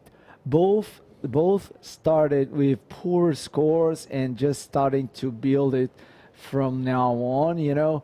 We have still plenty of time on the clock, but anyway, this is going to be a crazy one until the last minute. I'm pretty sure about that. It looks like some waves moving throughout the back. Currently, Fabien Thazar holding down priority, needs that 5.10. I don't know, but it seems to me like he's pretty deep on this wave. We'll see if that positioning works out for him. A little peak popping up right in his direction. He's having a look at that, and here he goes. He's hopping up in the drop knee stance. Amory Laverne had a look at the shoulder, and Fabien Thazar just can't get to the line to bash that lip. So he kicks out, but at this point, Amory Laverne also not able to go on his wave. So yeah, it's positioning is getting more and more difficult as that peak starts to shift. We've seen it every day with that incoming tide. The peak shifts, the waves change, and these guys seem to be struggling to find the right spot. Yeah, and today it looks to me that is the biggest day in the window, as we see some pretty big sets out there. But the shape of the wave, it's kind of, crumbled by the wind and the tide. Here we go. That's Amory. One more medium-sized wave. Nice snap, throws the tail, followed by a forward spin. Nice combination there. I don't know if it's going to be one of his top 2 waves. Anyway, there was a nice move from Amory. So impressed at his level of control over the board. Throws the tail, brings it back around after kind of stalling facing backwards there, and whips that forward spin. So Amory Laverne showing really masterful control, but you see these guys having better success on the smaller waves. I really want to see a big set come through it. Fabien Thazar had one earlier. He took off on a bomb and just nosedived, but I would love to see a couple more of those kind of waves come through to see what these guys can do on it. Yeah, actually, Fabien got a big one just in the very first minute of this heat. As we saw in the replay, we were doing an interview at that time, but the wave just does not offer him so much potential to score. A big wave coming through right now, and 10 minutes on the clock. Actually, they are looking for the medium-sized waves, as it seems that they are more cleaner and more easy, to manage the board, as we were mentioning, the so many ribs and bumps in this wave right now, Jay. Yeah, for sure. So, the drop knee division on the World Tour started back in around 1997. The first ever drop knee world champion I would love to challenge those of you watching at home on YouTube to type in the name of that rider. I know who it is because I was on the drop knee tour at that time and the men's tour, but I want to see who can chime in on the chat and tell us who the very first drop knee world champ was. Yeah, nice. We see just still watching here a live chat, a lot of people tuning in. Thank you, everyone. Thank you, Frederico. Thank you, Rodrigo Valentin. Thank you, Christian Brooks Burns from Costa Rica in Finland. Nice. Nice. Algo Sorlia. Yeah, that's Reunion Island flags, fellow. That's right. Thank you. Thank you, Antoine Paul-André Gomez. Thank you, Amos Fishing TV. Is this Joe Rogan on the mic? No, that's Jay Real, my friend. Joe Rogan. Wow. If I was Joe Rogan, I don't think I'd be here right now. But no, I'm not saying I don't want to be here. I'm just saying I would be, rolling in the bucks, baby. Yeah. So then, thank you, Charlie Kugel. Thank you, Greg Garnier, also tuning in. Thank you, Progression Sessions. Mike Jones and everyone here. Thank you so much. So the answers are coming through. No, not Keith Sasaki or Aka Lyman or Matt Lackey. None of them were the first ever drop knee world champ. So I still haven't seen the correct answer yet. And I'm looking forward to seeing. I mean, it is the middle of the night in a lot of places. Let's face it, it's 1:28 local time. That means 1:28 in the morning back in Southern California, where I come from, where I live. So we're not going to get answers from those folks. But come on, folks, let's step it up. Somebody's got to know their bodyboarding history. No, not Jack Lindholm or Damian King, although Damian King was drop knee world champ. In fact, he's the first guy to win both the men's and the drop knee world title. Nice. And the only, to this date, by the way, to win both titles. Although Sammy Mortino's scratched the surface of that. Nope, not Paul Roach. Paul's not much of a competitor. I think these are all great drop knee riders, not Dave Ballard. Nope, nobody's got it yet. And if nobody can get it before the end of this heat, I will give a hint. Oh, there we go. Hammerton throws down the correct answer, and he gets extra points for spelling it correctly. Jackie Booter. Yes, Fabian Thazar, speaking of drop knee barrel, and he's going to try to pop out the front, and the lip just connects with the nose of his board. That was absolutely insane from Fabian Thazar. Yeah, good action right there. Fabian Thazar founded the pit, had some tube time, but unfortunately couldn't manage the way out. As we see Omori checking that one. Here he goes, the replay. Nice bottom turn, nice and clean, pulls in. Had some cover up there, but then boom, the lip just hit his board, and incomplete maneuver or event, as you call it, Cheerio. Event. The tube ride is an event. It certainly is. Look at him. He gets in the barrel here. Super clean. Looks great, but it just collapses. I call it clamshells at the end. It's like it slaps shut and just clipped him right on the exit. So once again, we got, yeah, I know. Somebody said, was Sammy Mortino even born in 1997? I doubt it. That's because that's when Jackie Booter won his drop knee world title, the first ever. And hello, Kim Feast. Speaking of drop knee legends, Kim, one of the top drop kneers out there for many years from Australia. And yeah, so Jackie Booter, man, he was a legend back in my day. I remember having a heat with him in Reunion Island, speaking of Reunion. And it was absolutely macking at Saint-Pierre. We had a man-on-man heat out there, and it was bombing. We were both nervous because it was so big. We didn't want to get crushed.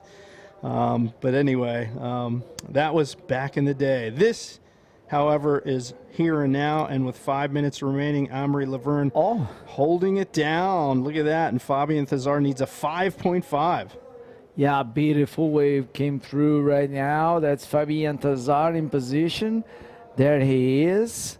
Nice looking left, just looking for some section. Another quick little barrel right there. Goes for the floater.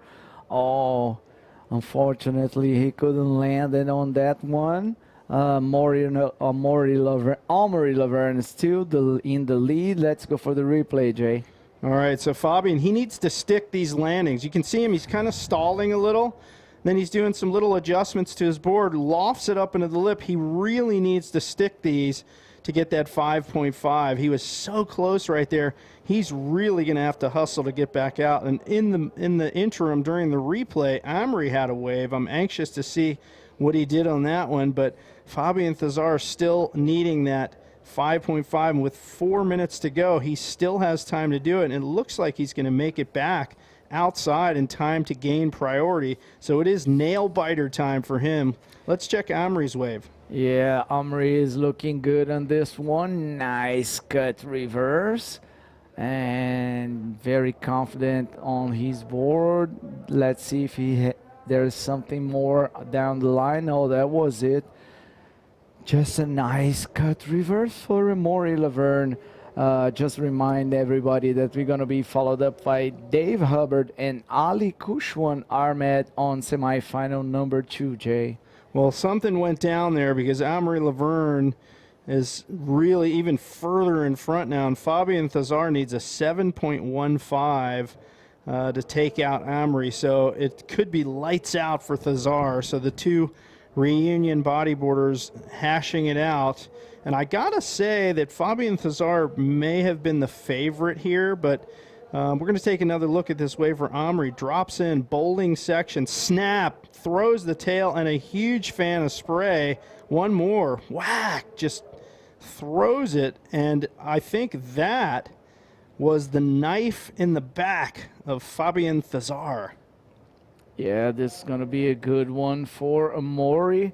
Amaury just keeping busy. You see nice sharp snack there. One more just to find the best position in the face of the wave, looking for another section. Here we go. Air 360 in the backwash. Okay, that was a 6.5 solid score for Amaury on the double snap wave. Yeah, that was a solid score, and Fabian Thazar is really in deep trouble at this point. 7.15, tough score to get out there. I won't write him off, though. It is not. It's not game over just yet. And that was a nice replay of an empty wave. But look at this, Fabian Thazar. This is his big chance. He's got to do it. Snap right in the critical part of the wave. He's hanging high on the face. Oh, and he loses his edge. And that spells disaster for Thazar. He was in position to potentially get that kind of score that he needed to move ahead of Amaury Laverne. And with just a minute 30 remaining, it's going to be panic time for him to try to redeem himself. I don't think he has enough time. Yeah, he got the wave, he got the chance, but unfortunately, that section in the end just took his board away under his feet. And it seems to me that when you have 1 minute to go and the wave comes to you, you cannot waste it, right, Jay?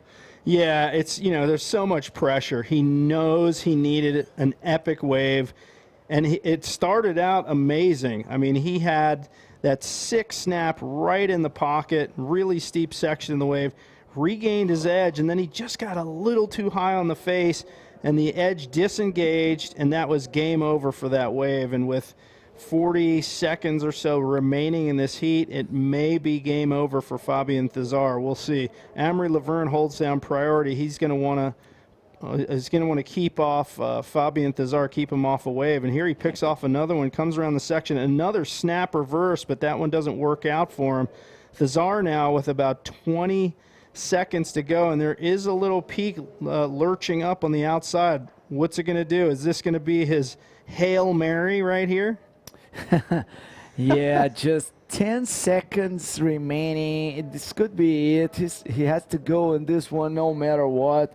Let's see if he has time enough. There's a big set coming, and no. Oh, that was it.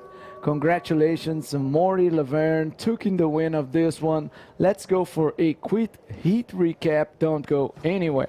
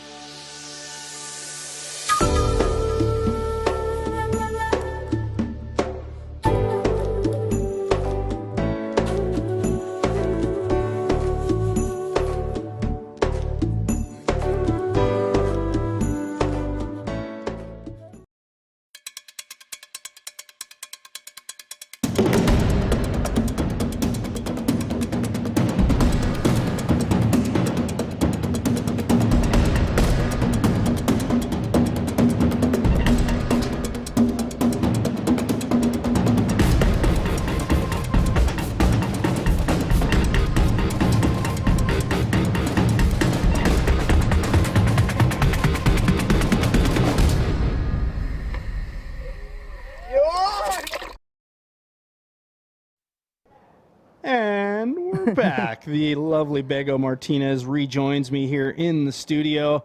And that was a really interesting drop knee heat. Some mistakes from Fabian Thazar unfortunately cost him that heat. And Anne-Marie Laverne takes it. But I'm really anxious to see this next heat with Ali and Dub. So let's get straight into the water. That's right. So local superstar, our very own Ali Kushruan Ahmed in yellow, Dave Hoover in red from Hawaii. And this is going to be very interesting. Let's see what the local hero, local superstar, local celebrity can do. And it's a pleasure to bring you this event. And nice backside snap there for Ali. Keeps going. Lots of control. Actually getting a little one there. Let's see if he can perform another one. This is a wave ridden during our commercial break. And looking pretty comfortable. Kudaaya. I mean, this is his last chance to get to the final. But so far, so good for him.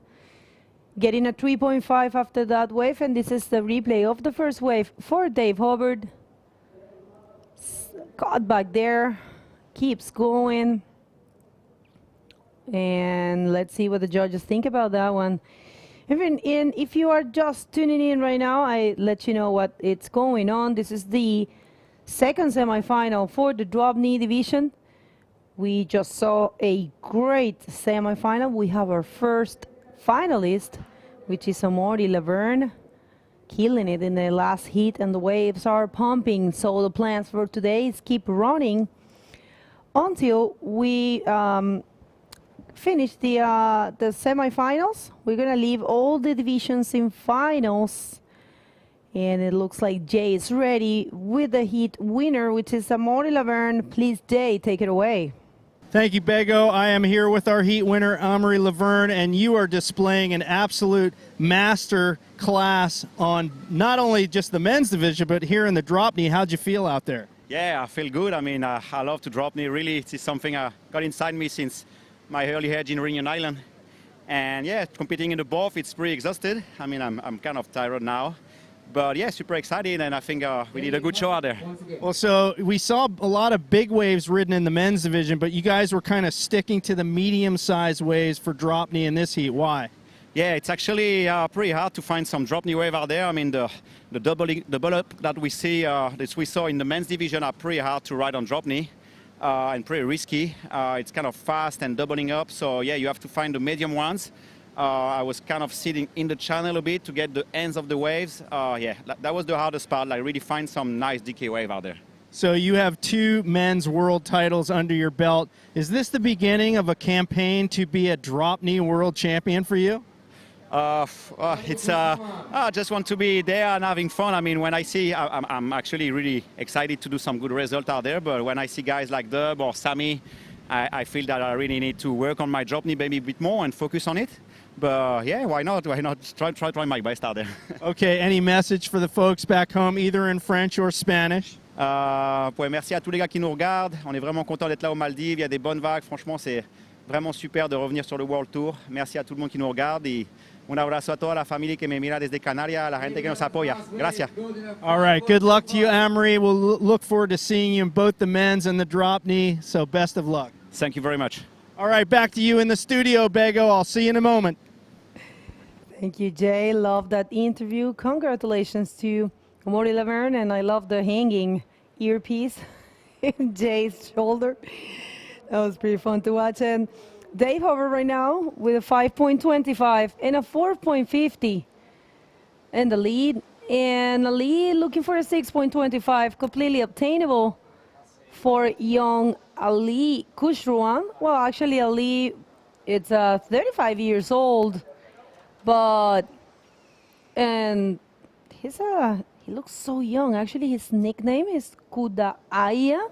Kuda means small here. So it's, you see, it's pretty tiny. And he's a very versatile, I have to say, ending 5th in the men division and battling here for a place in the great final already with a place in the podium. So far so good. This is the 5th day of competition at the 2022 Visit Maldives Pro.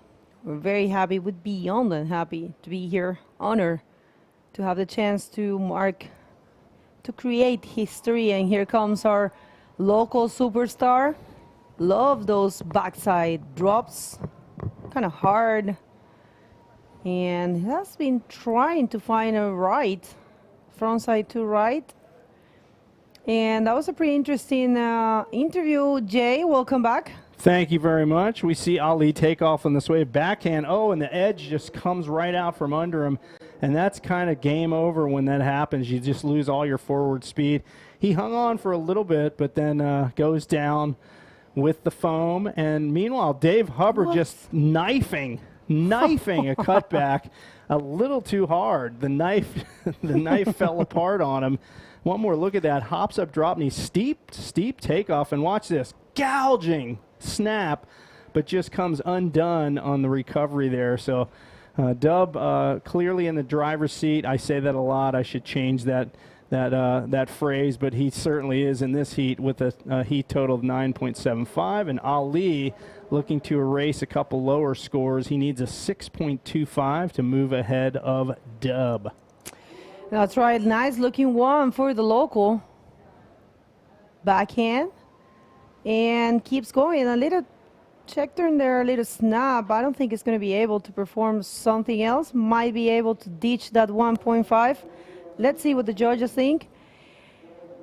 And this is the replay. Okay, so he comes down. Nice tail slide on the backside turn, but we are now definitely starting to see the effects of that rising tide, and the bumps and the backwash starting to play a role here. And these guys, they're moving around. They're trying to find that left corner. It's really hard to take off on the super big steep ones, drop knee, because of all the bumps coming up the face from the wind. And now we have added to that mix the backwash. Dave Hubbard has maintained super good control in his drop knee stance throughout the event. He quickly gets in and out of that, tries to get back out to get that priority back. That's right. And I don't know if you read it, but we do have the honor of having Kim Fist in the chat in presence. Thank you, Kim. We were talking about you yesterday. I was saying that you were one of my favorite drop knee riders. And look what he says here. He says, Jay, you probably won't remember, but I was in your group in the Margaret River leg of the Mike's Tour coaching clinic. Nice. We're going back to, what year was that, Kim? 92, 93, one of those years. So before a lot of our viewers were probably even alive, I think. Were you even alive in 1992? What? I'm 41. You're a youngster. You see, that's a compliment. Oh, you look so young. Much. Look at this. Super late steep takeoff for Dave Hubbard. Frothy section. Really hard to hold an edge when it's frothy like that. And Dub just pulls in and gets that cathedral barrel before it shuts down on him. It was full-on punky style at that time, 92. Here comes Dub. Nice replay. Thank you, production. Generating some speed, going for the closeout section. Unfortunately, not able to complete, but definitely Dove's looking for one of those barrels. He knows he can do it. Of course, no strangers to these kind of conditions. A bodyboarder very used to this barreling cylindric waves, such as pipe, and of course, in all the amazing waves that Hawaii has to offer. Yeah, so Kim Feast I did a coaching clinic around Australia with Mike Stewart in the early 90s, and a lot of the Aussie riders came and helped us do instruction. We went to, I don't know, like 4 or 5 states in Australia, and it was amazing. Dave Hubbard, speaking of amazing, bottom turn, cracks the snap, tail blow on that shoulder, and nice, smooth carving up and down the face. And he ducks out for more. So yeah, that coaching tour, we were there for, 3 weeks. Went to Western Australia, South Australia, Victoria, New South Wales, and Queensland. Everywhere except Tasmania and Northern Territory, really. So An amazing trip. We taught a lot of people how to bodyboard back there in the early 90s, or coached them up. Fun trip. Planting the seed, and look at this nice stab for Dave Hubbard. So in control of his riding. Definitely, Dave, one of the best ones in the drop knee business. And Kim, we would love to see you join in at least one of these World Tour events, and many others. Definitely, there's so many names who were saying yesterday. Drop knee, one of our favorites divisions. Great people, always united, always throwing different maneuvers, and I really enjoy to watch this division. Definitely. Well, so Dave, hard. Yeah, for sure. It is hard, and we mentioned the bumpy conditions, and now with the backwash starting to come into the arena here, it's making it even more difficult. But Dave Hubbard, you mentioned, he's so smooth. 8 times world champion, the most prolific drop knee rider, at least competitively speaking, of all time. 8 world titles, only usurped by Mike Stewart's 9 world titles in the sport of bodyboarding. Got a couple people with, let's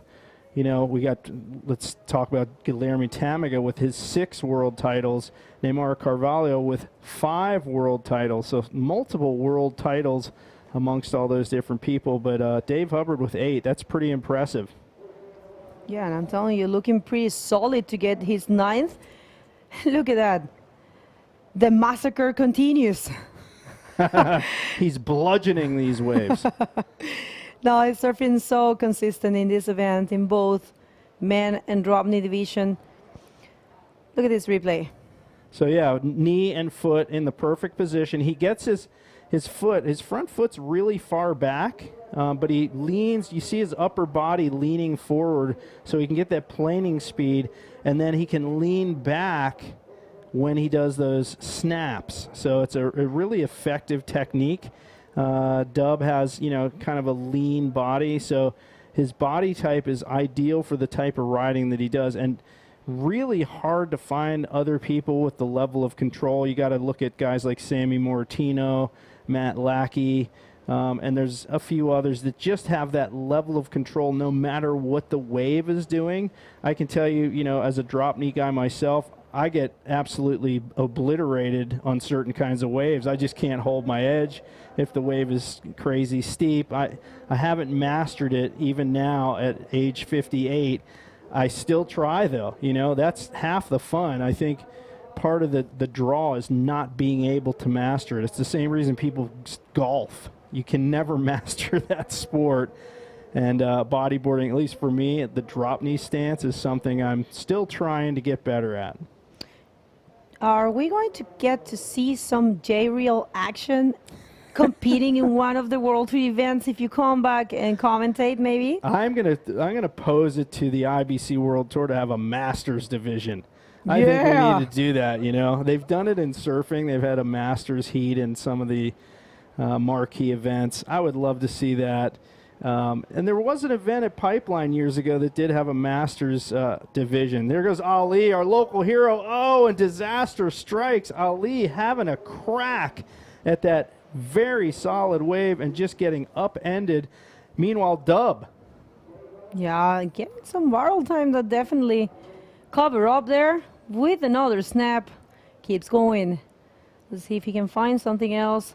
That will be it. Do you think that he might change that 5.25? I think so. That, to me, was the best wave he's had this heat. Look at that. Barrel to the takeoff. Comes around, cracks the tail into the wave, pulls in again, comes out again, and Dave Hubbard with the double barrel with snap in between.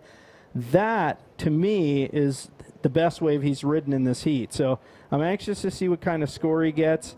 We're going to see the replay once again. Look at that. Tucks under the roof right at the beginning. Bottom turns around it. Snap, stall, pulls up again. The thing just kind of, it's not a super open barrel at that point, but a barrel nonetheless. And Dave, the positioning is mind-blowing how good he is. No surprise, 8 times world champion with riding like that.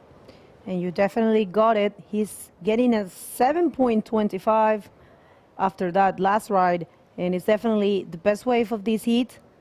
And it showed the control was ridiculous in there, and I don't know how many people can really do that. The wave is actually bumpy.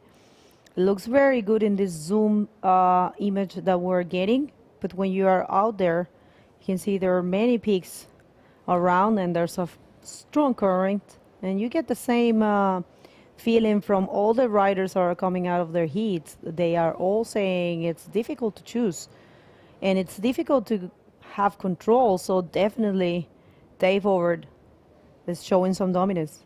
And we're starting to see that warble happen from the backwash. If you look at some of these smaller waves breaking closer to the beach, you see that little backwash warble in the waves. So as that tide rises, in days past, we've had to shut down the competition for the day, but surf got bigger yesterday and is holding size today. So that enables the surf to maintain its rideability through a higher tide. A bunch of us went out in the evening yesterday after the contest, and man, there were some bombs coming through. We were taking off on the other side of the bridge in some cases. You will. Yeah, I You was. I almost got in trouble with the local authorities, apparently.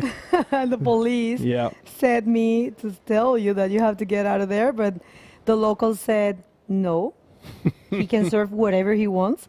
He's a master, so keep going, Jay. And I was very happy to have that answer from the locals. Thank you very much, all the locals and all the Maldivian community for having us here. You guys are being more than welcoming. This is a pleasure. We are seriously writing some history in bodyboarding books, and it's been great so far. I just can't believe we are about to end this event. It's been great. I don't know, probably it will happen to you with time. For me, every time an event is going to get to the end, it's a little bit of a bittersweet, because of course you have been working a lot, so you need to rest, but at the same time, all the emotions, everything that has been happening throughout the previous days and the days that you have been working gives you that feeling that you don't want the event to end. But of course, everything has to end in order to give something new to happen, right? To give a chance of something new to happen. So far so good, and we are very grateful to be here. Yeah, it's fun to be with like-minded people, and for me, it's sort of a recapture of my youth when I was traveling on the world tour as a pro bodyboarder. I get to do it again, and there we go. Those talk about the end of the event. That's what's going to happen with us. We're going to be in a plane flying away from Varunula Ralogandu, sadly leaving this beautiful island. You nailed it. Yeah. I had to think about it for a minute. Dave Hobart, thinking about this wave, pulls in under the roof, and that one's going to shut down on him. So Dave not really going to improve on his current score. And at this point, Kuda Aya is really behind the 8 ball. 9.75 is the score he needs, which basically means, for all intents and purposes, he's got to throw away those 2 scores that he already has. Time is running out down to the 10-minute mark here, and Ali has been a crowd favorite all week long. He's a local favorite. This is not going to be the end of the road for Ali. I think he's just getting started in terms of pro bodyboarding. He's made his mark on the world, no matter how this heat ends up, with his passionate performances, his crowd support, and more importantly, his demeanor. He is a super nice, super friendly, super welcoming guy. So competitive bodyboarding aside, he's the kind of guy you'd want to go on a surf trip with. No, definitely. And I'm telling you, it's been a highlight for all the local riders. I ran into a few, Ali Javed included, and he said, Bego, do you think we have a chance in the World Tour? And I said, guys, come on, of course. Look who's getting ready there. Alexandra Rinder. Eyes on the prize for her. She's looking for important points here to get the chance to be in the hunt for the world title. Alexandra Rinder surfing really good also throughout the event. Yesterday getting the biggest score of the day with a 9.5 barrel ride. It was very impressive to watch her. And let's see how this one falls. Of course, Isabella today got the biggest one. Let's see this one for nothing. Quick in and out. Yeah, dub in and out of that one. He's going to go back outside. Ali holding down priority as the minutes tick away, the seconds tick away.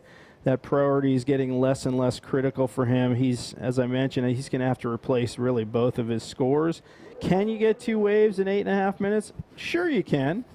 Will they come in 8.5 minutes? That is an entirely different story. He's having a look here. There's something happening on the outside. He's going to maybe go for this little left-hand corner, and he is indeed. So he hops up in the backhand stance. Oh, and that was just too much for him to manage. That thing just lurched up and took him with it. So Ali struggling a bit in this heat as Dave Hubbard continues his complete domination of the drop knee division. You know, it's hard. I'd be hard pressed to really pinpoint anyone else who's been so on point throughout this entire event in the drop knee division. Anyways, how cool is to see that red, green, and with the little moon flag in there, Maldivian flag. We're not very used to see it. Actually, I have never seen it from the 8 years that I have been working in the world, actually almost 9, in the world tour. I've never seen a Maldivian flag. So it's seriously, it's a pleasure to be broadcasting Maldivian bodyboarding to the world. I know for a fact a lot of Australians come here to surf and are aware of the level. And I've seen many of them commenting in the live chat saying that it's very good that we are bringing this event here and showing the world this place and the level of the Maldivians. So definitely this is a huge highlight for this community. Remember, the Maldivian Bodyboarding Association has 283 members. That's massive. I'm telling you, I live in Chile. We have a huge community, and the clubs and associations are not that big. I mean, we do have a federation with more than 15 clubs. Of course, in combined, we do have a big number, but in one single association, we don't have that number. So it's definitely remarkable, and I'm pretty glad to have the chance. Thank you very much, IBC World Tour, for 2 years of work, hard work, alongside with the local association here and the government. Of course, we did have the presence of Mr. President Ibrahim Mohamed Soli in the opening ceremony. And first time I see a president in an opening ceremony, and look at this. Nothing else there for Dave. 5 minutes and 50 seconds. Everything remains the same, guys. We are going to see the women's semifinals afterwards, and then we're going to see the men's semifinals. Might be a change. Still, we don't have any word from our technical director. We will let you know, of course. But yeah, finals are not happening today. For tomorrow, we are not running. Why? Because there is a religious tradition here. They have praying in between 11 and 2 p.m. So it's a tradition that nobody really does anything in between those hours. So since it's in the middle of probably the best hours of for the waves, we're not running tomorrow. Since we're going to leave the event in the finals, we're leaving the finals for Saturday, which is the last day of the waiting period.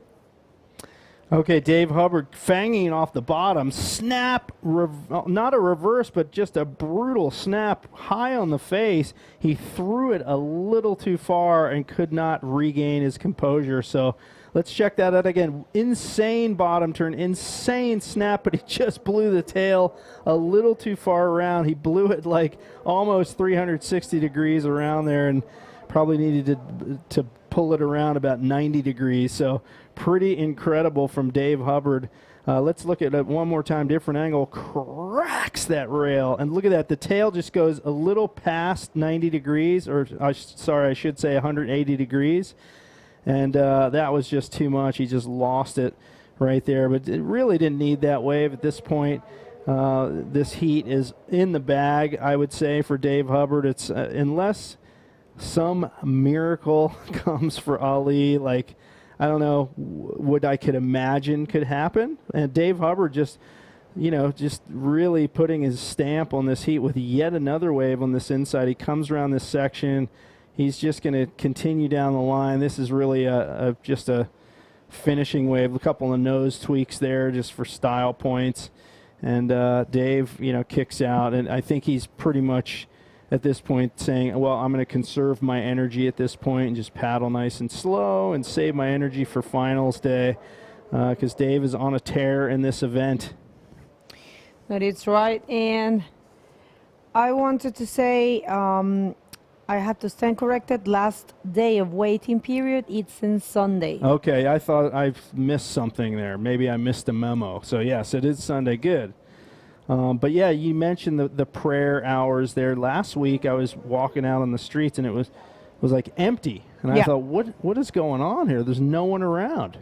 And then I, of course, heard that was the reason why. So if you ever want to get around Malé, that's the time to do it. If you're not, part of the community and observing those traditions. So that'll be tomorrow. And then, as Bego said, we're going to wrap things up on Saturday. And we should have a big crowd here Saturday. It's going to be the final day. It's a weekend. I got to feel like the whole island's going to be out here to watch the final. I think so, too. And I wanted to say, I think Dave is saving some energy because the semifinal he has coming. He's in the semifinal, second semifinal for the man division, which will be the last heat of the day if we continue today. And he's against no one else but Tanner McDaniel, who has been doing a great job. So he has to save some energy for sure. Ali, Khusruan, Ahmed haven't been too lucky in this one. But definitely surfing really good, and I can hear the crowd going for his front side. Nice little cut back there, combined with a few spins. Unfortunately, he got a little bit greedy with the second one and lost some control. Well, here's Dave on his backhand, riding that right as well. Nice little backhand snap. And at this point, Ollie, it's the honor waves. We talked about that a couple days ago. He knows he doesn't have a shot at advancing out of this heat. So he just thought, I'm just going to get one more for the crowd. And we could hear inside our nearly soundproof booth, 50% soundproof, the crowd loving that. Look at this. Snap, nice little carve back into the pocket, goes for the double forward spin, and that's going to be all she wrote for Ali as the time winds down here. We're down to 50 seconds remaining in this heat. And neither competitor on the outside yet with priority. In fact, they're not even in frame. We got the next heats competitors in view. Alex Rinder in the red there. So, there's Dave. He's just cruising on the inside. I think he's like, I'm just going to pack it in and head in. There he goes, turns around and catches one in. Well, he's got 3 more hits. Actually, 2 more hits to rest. 3 because it's the last one. And the semifinals are 30-minute heats. So, another hour and a half for him. He will be needing that. And there is a possibility that we don't run the men semifinals. We're going to get that word soon. And this heat comes to an end. Congratulations to Dave Over for advancing to the great final in the DROPKNEE division. And of course, a huge congratulations to our local superstar, Ali Khusruan. It's been great. He ended up third. And we're going to hit a quick heat recap and a commercial break.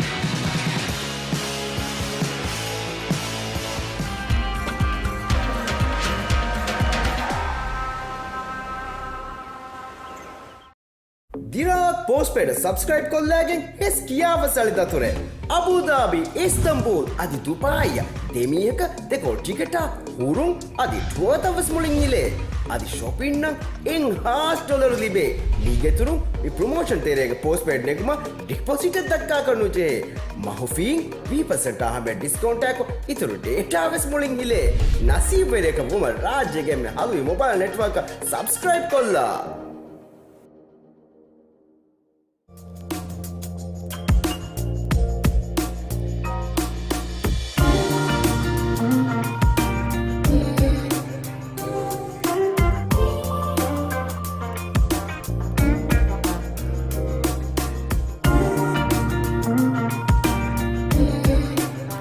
rankings, 2022 ranking, and she needs to keep advancing in order to conquer that second world title. But Alexandra Rinder, she's not holding on. She wants that third world title this year, and she has another. She has chances, I tell you. So let's see how this one unfolds. Remember, these are 30-minute heats, and of course, as usual, 12 waves. It's a maximum, and your best two are counting. Yeah, actually, in pros division, you don't have that 12 wave limit. You just can surf as much waves as you want, and top two waves are scored. The winner of the heat goes straight to the finals. It's always exciting when you have this battle between world champions. That shows how, hard is to get. It seems we have already a first wave rhythm. That was Alexandra Rinder kicking out that one. Just a quick in and out, 0.75 on that one. This heat now has 30 minutes. So 5 more minutes for the riders to catch the best waves. And okay, let's keep going to our shout outs. We have NXF Bodyboards. Hi, hello guys, thanks everyone. Yeah, before that, we have the interview ready with Jay. And the winner of the last heat, of course, Dave Howard. Jay, please take it away. Thank you so much, Bego. Well, the dub train just keeps rolling down the tracks.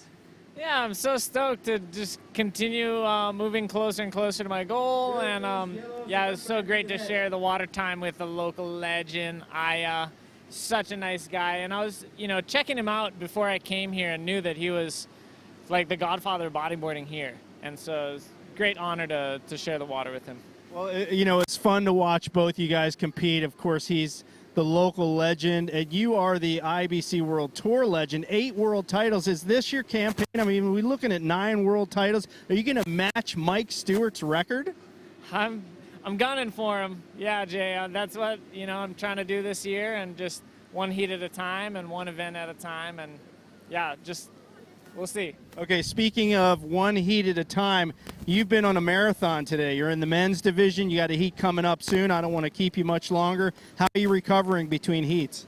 Well, I felt great out there. I had a lot of rest in between the heats, and felt like I had a lot of energy in that last one, and was kind of on low power mode. Didn't want to exert myself too much in that one. And I'm super excited for the chance to be in the semifinals with Tanner, and he's been on fire. So, yeah, I'm kind of the underdog going into that one, so the pressure's off me. He's the one on the flip side with the title campaign that he's got to push through and win this event really to get a lead going. Which I wish for him, because I'm rooting for him this year on the men's world title, but he's going to have to get through me first. I'm not going to lay down for him. Well, it's going to be a battle of the guys from Kauai. Any shout-outs to anyone at home? Yeah, I've got so many people supporting and watching me. Of course, my wife, Evelyn, is rounding up the crew. So I love you, Evelyn, and thank you to my family and friends back home. All right, good luck moving forward. Gio, Bego, take it away. Oh, thank you very much. A great interview there. Always great to see Jay. And talking to Dave, but while we were in the interview, we saw that in a little picture-in-picture and that roll there. it might be one of the biggest rolls we have seen in this competition. Sadio Hara, seriously, not holding back. Love this different angle. It's going to give us the best chance to analyze that one. You can see her matching pink fins with her beautiful board. And Sadio Hara gets a 7.5, and this is another wave. Actually, nothing there for Alexandra. And what a great way to start the heat for Sadio Hara with a 7.5. And I love that interview with Dave saying he has nothing to lose in the semifinal for the man. He's actually rooting for Tanner for being world champion this year. But of course, like in his own words, he said not laying down for him. Has to go through him first. Yeah, definitely. Of course, Tanner is fighting for the world title here this year, taking it very seriously, especially against Tristan Roberts, which actually now is in first, and Tanner in second. Maybe we're gonna see, maybe, just maybe, a final between those two if they run through the semifinals, and then that's gonna be epic. Maybe we have a new world tour leader after this event. So a lot of credit for both of these guys who are doing this great job. And there is big way for Alexandra Rinder finding goals for the barrel. Oh my God, can she came out? Yeah, the barrel ride. Oh, the fins just came off her feet, but she still went for the Rolo and couldn't pull off. But anyway, that was a massive barrel for Alexandra Rinder, the female tube rider. No. Alexandra has been showing some confidence in those tube ridings. Because I'm getting out of words here. Look, she's losing a fin. Still going on. Try to complete that roll. Let's see what the judges think about that one. But definitely, she knows she has to go big. You know, Sadi, it's surfing really good. It's been surfing really consistent. That's where she loses the fin. Thanks God she has her fins tied up to her ankle. And I think she's okay. Let's see what the judges think about that. And guys, I would like to... Big. 9 points. Yeah, 9 points. 9 points. That's completely deserved for Alexandra right now in the first position. And there is a very important information, guys. The TAN Invitational has started.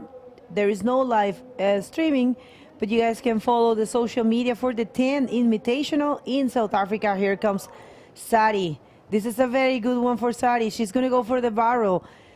Comes out in the doggy door, unfortunately get caught in a very difficult section of the wave. Yeah, wave seems to get better at this time. It's kind of unusual as we see as the tide fills up, some backwashes just appeared and scrambled every face of the wall. But Alexandra Rinder showing us some serious barrel riding skill. Check out that wave. That is a massive wave. And here we go one more time. That is Alexandra Rinder. Pulls in, clean barrel ride. Just came out right on time. But her fins just came off there. And she kind of lose some edge right there to hit the roll. Pretty sure if she got that roll, it's going to be good to be a 10-point ride. Yeah, that was what Isabella did. But look, Alexandra completely disappeared for a little bit.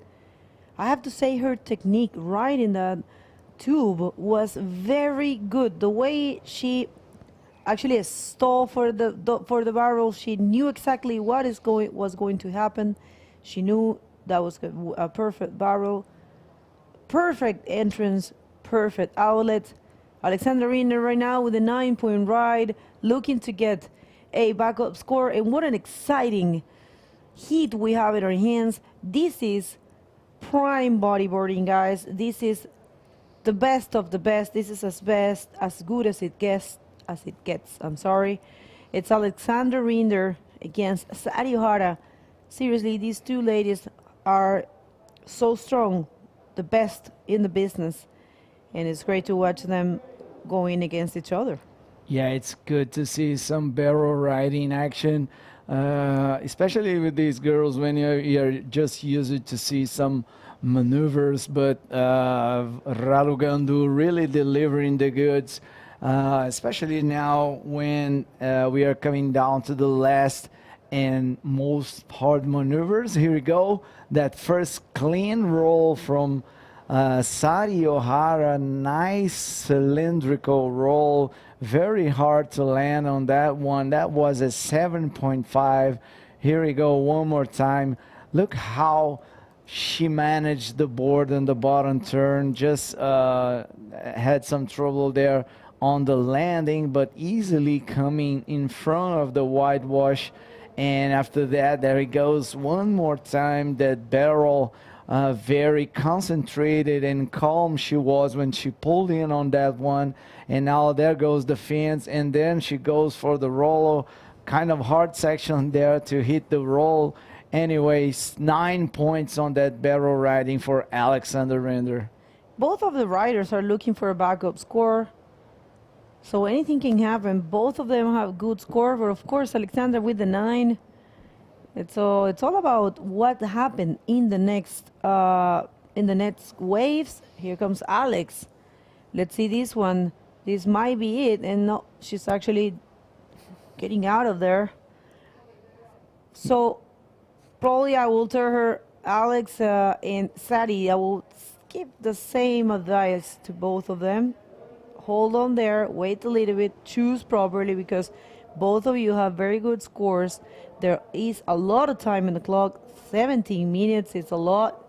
So it's all about the wave selection right now. Both of them has proven that they are great riders. They're capable of big scores. So definitely the difference will be in the backup score. So it all comes down to the wave selection right now. Try to get the biggest backup score possible. Yeah, and definitely they are coming down a little bit inside because we have some scoring potential on those smallest waves, as both of them are looking for the backup score. They have already a good one, a 9 points and a 7.5. As Sari look at this one, Alexandra just raised her hand asking for priority, but judges doesn't consider that a paddle, so Sari still holding first priority and Alexandra priority number 2, 16 minutes on the clock. You see they're just 2.66. That's what Sari needs to get second. For sure, she's not looking for a 2.6 wave, as we had some very good waves there. And this one is from Alexander Rinder on this left-hander, looking for the section, finds a nice invert right there. A lot of style. See the body language. She raises her chest and see, hey, I'm here. No, that was amazing. First invert in the women division. She wanted to do it. She told me so. Look at that. Eyeing on the section. She said, I'm not going to roll. Beautiful style for Alexandra. Nice invert. Let's see what the judges think. We are just a commentator. We just throw some colors to what you're seeing on the screen. And this is going to look very nice in this angle. Look at that. Invert. Probably not too projected, but definitely landed perfectly. So let's see what the judges think. I love to see the variety, man. It's important. It's very important for the riders to show different maneuvers. There you have it. Excellent, Alexandra. Congratulations. She gets a 7. But she has to be very careful because Sari is waiting patiently with the priority. So now Sari, she is going to pick well. She's going to get a very good wave. I'm pretty sure of that. And perform a great maneuver. So let's see how this one falls. Definitely one hit to remember. These giants are battling against each other. Two of the best riders, of the best women bodyboarders in the world. I know for a fact there are a lot of women bodyboarding tuning in, and well, actually the times are a little bit tricky for the occidental part of the world. but I'm pretty sure they're going to be watching afterwards. So girls, we need to follow these examples. These two are amazing. And I would like to take this opportunity that I see there's not much coming. Probably this big one there, but I think it's going to be a closeout. Maybe, yeah. So thank you very much. Visit Maldives as our destination partner and title sponsor. To the Ministry of Youth and Sports and Community Empowerment, because this event is made in association with you, with them. Of course, Maruka Plaza as an accommodation partner, official events as event partner. We have Diragu as digital partner. We have Print Lab as printing partner. Muchas gracias, catering partner. We have Adadu as online partner. Mula Maldives, sun care partner. And we have some supporting partners, which are the Maldives National Defense Forces. And let's see, wait a second, I will continue with that great list of supporters. Nothing there. Maldives Police Services, Stelco, Malik City Council, Stream Fitness, Musicians Association of Maldives, Mafushi Water Sports, and NBAM. Thank you, guys. Seriously. Without you, this event wouldn't be happening. And thank you, all of you. All of you for being present here. Remember to throw your comments at the comment box. For that, you need to subscribe to the YouTube channel. Help us spread the word. It's important to count on you. Here comes a wave for Alex. There it is, one more for Alex Render. Just a quick in and out as the wave shuts down just in front of her. We have 12 minutes on the clock and 15 seconds. Alexandra Rinder showing some variety, and judges love that with that 7-point ride. Let's have one more look of that. Oh no, I thought that was the invert. There was this last one with just a quick barrel ride, just a quick ride. But anyway, Alexandra Rinder did great. This was the barrel ride, the 9 points that she got. A nice barrel one more time, and I will never be tired to watch this wave, followed by a roll, just crumble at the section, but nice, really nice barrel riding skill for Alexander Rinder, the leader of this heat. And second, Sari Ohara with a 7.5. Still looking for a backup score. Meanwhile, we have some relaxing time on the judges area. The competitors area. Yeah, that's pretty cool to see Dave and Tanner pretty close to each other. They are going against each other. And look, Isabella getting ready. Hi, Isa. Getting ready there for her heat, which is going to be a very strong one with Neymara Carvalho. Both are needing those results. Neymara in the hunt for her 6th world title, and Isabella in the hunt for her 5th world title. So look how interesting this is. If Isabella gets her title this year, she will equal Neymara. Same quantity of world titles. That will be huge. But if Neymara got his 6th title, she will equal Guilherme Tamega. Nice. Well, Tamega, as you say. Yeah. So this is a lot going on. Also, there is a big chance for Sari to get her 2nd world title, as she is the reigning world champion current 2022 IBC World Tour ranking leader. But Alessandra Rinder, she's right now in the 7th position. But there are a lot of competitors that are not present here. And she's got the win on the event that gave the the biggest amount of points for this division, which is the Antofagasta event. So Alexandra, if she wins here, she has a big shot in South Africa. So I tell you guys, this is of course not official, but there is a big chance that we can crown a women world champ in the Walker Bay Pro. Of course, we still have Sintra, so let's see. Alexandra one more time coming around the section, looking for a maneuver right there. She has already 2 solid scores under her belt, 16 points total score. Out pressure now is up to Sari, and next heat just coming down here in our screen. We're gonna have 100% Brazilian fight. Isabella Souza against Neymara Carvalho, 9 world titles in one single hit. That is amazing. I tell you this in the press conference for the ArcelorMittal Guajine Bodyboard Pro, the event that Neymar organized and won, which is not small at all. There was a very beautiful press conference, and Isabella gave some special words for Neymara. She said Neymara is her idol from all times, and she complimented her so much. I have to tell you, we cried so much in that press conference. Nice. You have no idea. Every single one that had given a speech will make us cry. Even Chico and Glenn got a little hard time there because it was so emotional. I mean, there was so many good things going on. So it is great to watch them surfing against each other. They actually had a semifinal in ArcelorMittal Guajine Bodyboard Pro, and they actually, Neymar won and advanced to the final with Sari. So let's see if the history can be repeated. But so far, it's Alexandra not allowing that. Can you believe if Neymar will win to Isabella and Sari win to Alexandra? Will be the same final. Here comes actually Sari getting a little bit of a messy barrel there, combining with the reverse spin and going for the roll. I don't think that's going to be an 8.51 for Sari, but of course she's going to ditch that 1.60.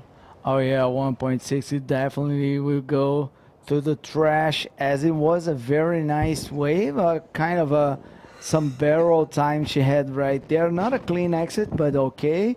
Followed by a reverse spin and then flop rolling the end section. Nice combination of maneuvers from the Japanese Sari Ohara. Actual heat second place in this heat, but the still reigning world champion and the first in this IBC world ranking on 2022, as we see a big set coming through, some serious 4 or 6 feet waves out there, and a lot of strategy to stay in position. As we said, there is a current right there, and not all the waves are good. There are some pretty good jams out right there, but you have to be pay a lot of attention to be in the right spot, Begonia. Yeah, I agree with you, definitely. We have someone from Japan cheering for Sari. Let us know who you are so I can say your name, because I definitely cannot read Japanese. But thank you very much, everyone. Rodrigo Valentin has been there forever. Joao Bosco, thank you very much for being there, present for Neymar, of course. Guy Bodyboard, Guy, love you, Pulguita. And everyone else, thank you very much for your regards there. And please make sure to check the TAN Invitational. It's happening today also with no live streaming, but definitely some updates will be thrown in the official social media, and of course highlights afterwards. 10, it's a very extreme wave. Actually, Isabella went there once and she said, you have no idea how this place looks live. It's crazy. And actually it's called 10 because 10 is tooth in Africans, and that place looks like a tooth when it breaks. So kudos to Mumbles, Dio Mayor, for organizing that special event. Once again, that one is not counting for the rankings, but definitely is counting to push bodyboarding to the stream levels. And of course, Mumbles will be hosting the Walker Bay Pro with important points for both the men and the women division. And we're going to Sintra afterwards. We're going to see the full junior event in France. That's the Livestream Pro in Arcachon, a beautiful town, from my good friend Anne-Cécile Lacoste. Of course, Nico Padua is hosting that event. And we are closing the year with the great event of Gran Canaria Fronton, so that's going to be epic. And here comes a massive wave there. Of course, it's not that good, so good call for Alexander for not taking that one. Last wave of Sari, actually a very good score, 6.25. It's not enough to take the lead, but it's a very good backup score right now. She still needs a 8.51. What a professional way of Alexander Rinder take this lead if she does take it. With 3 minutes and a half, Alexandra. Can we see that barrel, Ahmed or Fasil? There is a barrel and an invert for Alexander Rinder. Only if we have time, we can see the replay of that. And also will be nice to see the first great rollo for Sari. Let's see. This is the barrel. So I really enjoy her technique to get into the barrel. Perfectly reading. She gets out of there, loses her feet, Still, she doesn't care. She goes for the roll. That was a 9-point ride for Alexandra Rinder. And I think, do we have the invert? The 7-point ride for Alexandra Rinder. The first invert for the women division. Yeah, I really love the variety. She shows their skills with the invert, and the judges really awarded it with the 7 points. Nice. She could do it roll right there, but for sure, the invert, even not being so crazy and so high, was really well awarded by the judges. Definitely, I mean, you definitely gotta reward the variety and radicality. You know, bodyboarding separates from other water sports for its radicality. So definitely it's really good and comforting to see an elite rider such as Alexandra Rinder to perform a different maneuver. But of course, Sari Ohara, she took a wave with that round, huge roll at the beginning of the heat. She actually kept the first position for a while with the 7.5. I don't know if that's available. Ahmed, oh my God, you're working so good. Thank you, Ahmed, boy. This is the one, 7.5. Really enjoy that one. She's perfect at those rolls, Sari Ohara. Reigning world champ, having a big chance to become world champ for the second time, and it will be 2 times in a row, so that's huge for Sari. Yeah, I really thought she's gone on the land of that roll, but she was managed to hold the board and pull that off, because for me, I thought she hit it just a tiny little early, but I was wrong. She hit it on the perfect timing, and then when she landed, the foam just trying to, make things difficult for her, but she did it like a master. And she is one more time Sari Ohara. She's looking for an 8.51. Does the ARS. That was a medium-sized wave, but anyway, there is the variety that we have been saying during all this heat. Does she got an 8.5 on this one, Begonia? Let's see this one for Alex. It's a nice-looking one. I really loved. Look at Alex. She's actually gazing and trying to look up as well as Kuda Aya does and completes with the roll. Kind of like a victory lap for Alex. I don't know what's going to happen because actually it looks like Sari heard us and she threw a ARS to the right, which I know is not her most natural side, but look at this. Alex, actually, she controlled that one pretty well. That was a very difficult barrel to keep. Of course, not as deep as the first one. Let's see, we're waiting for an important score. And maybe we can skip the heat recap and let's see. Well, actually, we're going to go to a quick commercial break, and we're going to be back with the official results for this heat, which was one of the best I've seen in this competition. Don't go anywhere.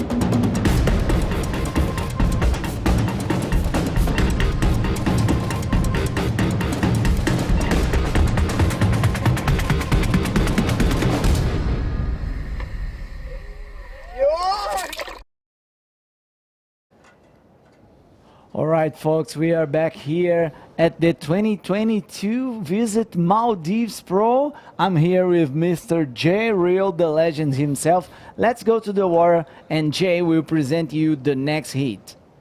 Sounds good. So back out on the water, we have another heat, and this is a powerhouse heat. We have two world champions, Isabella Souza, 4-time world champ, Neymar Carvalho, 5-time world champ. So between the two of them, 9 world championships, both from Brazil. Isabella living in Portugal now, soon to be the Canary Islands. She's moving to Gran Canaria, as you pointed out earlier, in like the next month or something. So she's roaming around the Atlantic Ocean there. Yeah, and nice. And it's good to say that the winner of the last heat was Alexandra Render, taking off Sadi O'Hara. And here we go. That's Isabella Souza looking for her first score, just a bottom turn, and the wave went into the flat. So yeah, the ending of that last heat was a nail biter. We saw Sadi O'Hara get perhaps her best wave of the heat.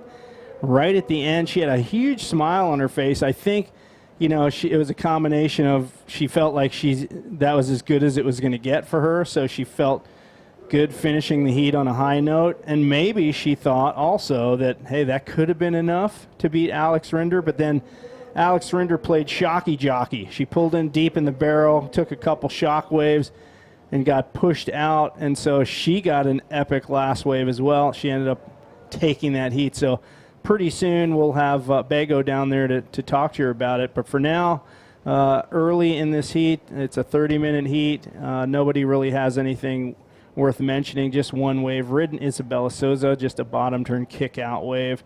And, you know, when you're on the outside of our broadcast booth and you have a chance to look at the broad lineup, it actually looks bigger in person than it does on the screen.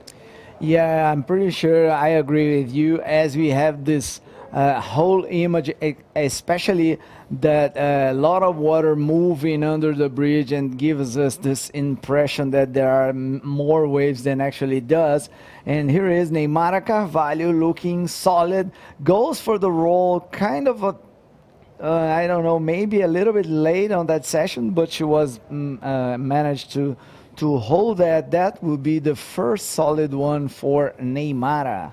So yeah, we see these competitors are kind of hanging on that left corner now. There is a deeper peak that has a better barrel on it, but it does close out with this secondary peak.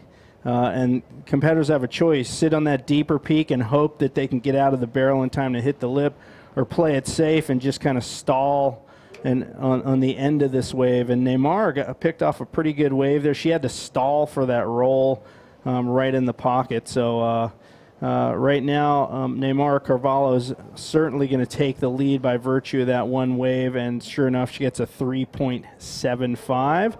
And right now, let's go to Bego. She's down on the not on the beach, but in front of the podium with our heat winner, Bego. Thank you, Jay. Well, this is very good. I have to say, the moment you are leaving Alexandra, you came very determined to this event. Coming from the win in Antofagasta, you need these points, you need this win. You are in the great final. You serve so good. You are sending a big message out there, so we just want to hear from you.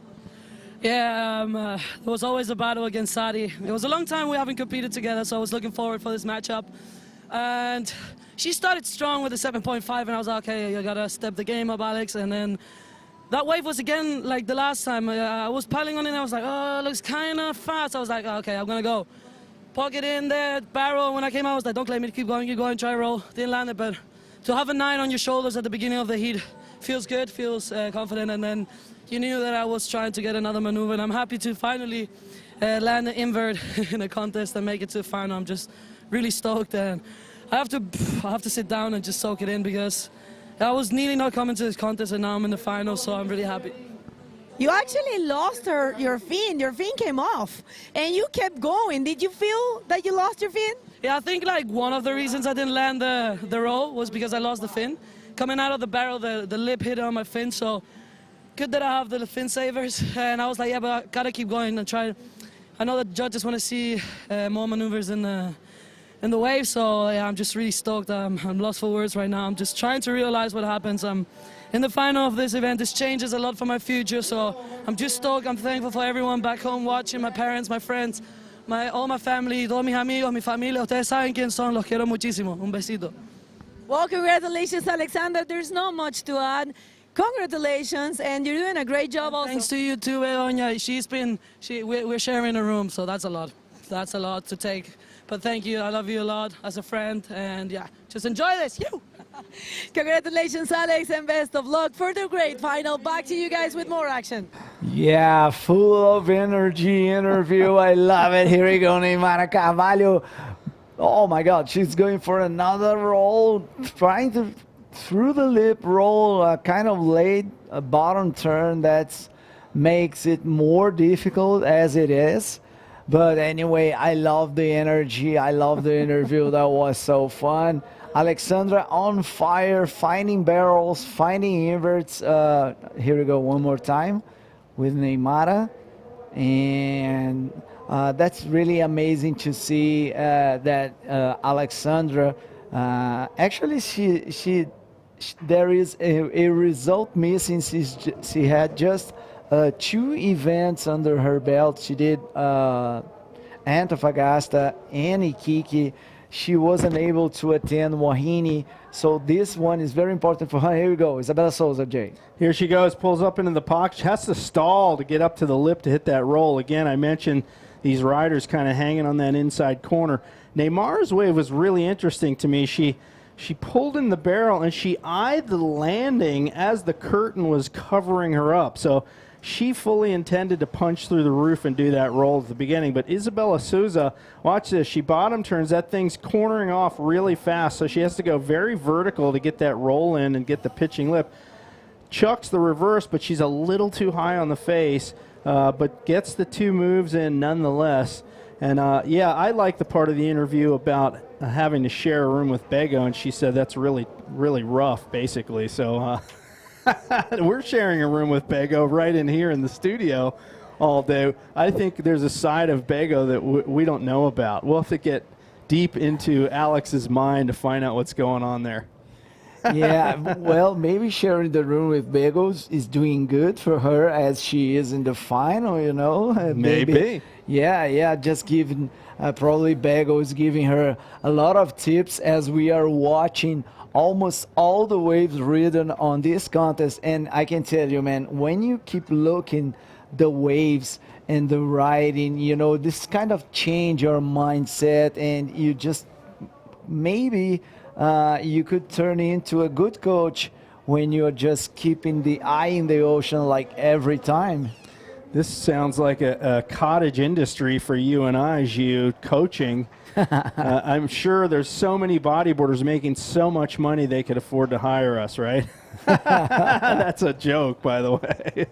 But maybe in the future, I'll tell you, the way, you know, competitive bodyboarding is making a resurgence right now, thanks in part to the IBC and other organizations. Who knows? Maybe they're just like in surfing, where there's coaches now making a living doing it. That could be a future job for us. Woo! Nice, J-Real. Yeah. I would just excuse myself, everyone. I'll say some words in Portuguese. Okay. É isso aí, galera. A gente está na água aí com Neymara Carvalho, 5 vezes campeã mundial, e Isabella Souza, com 4 títulos mundial, 9 títulos mundiais numa bateria. Né? Realmente o nível de bodyboard que a gente pode esperar nessa bateria é o mais alto possível. A gente tem inclusive a Isabela já colocando aí uma onda de 10 pontos no seu currículo, né, dentro dessa etapa. Então, uma bateria muito importante aí. Afinal de contas, quem vencer essa bateria vai para a final. Por enquanto, Isabela levando a melhor, ainda tem 20 minutos para 19, né, corrigindo, para essa bateria acabar. A gente está vendo aí a segunda semifinal da categoria profissional masculino. A gente acabou de ver a primeira, a Alessandra Rinder pegou altas ondas, detonou, tirou um tubaço ali, deu um aéreo maneiríssimo na outra, passou com um score bem sólido, deixando em terceiro lugar a Sari Ohara. E agora tá vindo ali Isabela Souza nessa bela esquerda, uma pena que ela fechou. Para que vocês tenham ideia, a gente está tendo a exata mesma visão que vocês têm aí na sua tela de celular e computador. A gente está de frente aqui para uma televisão, mas a gente só vê isso que você está vendo. Então, tudo que a gente está falando aqui é exatamente aquilo que vocês estão vendo. E o Jerry mencionou aqui do meu lado que quando você vai lá fora, parece que o mar está maior do que ele realmente está. E o que acontece é que ali embaixo da ponte a gente tem um outro pico que eles chamam de backdoor, que você tem várias ondas quebrando assim de várias direções, umas ondas vêm por baixo da ponte, tem um backwash também, então muita água se mexendo ali. E quando você vê de forma concentrada aqui como nós estamos vendo, você vê uma imagem mais clean e mais limpa. Mas realmente tem altas ondas lá, deve ter 1,5 metro assim de série. Bem maneiro, altas ondas, e é isso, galera. Vamos voltar para o inglês aqui. Obrigado para todos e mandem seus comentários. That's it, Jay. Wow, that sounded really cool. I don't know what you said, but it sounded really cool. I wish I could rap in Portuguese like that. Amazing. Out the water. Looks like Yellow de Mara Carvalho, our five-time world champ, goes for a Rolo, gets slammed on the landing, and somehow hangs on, throws the hand up, the little claim. We're seeing a bit of that in this contest. So Carvalho versus Souza. This event is really critical for Neymar because she is going for a 6th world title. Let's take one more look at that, Gio. Yeah, that was a good Rolo there for Neymar, the strongest one in the heat so far. There was a hard white section that she hit it perfectly, landed in front of the whitewash. There was a claim. She likes that. She was looking for a 2.01, and here we go, 5.5, best wave of the heat so far, but that is Isabela Souza answering back, Jay. And her aggressive, focused, intense style comes out right here, fangs it around that section, but nothing doing on that wave. One thing is for sure, we're going to have 2 world champs in the final. Well, we already have Alex Rinder in the final, and one of these two is going to join her. Both world champs, both super capable bodyboarders. You know, the swell continues to pump in here. It's just amazing. And even as this tide fills in, there are still some really good waves coming through. So the swell is overcoming any effect of the tide. A little bit of warble in some of the waves. The only real difference is we see these competitors again hanging more on that left corner. There's sort of a double peak wave in the center of the beach, and this morning a lot of people were further over to the left of your screen, and then they get barreled, come out, hit the lip as the second peak stands up in front of them. Now they're surfing that second peak because there is a nice little corner bowl on this, and you can see it right there. Isabela Souza paddles over that little corner bowl. So they're waiting for those opportunities, and right now Carvalho in the lead, but Souza totally within striking distance, holding, needing a 4.51. And here we go, that's Isabela Souza, nice bottom turn, looking for the section. Unfortunately, wasn't able to roll that section out, and she just cut off the back. And here we are, 15 minutes, we reached the half part of the heat. Neymar Carvalho in first with a 9.25 total score, 5.5 plus a 3.75. Isabela Souza, 4.71 and a 1.3. This is a 30-minute heat stop, 2 waves scored. The best rider will advance to the final head-to-head with Alexandra Rinder. And as you mentioned, we have the full semifinals with world champions, and we're going to have a world champion fight in the finals as well. Well, I can't wait. And how appropriate to have that level of talent at this inaugural 2022 Visit Maldives Pro. First time for this event. It's just been epic. We had small waves at the outset of the event, and it just, as forecast, built through the week, now peaking today, and it's just bombing. And I don't doubt that Saturday is going to still have plenty of swell and plenty of high flying action out there from all these riders. We're in semifinal number 2 for the women, and more action to come. So if you're tuned into the webcast, go nowhere. Yeah, actually, I just checked the swell a couple minutes ago, and it seems that tomorrow the swell drops a little bit. But the good news is that Saturday it's gonna be rising again. So it seems there's another swell coming. Not crazy, nothing crazy, just about 3 to 4 feet. The wind looks better, more offshore than this cross-shore that we're watching today. And we have some pedal action back there, Jay.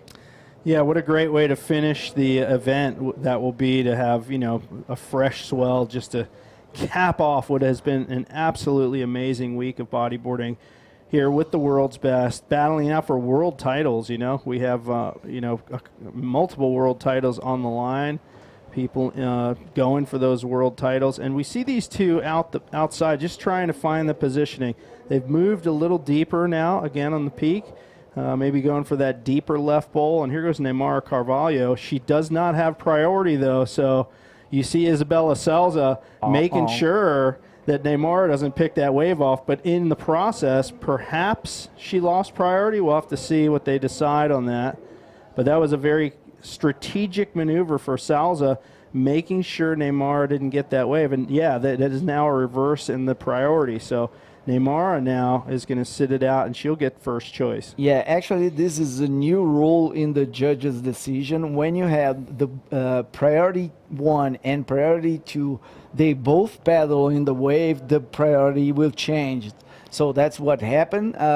Isabella had priority 1 and Neymar had priority 2. And both of the riders paddle on that wave. So the priority that was actually with Isabella just changed to Neymar. This is a very important decision, and all the riders must be, you know, reading the updates of the rule book, as this can be the changing point, you know, the changing the battery in the heat, as we've seen now that this situation just went through. There it is, the new rule coming into play right there. Nice heavy rain squall, it looks like, out to the east beyond the bridge. Once again, tropical weather here, just around the equator where we are in the Maldives, in the middle of the Indian Ocean, south of the Indian subcontinent. Just a beautiful location here. We're to the west of Indonesia, to the east of Africa and the Seychelles. And it is paradise. It's tropical warm. Water's 85 degrees, 28 Celsius. Here goes Isabella Salza in the warm water. Bottom turns and just fangs it. Nice line off the bottom, up into the lip with a great rollo. Solid one maneuver wave, I should say. Let's take one more look at that, Gio. Yeah, she's looking for a 4.51. That was a nice bottom turn. Goes through the lip. Clean execution, came out of the whitewash. 4.51, it's not a huge score. Let's see what the judges think about this one. Maybe it's going to be enough for her. If not, it's going to be too close. Let's see. Just wait for the scores to drop in. And there it is. That was a 5.4. Okay, so yeah, she got up onto the lip. Didn't quite get out with the lip. She, as you mentioned, she punched through the lip to get that rollo in, but good enough for a 5.4 and a change in the lead. So Carvalho now needs a 4.65. We're down to 9 minutes and 30 seconds remaining in this heat, and a little bit of wind change here could be associated with that that squall that we see out to sea. The wind's kind of coming around a little more from the northwest, maybe. Kind of unusual. Earlier today we saw it more from the southwest, so now it's maybe getting more favorable, at least temporarily. Yeah, definitely this direction is better, and you can see as like magic the waves are starting to get clean up, and it's gonna be nice for the next heats, as our technical director didn't came at the booth to say something. It seems that we will run the semifinals of the men's as we have Neymar Carvalho dropping in this one. Not a good one. She tried just to come around the section, get that one on the head. That was it for her. Well, we talked about, if your legs and swim fins get knocked out of their line, you lose your edge. They are an extension of the rail of your bodyboard. And a lot of times the lip will hit your feet and just upend you. And here goes Isabella Salza. Look at her. She's using that head to pump down the line. We talked about that in her earlier heat. And look at that, a magnificent ARS. She cannot hold on. And that was a critical error for her. Although she is in the lead, that could have extended her lead. Let's take one more look. She's using that head to pump down the line. And Neymar right there going, please don't make this. And Isabella Salza, beautiful ARS, and just bounces a little too hard out the back. That is a pivotal moment in this heat. We'll see if that comes back to haunt her. Yeah, that's a bummer for Isabella. Even she is in the lead, but not a comfortable lead. She's always looked for this progress maneuvers. That's a signature of Isabella Souza, one of the most radical bodyboarders in the world. And I love to see how, the eye of the tiger that you always see when Isabella dropping in, always looking for speed, always looking for hard bottom turns. And that's what judges want to see. I feel like she could be a winner in any sport she chose. She has that level of intensity. You can see it on her face when she takes off on a wave. You said the eye of the tiger. I think that's spot on. She definitely has that drive to win every time she paddles out. Yeah, but in this heat, she is in the lead, but not a comfortable lead, as Neymar needs a 4.64. That's not a big score. It's just a regular wave. And it seems that we have some sets coming through. Yeah, so this one's a little bit deeper. This one's walling across the reef, but sometimes the follow-up wave has a little bit more peakiness to it. So we'll see. Now this one's a little too small for them. They're a little too far out for this little peaky one. Look at that one barreling across the inside. Gets a little frothy, but 6:11, well, just over 6 minutes to go. Neymar Carvalho, first priority. She does not want to waste this opportunity. There's ample time for her to get that 4.65 and better her placing in this heat. Obviously, she doesn't want to get second because that's going to be end game for her and really hurt her world title run. So critical 5.5 minutes remaining for Neymar. Yeah, and as you see a plane right there just taking off for the other direction, it's just confirmed that the wind has changed the direction. And that's very good because it seems we're going to have some good conditions on the next couple heats.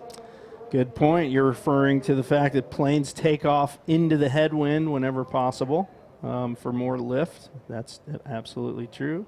And they land the same way. You'll notice, not to get too deep into the airport stuff, but most locations will orient their runways with the prevailing wind so that they can do exactly what I just mentioned.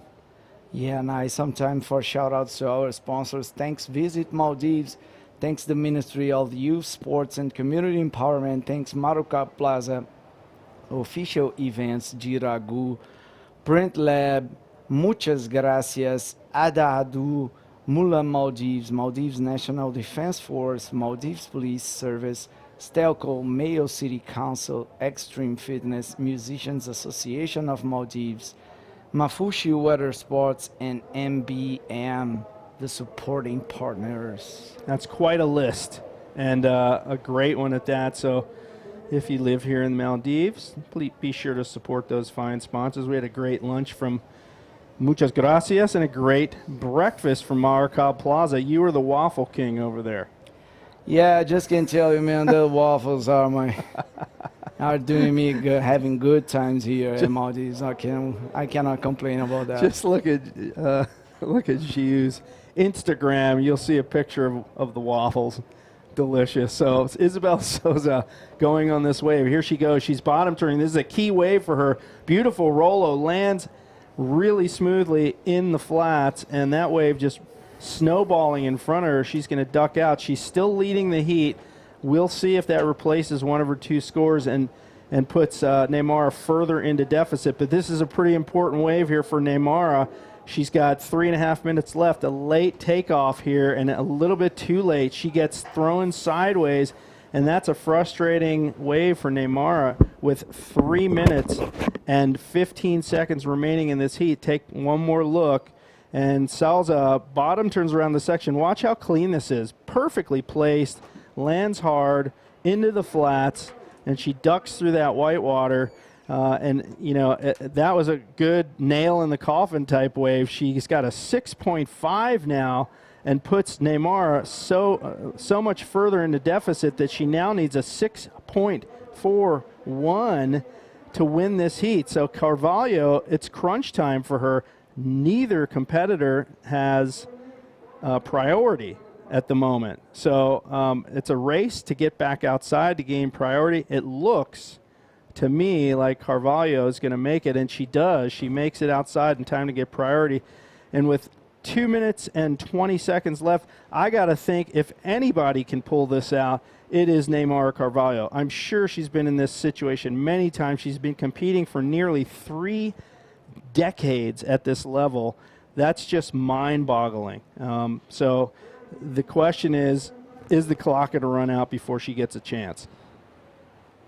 I don't know. So we will see. So I've got a message here from the feed saying, hey, Jay, you mind reminding when the final day schedule is? And a big shout out from the Snot-Nosed crew back in NYC. So yeah, guys, that's going to be Saturday local time here. Usually we get underway at 9 or 9:30 in the morning local time. If you're converting that to New York time, that's literally about midnight, midnight to 12:30 in the morning. So that's when you're going to see all the final action. So we're whittling it down here. We're literally just going to have the finals all happening on the final day, and it's going to be a really cool big day for everybody.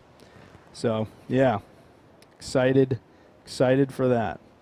So 1:15 remaining. Time is a waste, and Neymara Carvalho is just too deep on this one.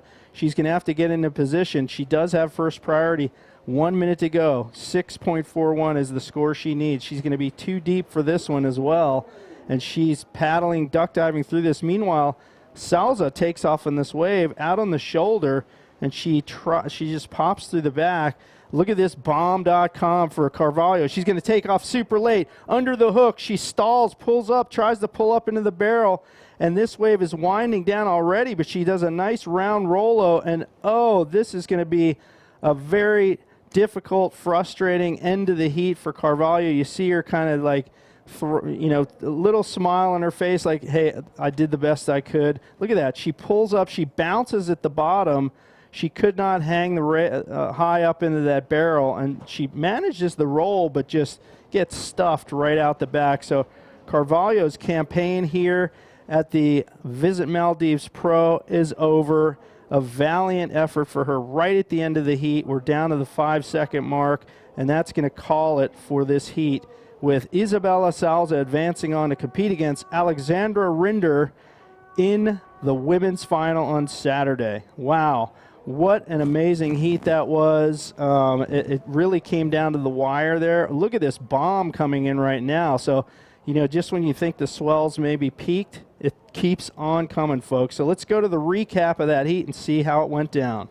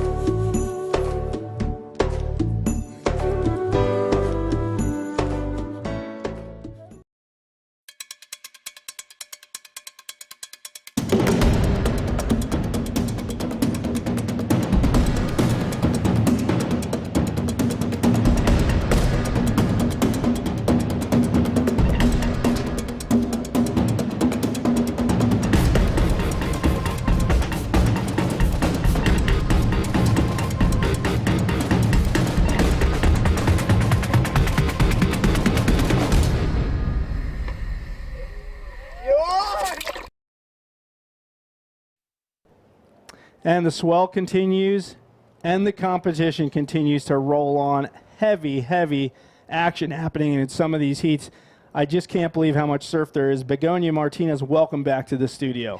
Oh, that was just so exciting to watch that surf against Neymar against Isabella. It was just something else. Congratulations to Neymar. Still adding some good points to her campaign and still have a chance. Let's just go straight to the water because we have no one else than who you're going to see in your screen. Amaury Laverne in red from Reunion Island, France, against Tristan Roberts from South Africa in yellow. So this is going to be a giant battle. These two riders, so consistent, so solid throughout the event. And we're going to see who is going to advance to the great final. We do have our finalist for the rest of the divisions. So in junior, we have Gabriel Molina against Amin Musa. We have, of course, Isabella Sosa against Alexander Rinder. And we have Dave Howard against Amaury Laverne in DROPKNEE. So that's going to be amazing. Let's see what happened here. Let's see if Amaury can get himself in another final here. But you know what, Tristan, it's not going to lay down for him. Definitely not. You know, it's not going to be hard to see Tristan out there. Yellow hair, yellow jersey. He has been on a tear. We did see him have a nail biter heat a couple rounds ago where he pulled it out in the last, say, 3 minutes of the heat. He got 2 good waves and moved from second to first. Those dramatic heroics are not what any competitor wants to have to pull out. They want to have a comfortable lead throughout the heat. That's really the way to do it. So nobody has a wave at this point, obviously. But Amaury Laverne crushing it in both the DROPKNEE and men's division. Tristan Roberts laser focused on getting his second world title. He's the reigning world champion right now, and opening wave is happening right now. Interestingly enough, a right. That's right, yeah. Tristan loved these rides. He has been surfing really good those in the free surfing. And he actually decides not to go. Let's see if he can get back fast. Actually, when I had my break, I was watching Neymar and Isabella's heat, and I saw a huge set coming. And Neymar was on the inside, but she managed to get back out there real fast. But at the beginning, the people that were watching with me and myself, we were like, oh, well, that's a huge set. And there's a current, as we have been saying. Yeah, it's a big swell here, but definitely this wave is delivering.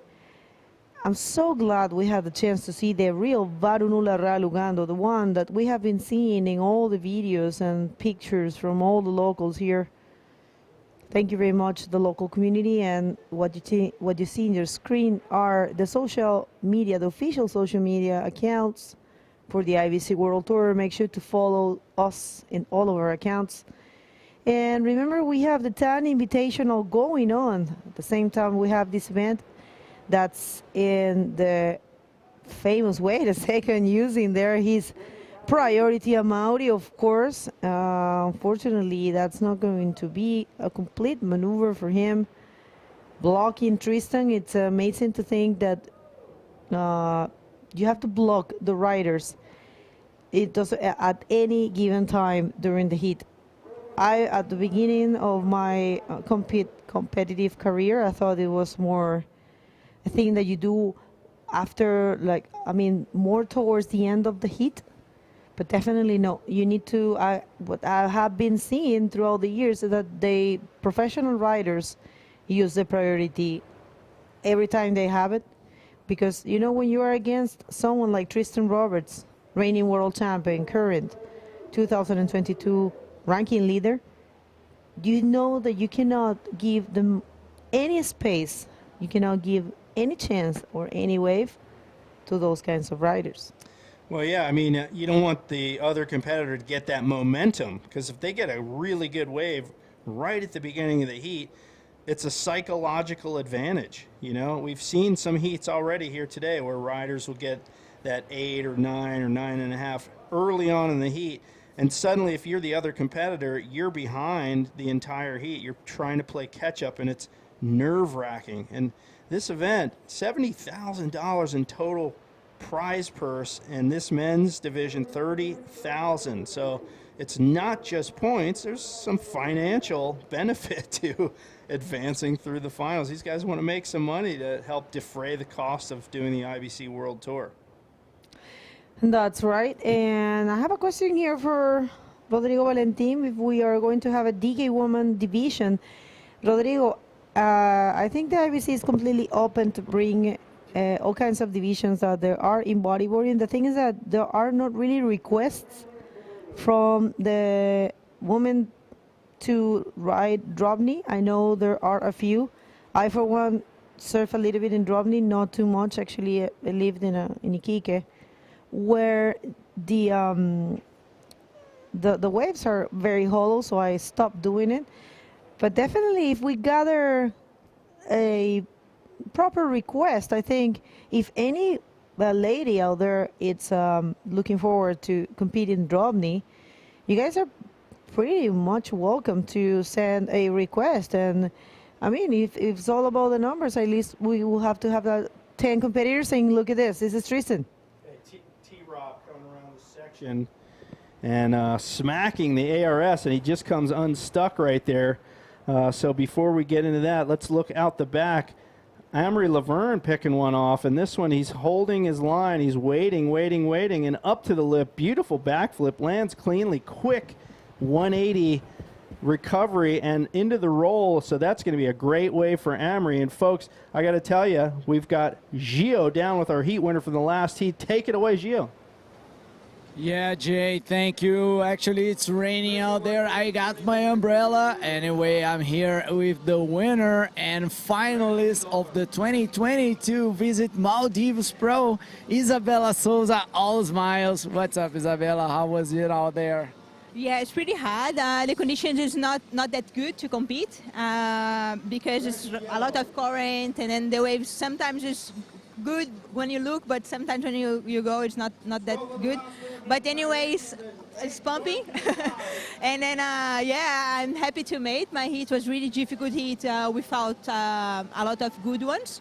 But this is competition. You have to go in and pass. And then I'm happy to make it. Yeah, and I was just watching your heat and commentating. There was a moment in the heat that that you were in the lead, not a large lead, but you were in the lead, and then you went for an ARS and you missed it. You thought you're gonna maybe had a problem right there, or you just pedaled back there and said, no, okay, I'm gonna do a better one? Yeah, for sure. I'm gonna do a better one. This is sufficient. Yeah, I was trying to find a good area, so backflip, and then sometimes, like a little times, I don't make it. So was that time, and I hope the next heat I made it and then do a good points and maybe I win the competition. Congratulations, Isabella. We hope to see the Brazilian flag up in the podium. Congratulations one more time. Back to you guys. Thank you very much, Juliana, and congratulations, of course, to Isabella Souza. That's going to be a great final to watch, and here is a recap of the last wave of Tristan Roberts. Nice, beautiful backflip, and unfortunately not able to complete Tristan with also his signature maneuver. Tristan he has a big skill for these ones, but yeah, he got caught in that landing. And unfortunately, he couldn't make it. But yeah, here comes another one for Amaury. So Amaury, right in a nice glassy wave here at the bottom, comes right up the top, well-timed, perfectly executed backflip, spins it around quick because he wants to get back up to the lip in time for this finish roll, and gets blown over the falls there on that little crumbly inside section, good enough to show completion of that roll. So Amory doing pretty well. One more angle on this, doing pretty well to hang on to this wave. Look at this, perfectly placed over his board, bam, landing, spins it around, uses his feet to help manage that spin, and gets back down in front of the wave. And that's going to be a pretty solid score for Amory. Let's see when it comes up on the screen what we're looking at. in terms of scores. And sure enough, you see that 8.25, super big score. And we mentioned momentum in the heat. Amory has that momentum. He's nailed a high score early in the heat, 18:30 left in the heat. Amory holds the lead spot in this heat, and so now Tristan has to bite the nails and try to find a 7.76 to move ahead. That's right. I especially enjoy the technique for Amori. Let's see this one, and I tell you my thoughts about the last wave of Amori. Look at that. Well, perfectly executed backflip there for Tristan. That's going to be a nice score. And I have to say, I don't know if we can see that replay again. Thank you. Let's see this first. All right, so he fangs it off the bottom, looping into the lip, and perfect backflip, comes around. This time he does not catch that nose edge like he did on the last one, but a little flatter landing zone. Let's check it out. Nice bowly wave, times it perfectly, little flatter landing, and makes the recovery from the backflip just in time to duck out the back. And if we have the chance, I'd like to see Amaury Laverne's 8.25, that backflip. I loved the way he used he actually spread the legs in the air. That will allow him to flip the maneuver easily. It's a technique, and I think that was the key of that flip. Do you have it, Ahmed? The wave of Amaury Laverne of the 8.25. Thank you. Here it comes. Check this out. I think it's very important that it's just a way to assure that you're going to rotate the maneuver, and he did perfectly. You saw how he spread the legs? Yeah, you have to use your fins to flick yourself back forward. So when you land, you really got to plant those feet in the water quickly to get that rotation in. One more look at that. Cranks it around that section right up into the lip. Now watch his legs. Spreads them out, and watch the foot flick. Boom. Yeah. See that? His right foot, he used it to flick the board back around and rolls it off the foam for the finish. It did the trick for him. Definitely, it's important to flip it, to turn it around. And that's what Amaury did, and he get 5.25 for that one. Both competitors still don't have a backup score. I will say a decent backup score, only with the 1.5 is Amaury, and Tristan with the 2.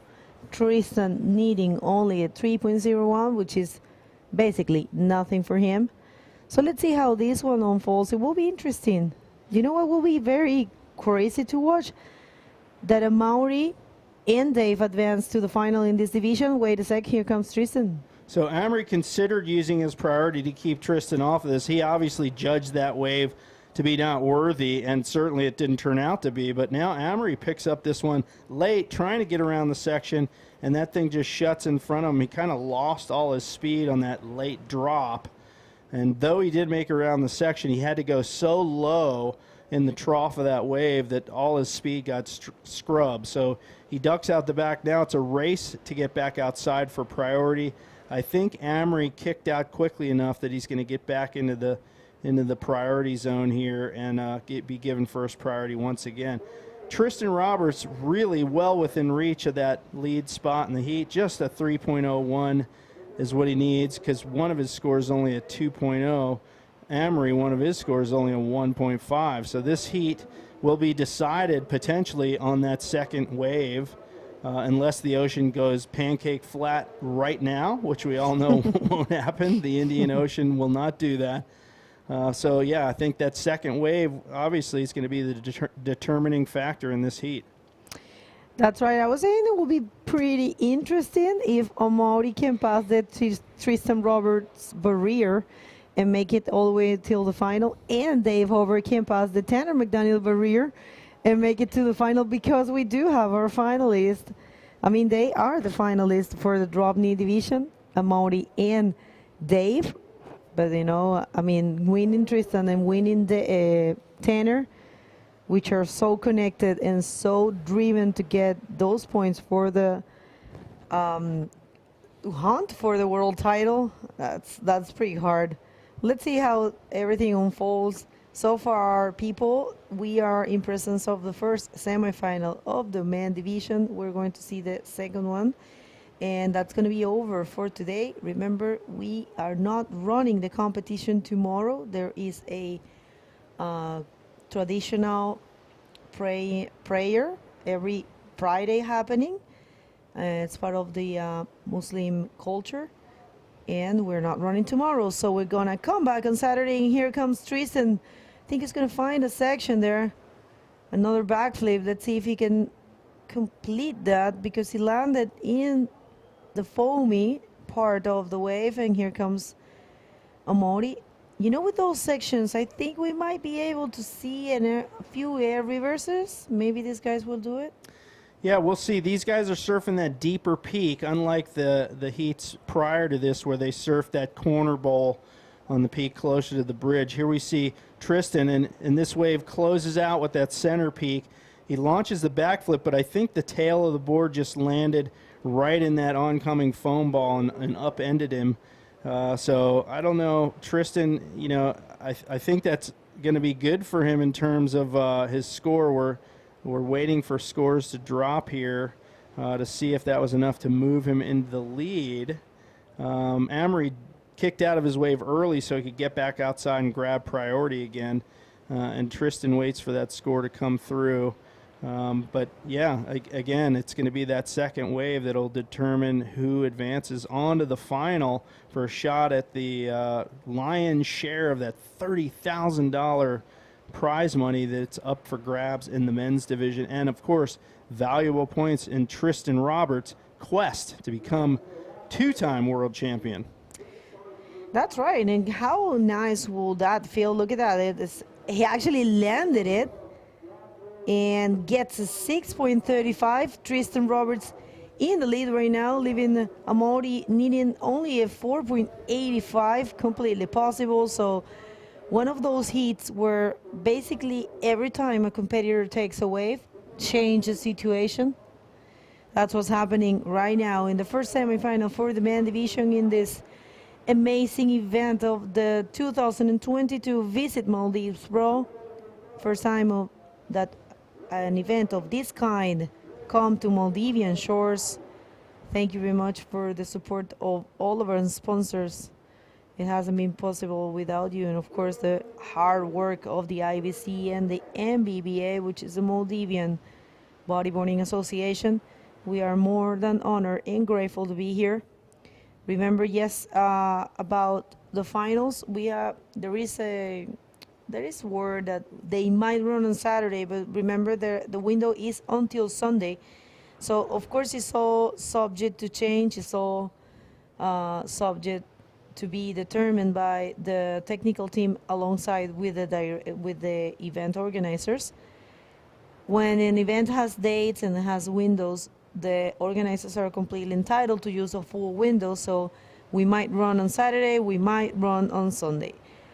We have been told that it might be on Saturday, but of course you guys have to tune in. I mean, you have to stay connected in all of our social media and official channels, which is the IBC World Tour website. And I fully recommend to subscribe to this YouTube channel so you get all the information and notifications when we are live or when we throw a video or something. You guys will be notified. So Tristan Roberts has flipped the script on this heat. Our two world champs out there doing battle. Tristan Roberts moves into the lead by virtue of that second score. Remember, I mentioned the second score is going to be the determining factor. And here he goes again. He had second priority, but slips this one from right out from under Amory Laverne and catapults into the flats at crackneck speed with a backflip. Does he hang on? Kind of hard to see from this angle, so we don't know. I don't see him popping up behind, and Amory got a wave as well. We didn't see that one either, so hopefully we can get another angle on a couple of these waves so we can see, because this is a critical moment here. Amory needed a 4.85, totally gettable score for him. Let's take one more look at Tristan as he drops into this screaming right-hander, heaps of speed, up catapulting into the lip, and then we lose sight of him. I don't see him popping out of the back, so I got to believe he landed that move and continued down the line. The judges' scores will let us know. That's right, guys. You can follow all that all together in the IBC World Tour website because everyone has been very curious about the scores, and I agree. I'm with you. I mean, I love to see the waves, reading the scores of each wave, and you guys can check that out if you go to the IBC World Tour home site. The main page that is going to be posted, you can click on the watch live button, takes you directly to the live stream and the live scoring system all together, and there is 3 different buttons that you can click on the live scoring system. There is the live, the heats, and the stats. So it's all there if you want to check previous heats, upcoming heats, and stats for today and the previous days. It's all available there for you. So scores are dropping, and look at this. This is pretty interesting. Amaury Laverne gets a 7, jumps to the first position, and now Tristan Roberts with a 7.5. He got actually his best score on the last wave, but of course Amaury also got a great score, and because he was holding an 8.25, now Amaury is in the first position and Tristan is looking for a 7.76. So could Amaury be in the 2 finals of the men, and 2 finals at the same time, men and DROPKNEE division? That will be very good to watch.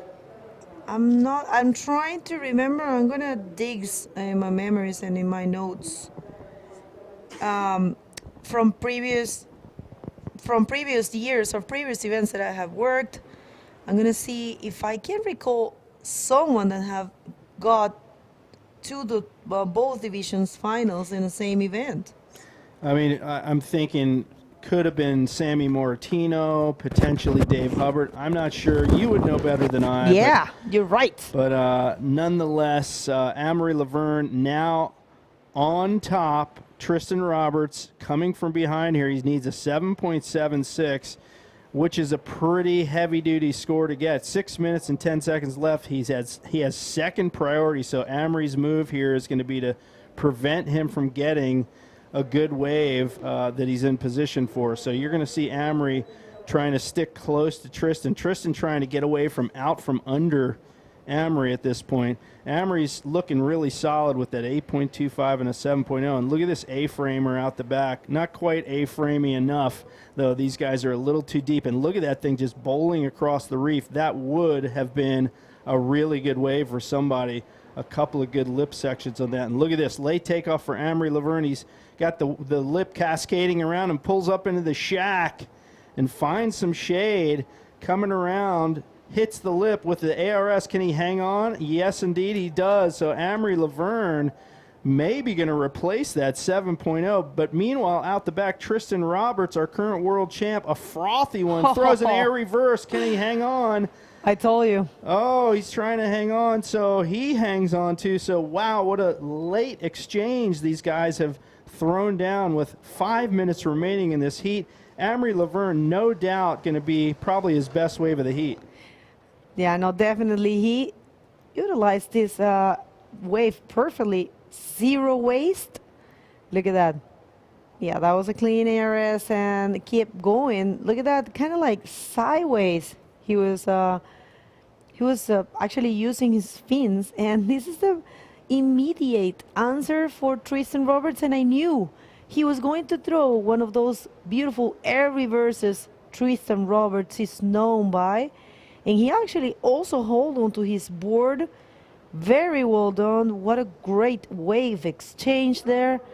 This is a champion's heat. 2 times world champ Amaury against the reigning world champ Tristan Roberts. So fun to watch. Definitely these two. Look at those scores. Jay. So Amaury definitely steps it up here. He gets a 9.0 and putting Tristan Roberts in a deficit that I dare say he will not be able to overcome. Needs a 9.75, so essentially a perfect wave to topple Amory Laverne. Here he goes. He's going to give it a shot, but that one's not going to do it for him. So Tristan Roberts now really dug himself into the hole. Not really dug himself in, but Amory more put him in that hole with an absolutely mind-blowing performance. 2 waves over 8 points. So, wow, what a high score. 17.25 heat score for Amory Laverne, who's just been on a tear throughout this entire event in both the men's division and the drop knee division. So it looks like he is destined to be a double finalist. He's waving his hand. I think he just wants to know, hey, how far in front am I? What does Tristan need? Sorry to spoil your comment, but I have to say, I've seen Tristan has been holding a couple of 10s throughout the tour this year. So I wouldn't call it so early. I'm telling you, I know it's hard, but this guy, it's been showing some dominance. I mean, in Iquique, he got a 10.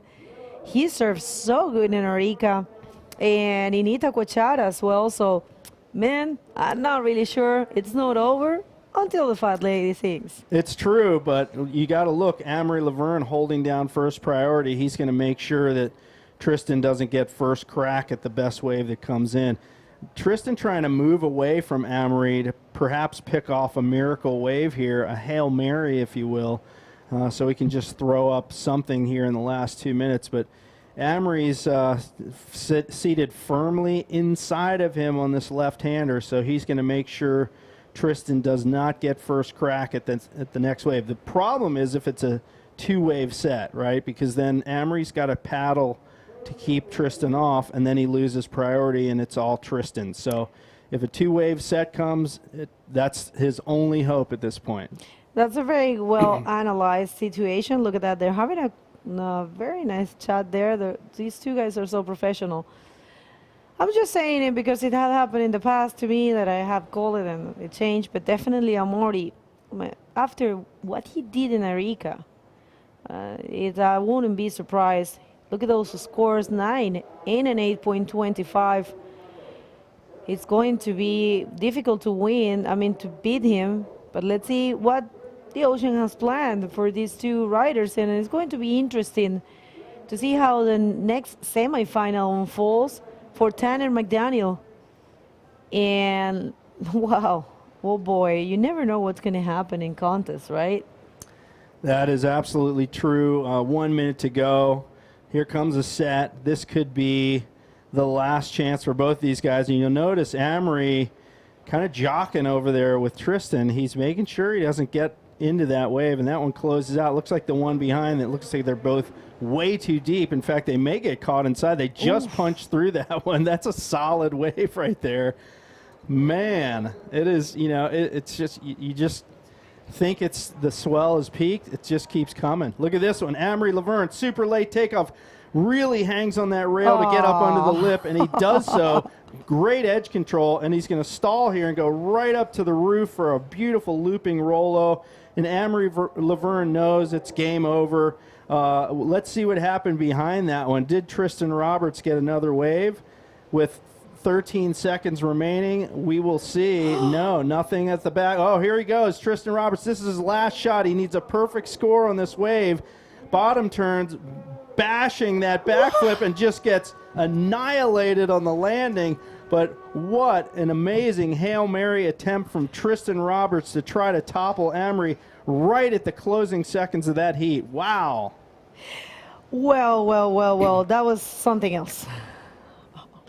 Woo, and take a look at that replay. Amory pulls up really hard under that lip. That thing was about to hit him, and he gets this little looping roll, beautifully timed, beautifully placed, lands on the cushion, and just an amazing finish. And will we see the replay of Tristan Roberts? Because Amory Laverne says, I got it in the bag, but Tristan, you almost made me eat my words, Bego. I have to tell you this effort here was amazing. True champion there, I have to say, but Amory, oh my God, if he would have landed, they probably would have get the scores. But wait a second, we're waiting for the score of that amazing wave Amory took in the last seconds. And I have to tell you, okay, we're going to go to this heat, but you know what? Amori just got a 10. Wow, 10 points to cap off that heat and send him to the final. Are we going to look at a heat recap from that one or what? Let's do that, and we're going to come back real quick for this last heat of the day. Don't go anywhere.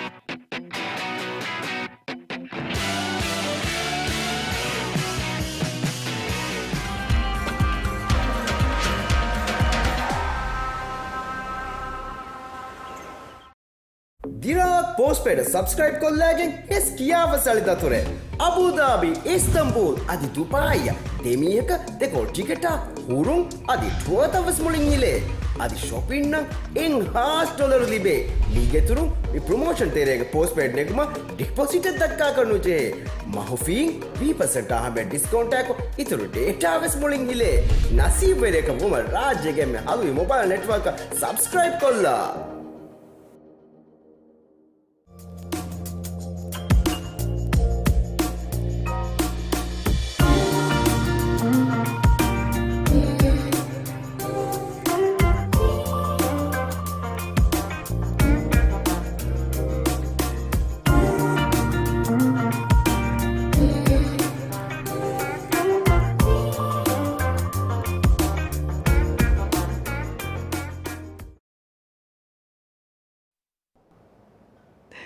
Oh, well. Another perfect 10. That's 2 today. No. We are beyond excited. That was pristine performance for Amori. He has right now the biggest score of the competition with a total of 19 points. So congratulations to Amori. And of course, congratulations to Tristan for making it all the way till the 3rd position here. Also good points for him. Let's see what happens in this next heat. Is very important, this one, for the World Tour rankings. And it's Tanner McDaniel from Kauai, and Dave Hobart, also from Kauai, in yellow. Let's see how this one unfolds. And Amaury Laverne doing the Sammy Moratino. Thank you for that. You actually pointed out. I completely forgot. Sammy was in 2 finals, and here comes the first wave of Dave. Love his technique there. We had that full back arch styling, barrel style. Couldn't make it out, but check this monster backflip and lands it cleanly and ducks out the back. Tanner McDaniel, I'll tell you what, this is the Garden Isle battle. These 2 guys, both from the island of Kauai. Tanner now living over in Southern California the last couple years. Dave Hubbard, he's still living in Hawaii, and he's crushing it. I mean, he and Amaury both crushing it in both the men's and the drop knee. So, I think the question is, will those 2 meet up in the final? We will see. 8-time world drop knee champ Dave Hubbard is here in the men's division against his fellow Islander Tanner McDaniel, who is probably about, I'm going to say, 13 years his junior.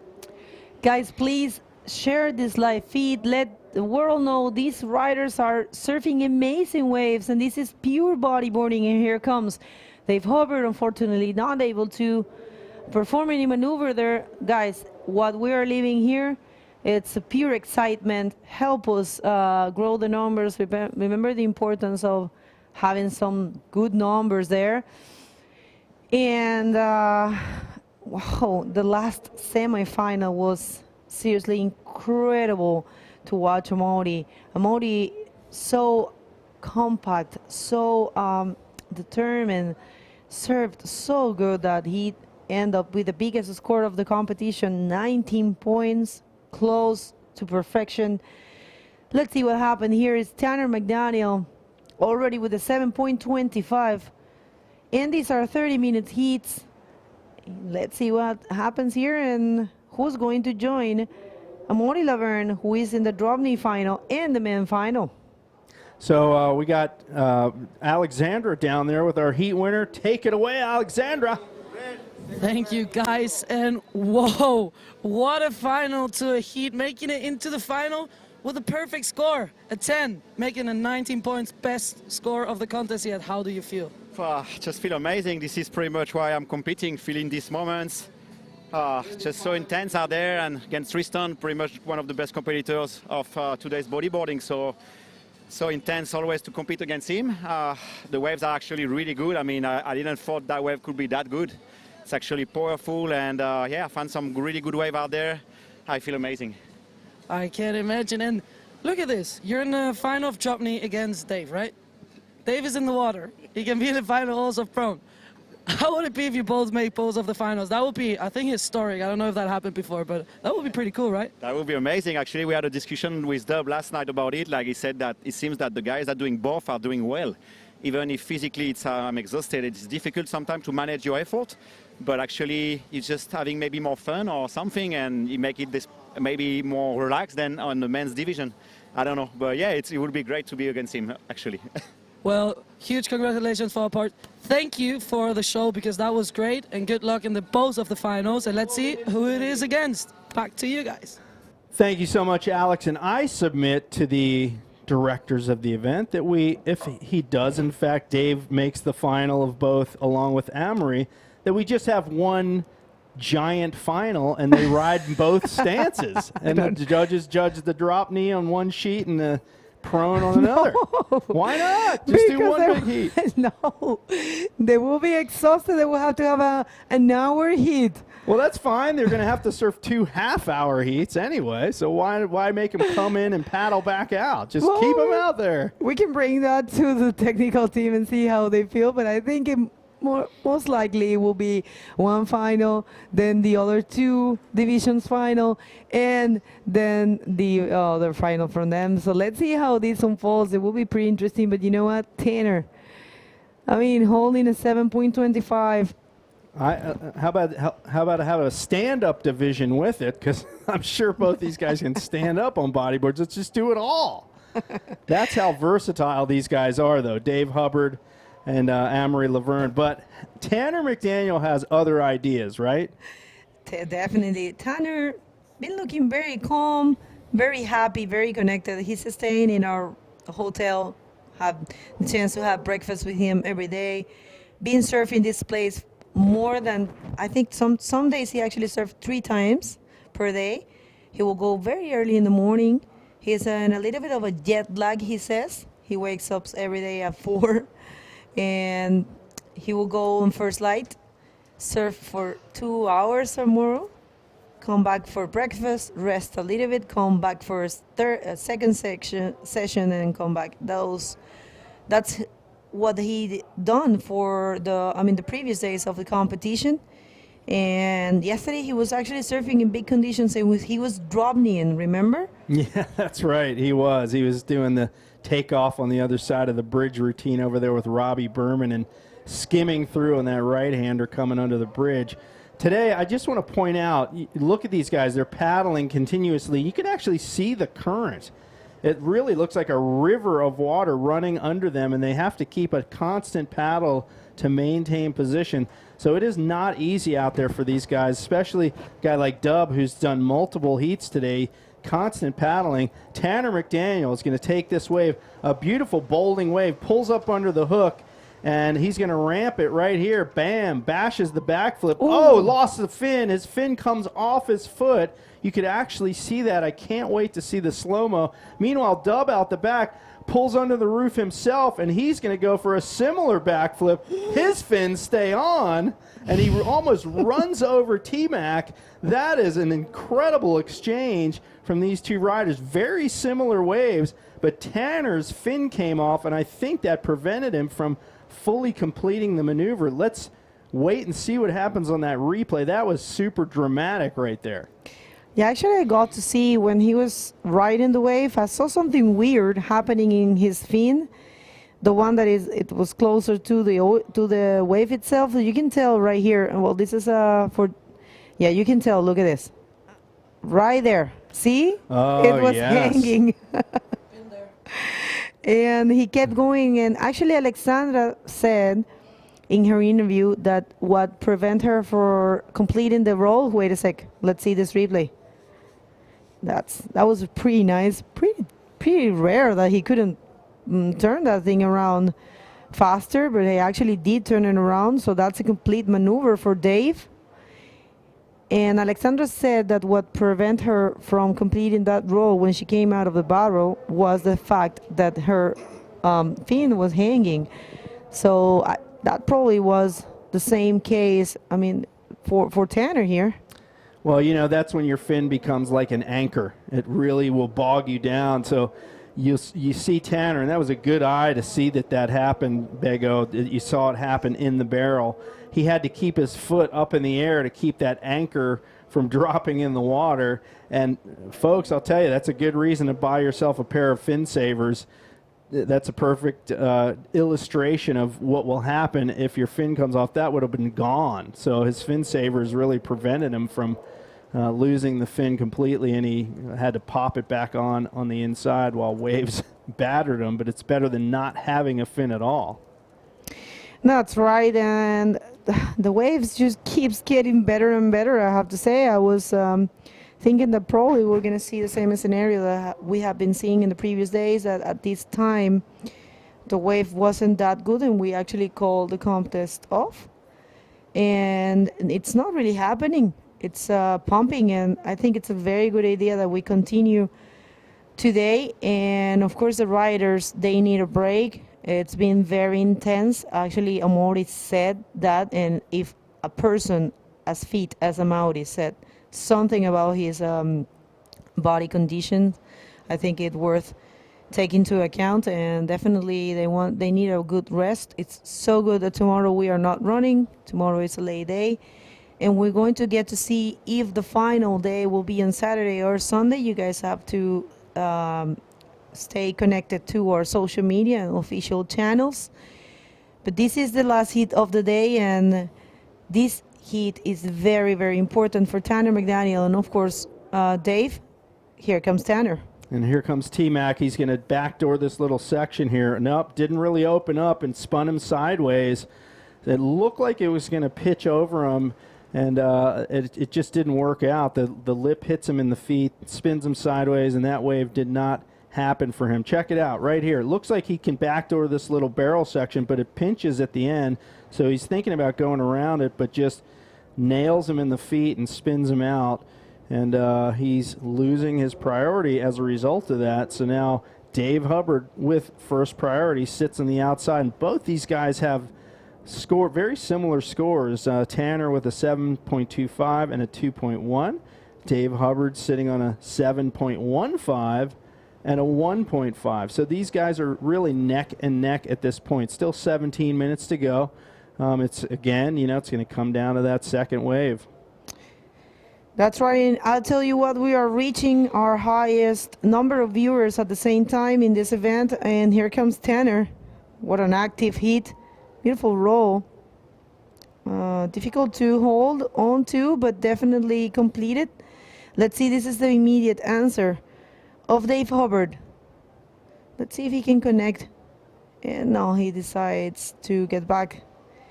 And that's very important for him to get the priority at this point. Half of the heat has gone, and this is the replay.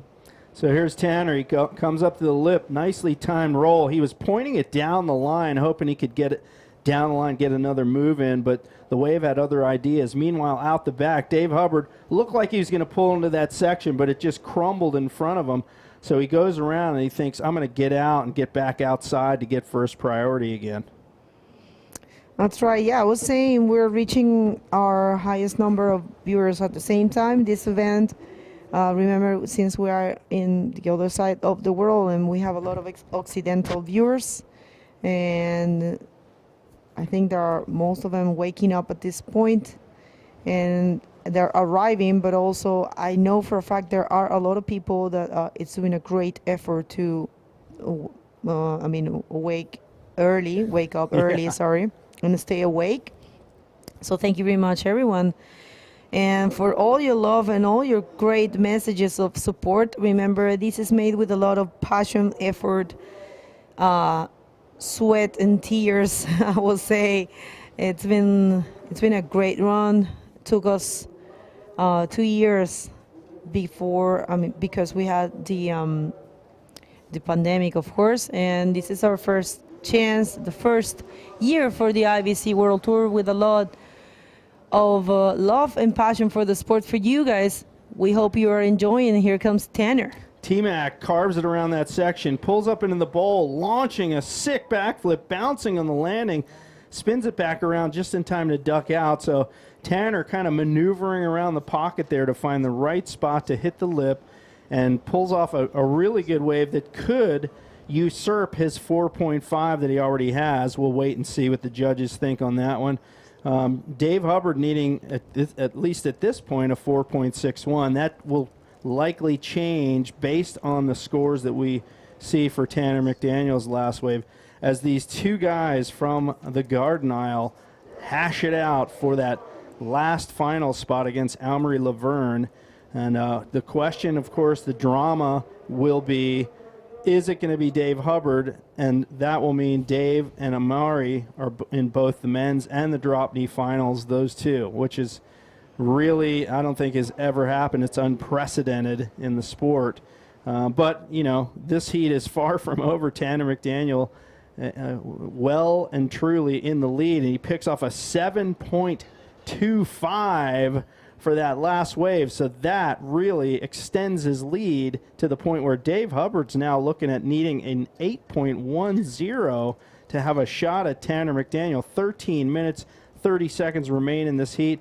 Dub with priority continues to paddle against that current to try to hang on that left bowl and find a wave that will offer him that score. That's right, and we have an official word from our technical director, Luis Ferreira from Portugal. Great work he has been doing. Next call is for Saturday at 10 a.m. local time, of course. So you guys have to keep yourself post. I mean, you have to be patient. Of course, Alexandra is next to me. She's like, be patient. No, I was trying to say you guys have to stay tuned in all of our social media, and of course stay tuned for Saturday. We're having a lay day tomorrow, so it's going to be great for all these athletes to have a chance to rest and prepare for the great finals. Are you going to rest and prepare? I'm going to surf all day. Yeah. We have some plans for tomorrow. Surf trip. Yeah. I'll just leave it at that. Yeah, I know. We don't want big crowds, so we're keeping it I on think the down I think you low. guys, I'm sorry to tell you that everyone's going to Cokes, and I already know you are going to Cokes, so sorry. If they have Coca-Cola there, I'm on it. I'm all over it. Apparently named because there is, in fact, a Coke bottling facility there. That's why it's called that. Did you know that? Yeah, I know that. Okay. So, yeah, we'll see. That's the plan. That's right. So last wave of Tanner, yes, it was an 8. Here comes Dave. Let's see. Not much there for David Hubbard. David Hubbard, such a good run in this event. And here comes Tanner. Gets into that close of the barrel. No way that he could have made that one. And I have to point out interview that you made with Dave. I really enjoy his words. He was saying he was actually rooting for Tanner to be world champion this year, but of course he said literally he was not going to lay down for him. He will have to pass over him first, but definitely Dave saying he is kind of like underdog in this one. So I really enjoyed that interview. That was pretty fun to watch. Yeah, that's a double entendre. He's not going to lay down for him. You could mean lay down on a bodyboard, or you could mean he's not going to let him win.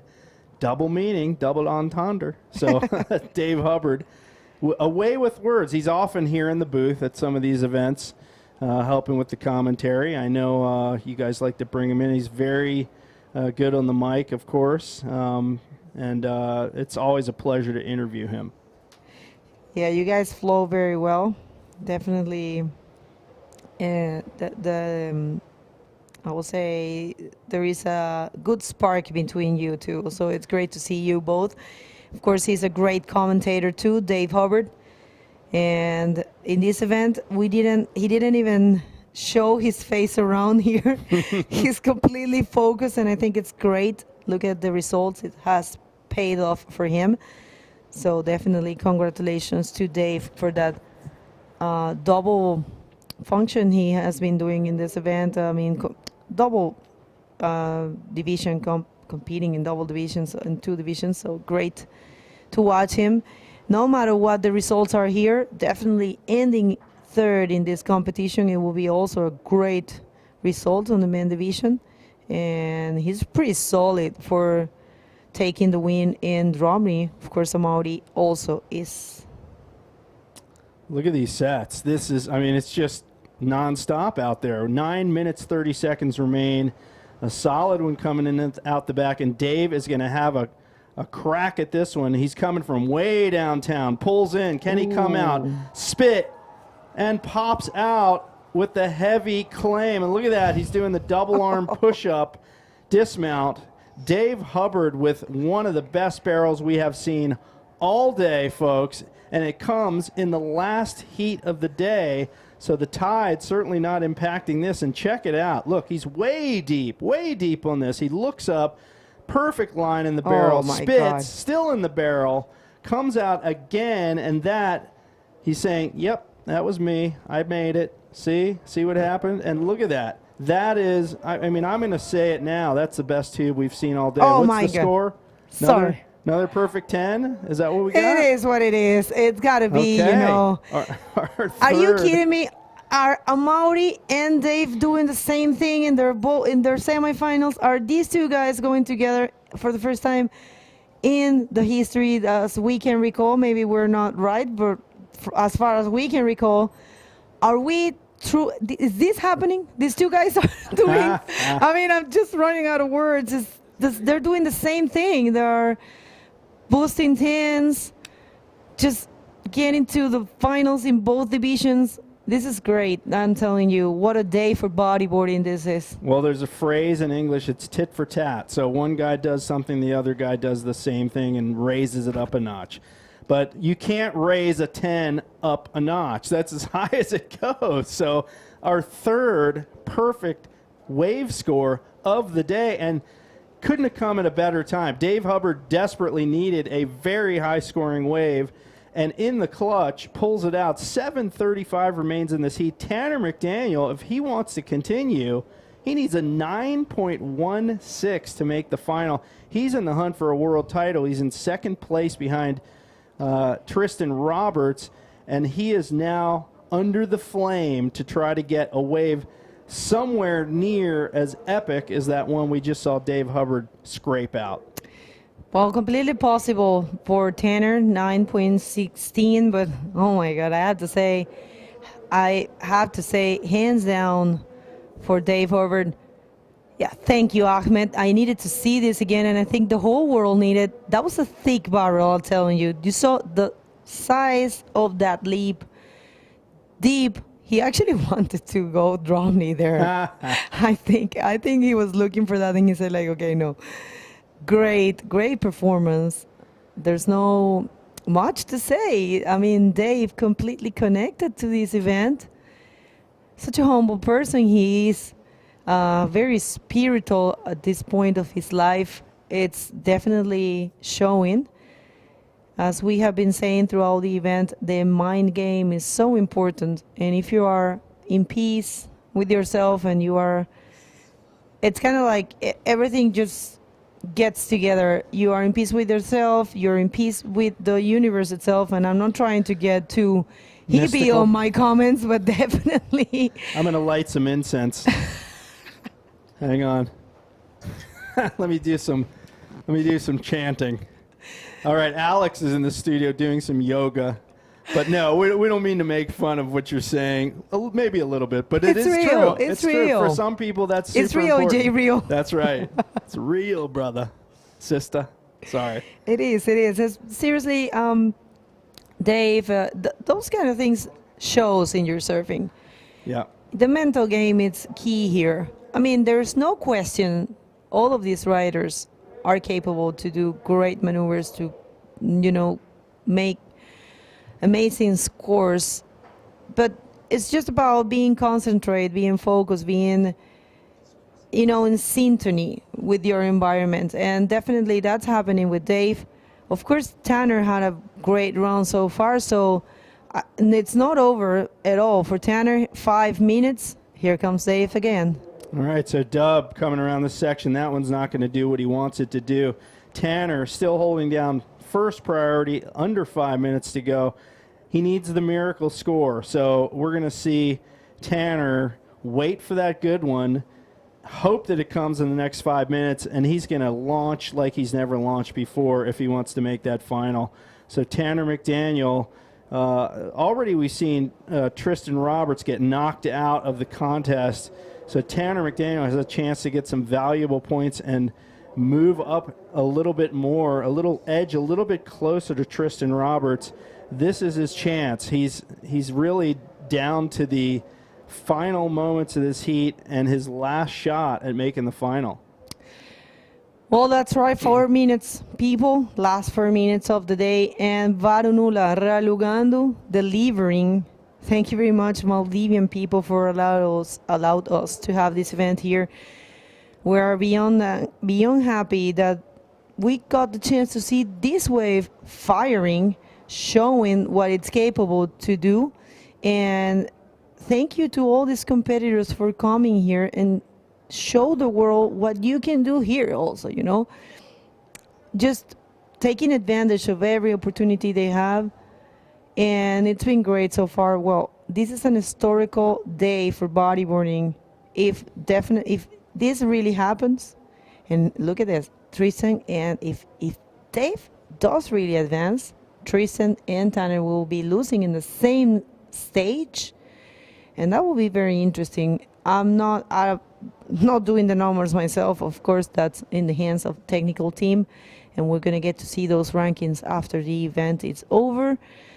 But definitely, I don't know what's gonna happen. Of course, there are a lot of riders in the rankings, in the current rankings that are not present here. So there's a variety of possibilities in the men division. Let's see how it unfolds. And Isabella Souza being in the final also, getting herself closer to the chance to have her 5th title. Let's see how this thing ends this year. Alexandra is not going to lay down for her neither, not at all. Well, it sounds like Fronton King is going to be super critical. And we don't have women in Fronton King. I mean, for the men is what I'm talking about with Tristan and Tanner. I'm not sure Tanner's going to the Walker Bay Pro, but for certain in the men's, the Fronton King event's going to really we're going to crown a world champion based on the placing potentially in that event. I'm told, is this right? Top 4 results for the year count, and of course each event counts for a different amount of points. So you want to hit those ones with the biggest points, right? Definitely, but you also have the chance to play your cards there, and of course to plan your year. This is a replay. You can't. This one never will get old. You know what's interesting about that wave, Bego, is he had to adjust his line in the barrel. The waves started bending a little bit.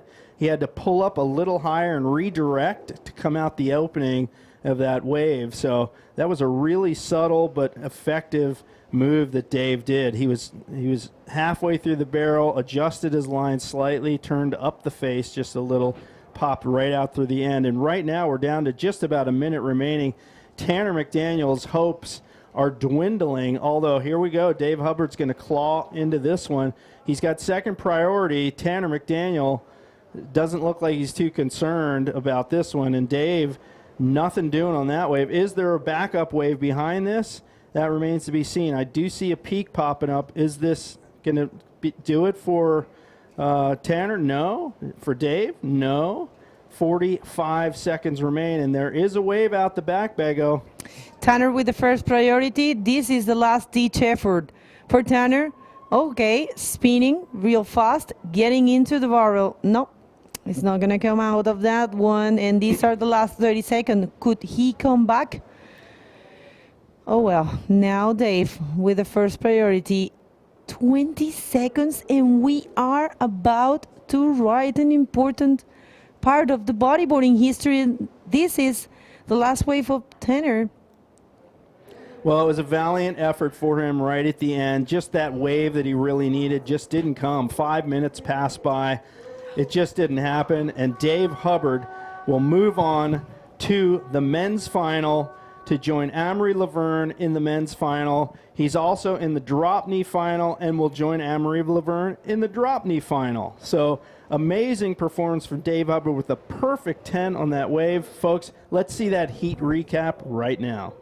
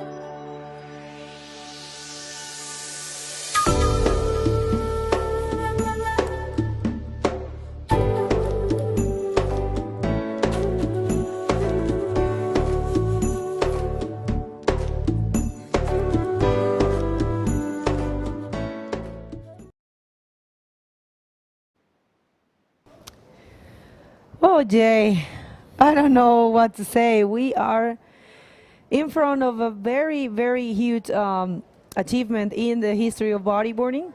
We have to double confirm, but I trust you very much. You've been there forever. And if you say that this is the first time two riders advance to a final in two divisions, I believe you. Well, you know, in the man-on-man realm, you know, back in the day, sometimes we have 4, 5, 6-man finals, but in the man-on-man days, I can never remember both divisions having the same two finalists. So as far as I can tell, and somebody can maybe correct me on the live feed on the stream if you know otherwise, but this is an historic moment for the sport. I think it's absolutely incredible. Both these guys deservedly making the final. Up against the best of the best, and Dave Hubbard and Amory Laverne are going to have a day of rest that is much needed for these guys.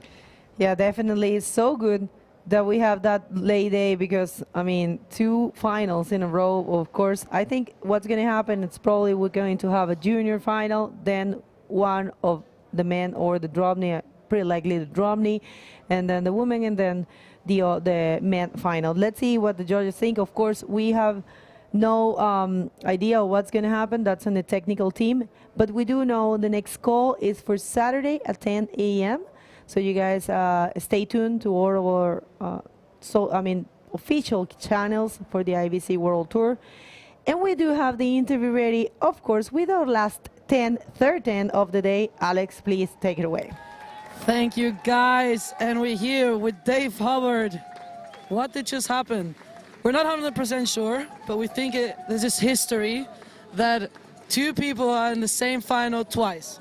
You and Amari are going to be battling out in drop knee and in prone. Please let us know, how did this feel? Yeah, I'm so stoked. Before Moz went out for his semi, I said, hey, good luck. There's a chance we can do this twice.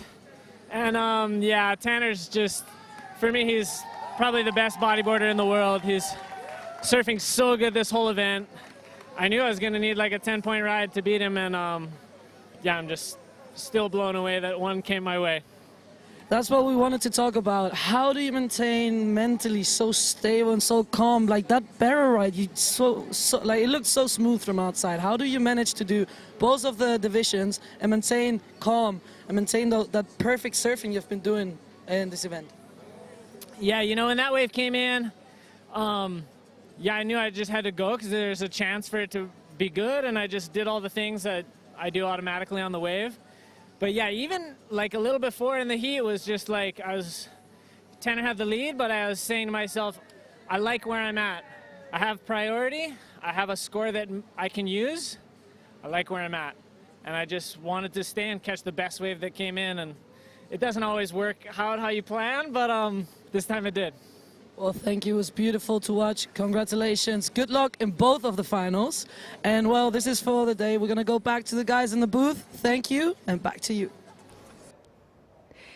Oh, well, you know, I was reading some information about Dave. We have this little survey that we sent to all of the competitors. And, you know, it all started back when he was 18 years old. He won both the national and state. He was national and state champion. And I think that in that point, he knew he was going to be a full professional. And right now, 40 years old, Dave Obert on point in his career, completely composed, a great person, a great rider. It's amazing. I think everyone back home is enjoying this moment. One for the books for bodyboarding, two the same finalist in 2 divisions. It's just impressive. Yeah, Dave is super relaxed. You can tell every time we interview him, he's jovial, he's smiling, he's relaxed, he's having fun out there, which really, I think, does well for his whole campaign in this event. It makes him, you know, go out there not stressed out. He's just picking off waves, and it's like a free surf for him. And what a day of competition it has been here today. We had 3, count them, 3 perfect scores in the water today from 3 different competitors. Just amazing. Wow, I have no words. I mean, there's no point of giving all of our highlights because, of course, watching these 3 competitors putting those 10s, it's been great. So Isabella, Mauri, and Dave. But just really having Dave and Amaury doing almost the same thing. Of course, Amaury got a 19, which is huge. It's the biggest score of the competition. But watch them in semifinals getting both 10s and advancing to the final was seriously something that I will never forget, and I think you guys neither. And of course, the performance of Alexandra, it's been great as well, and having Isabella and Alexandra final, it's one classic final. These 2 ladies are, for many people's eyes, of course this is very subjective, but for many people's eyes, these 2 ladies are the most radical bodyboarders in the world. They always throw in very radical maneuvers, surfing heavy waves. So definitely it will be great to watch. Of course, the local, the only Maldivian in a final, which is Amin Musa against Gabriel Molina. That's going to be definitely another highlight for the bodyboarding history. And my God, DROPKNEE. I mean, like I said, DROPKNEE and man, second finalist. Well, that's my favorite division, as you know. I can't wait to see Amory and Dave go at it out there. Both of them have had supreme levels of control on the waves out there. Despite all the bumps and the warbles, they've managed to just hang on in the DROPKNEE division as well. And it's just going to be an amazing day on Saturday. Look, there's a lot of people chanting out there. I think the locals are very excited. I think you guys are able to hear. I hope you are. And it is amazing. Well, guys, thank you very much, everyone. 5th day of competition. We are coming back on Saturday. We count on you. Help us spread the word. Contribute with the growth of the sport. This is your sport. This is we share this passion. So I think we have a day recap. Ready? Ready. Let's go.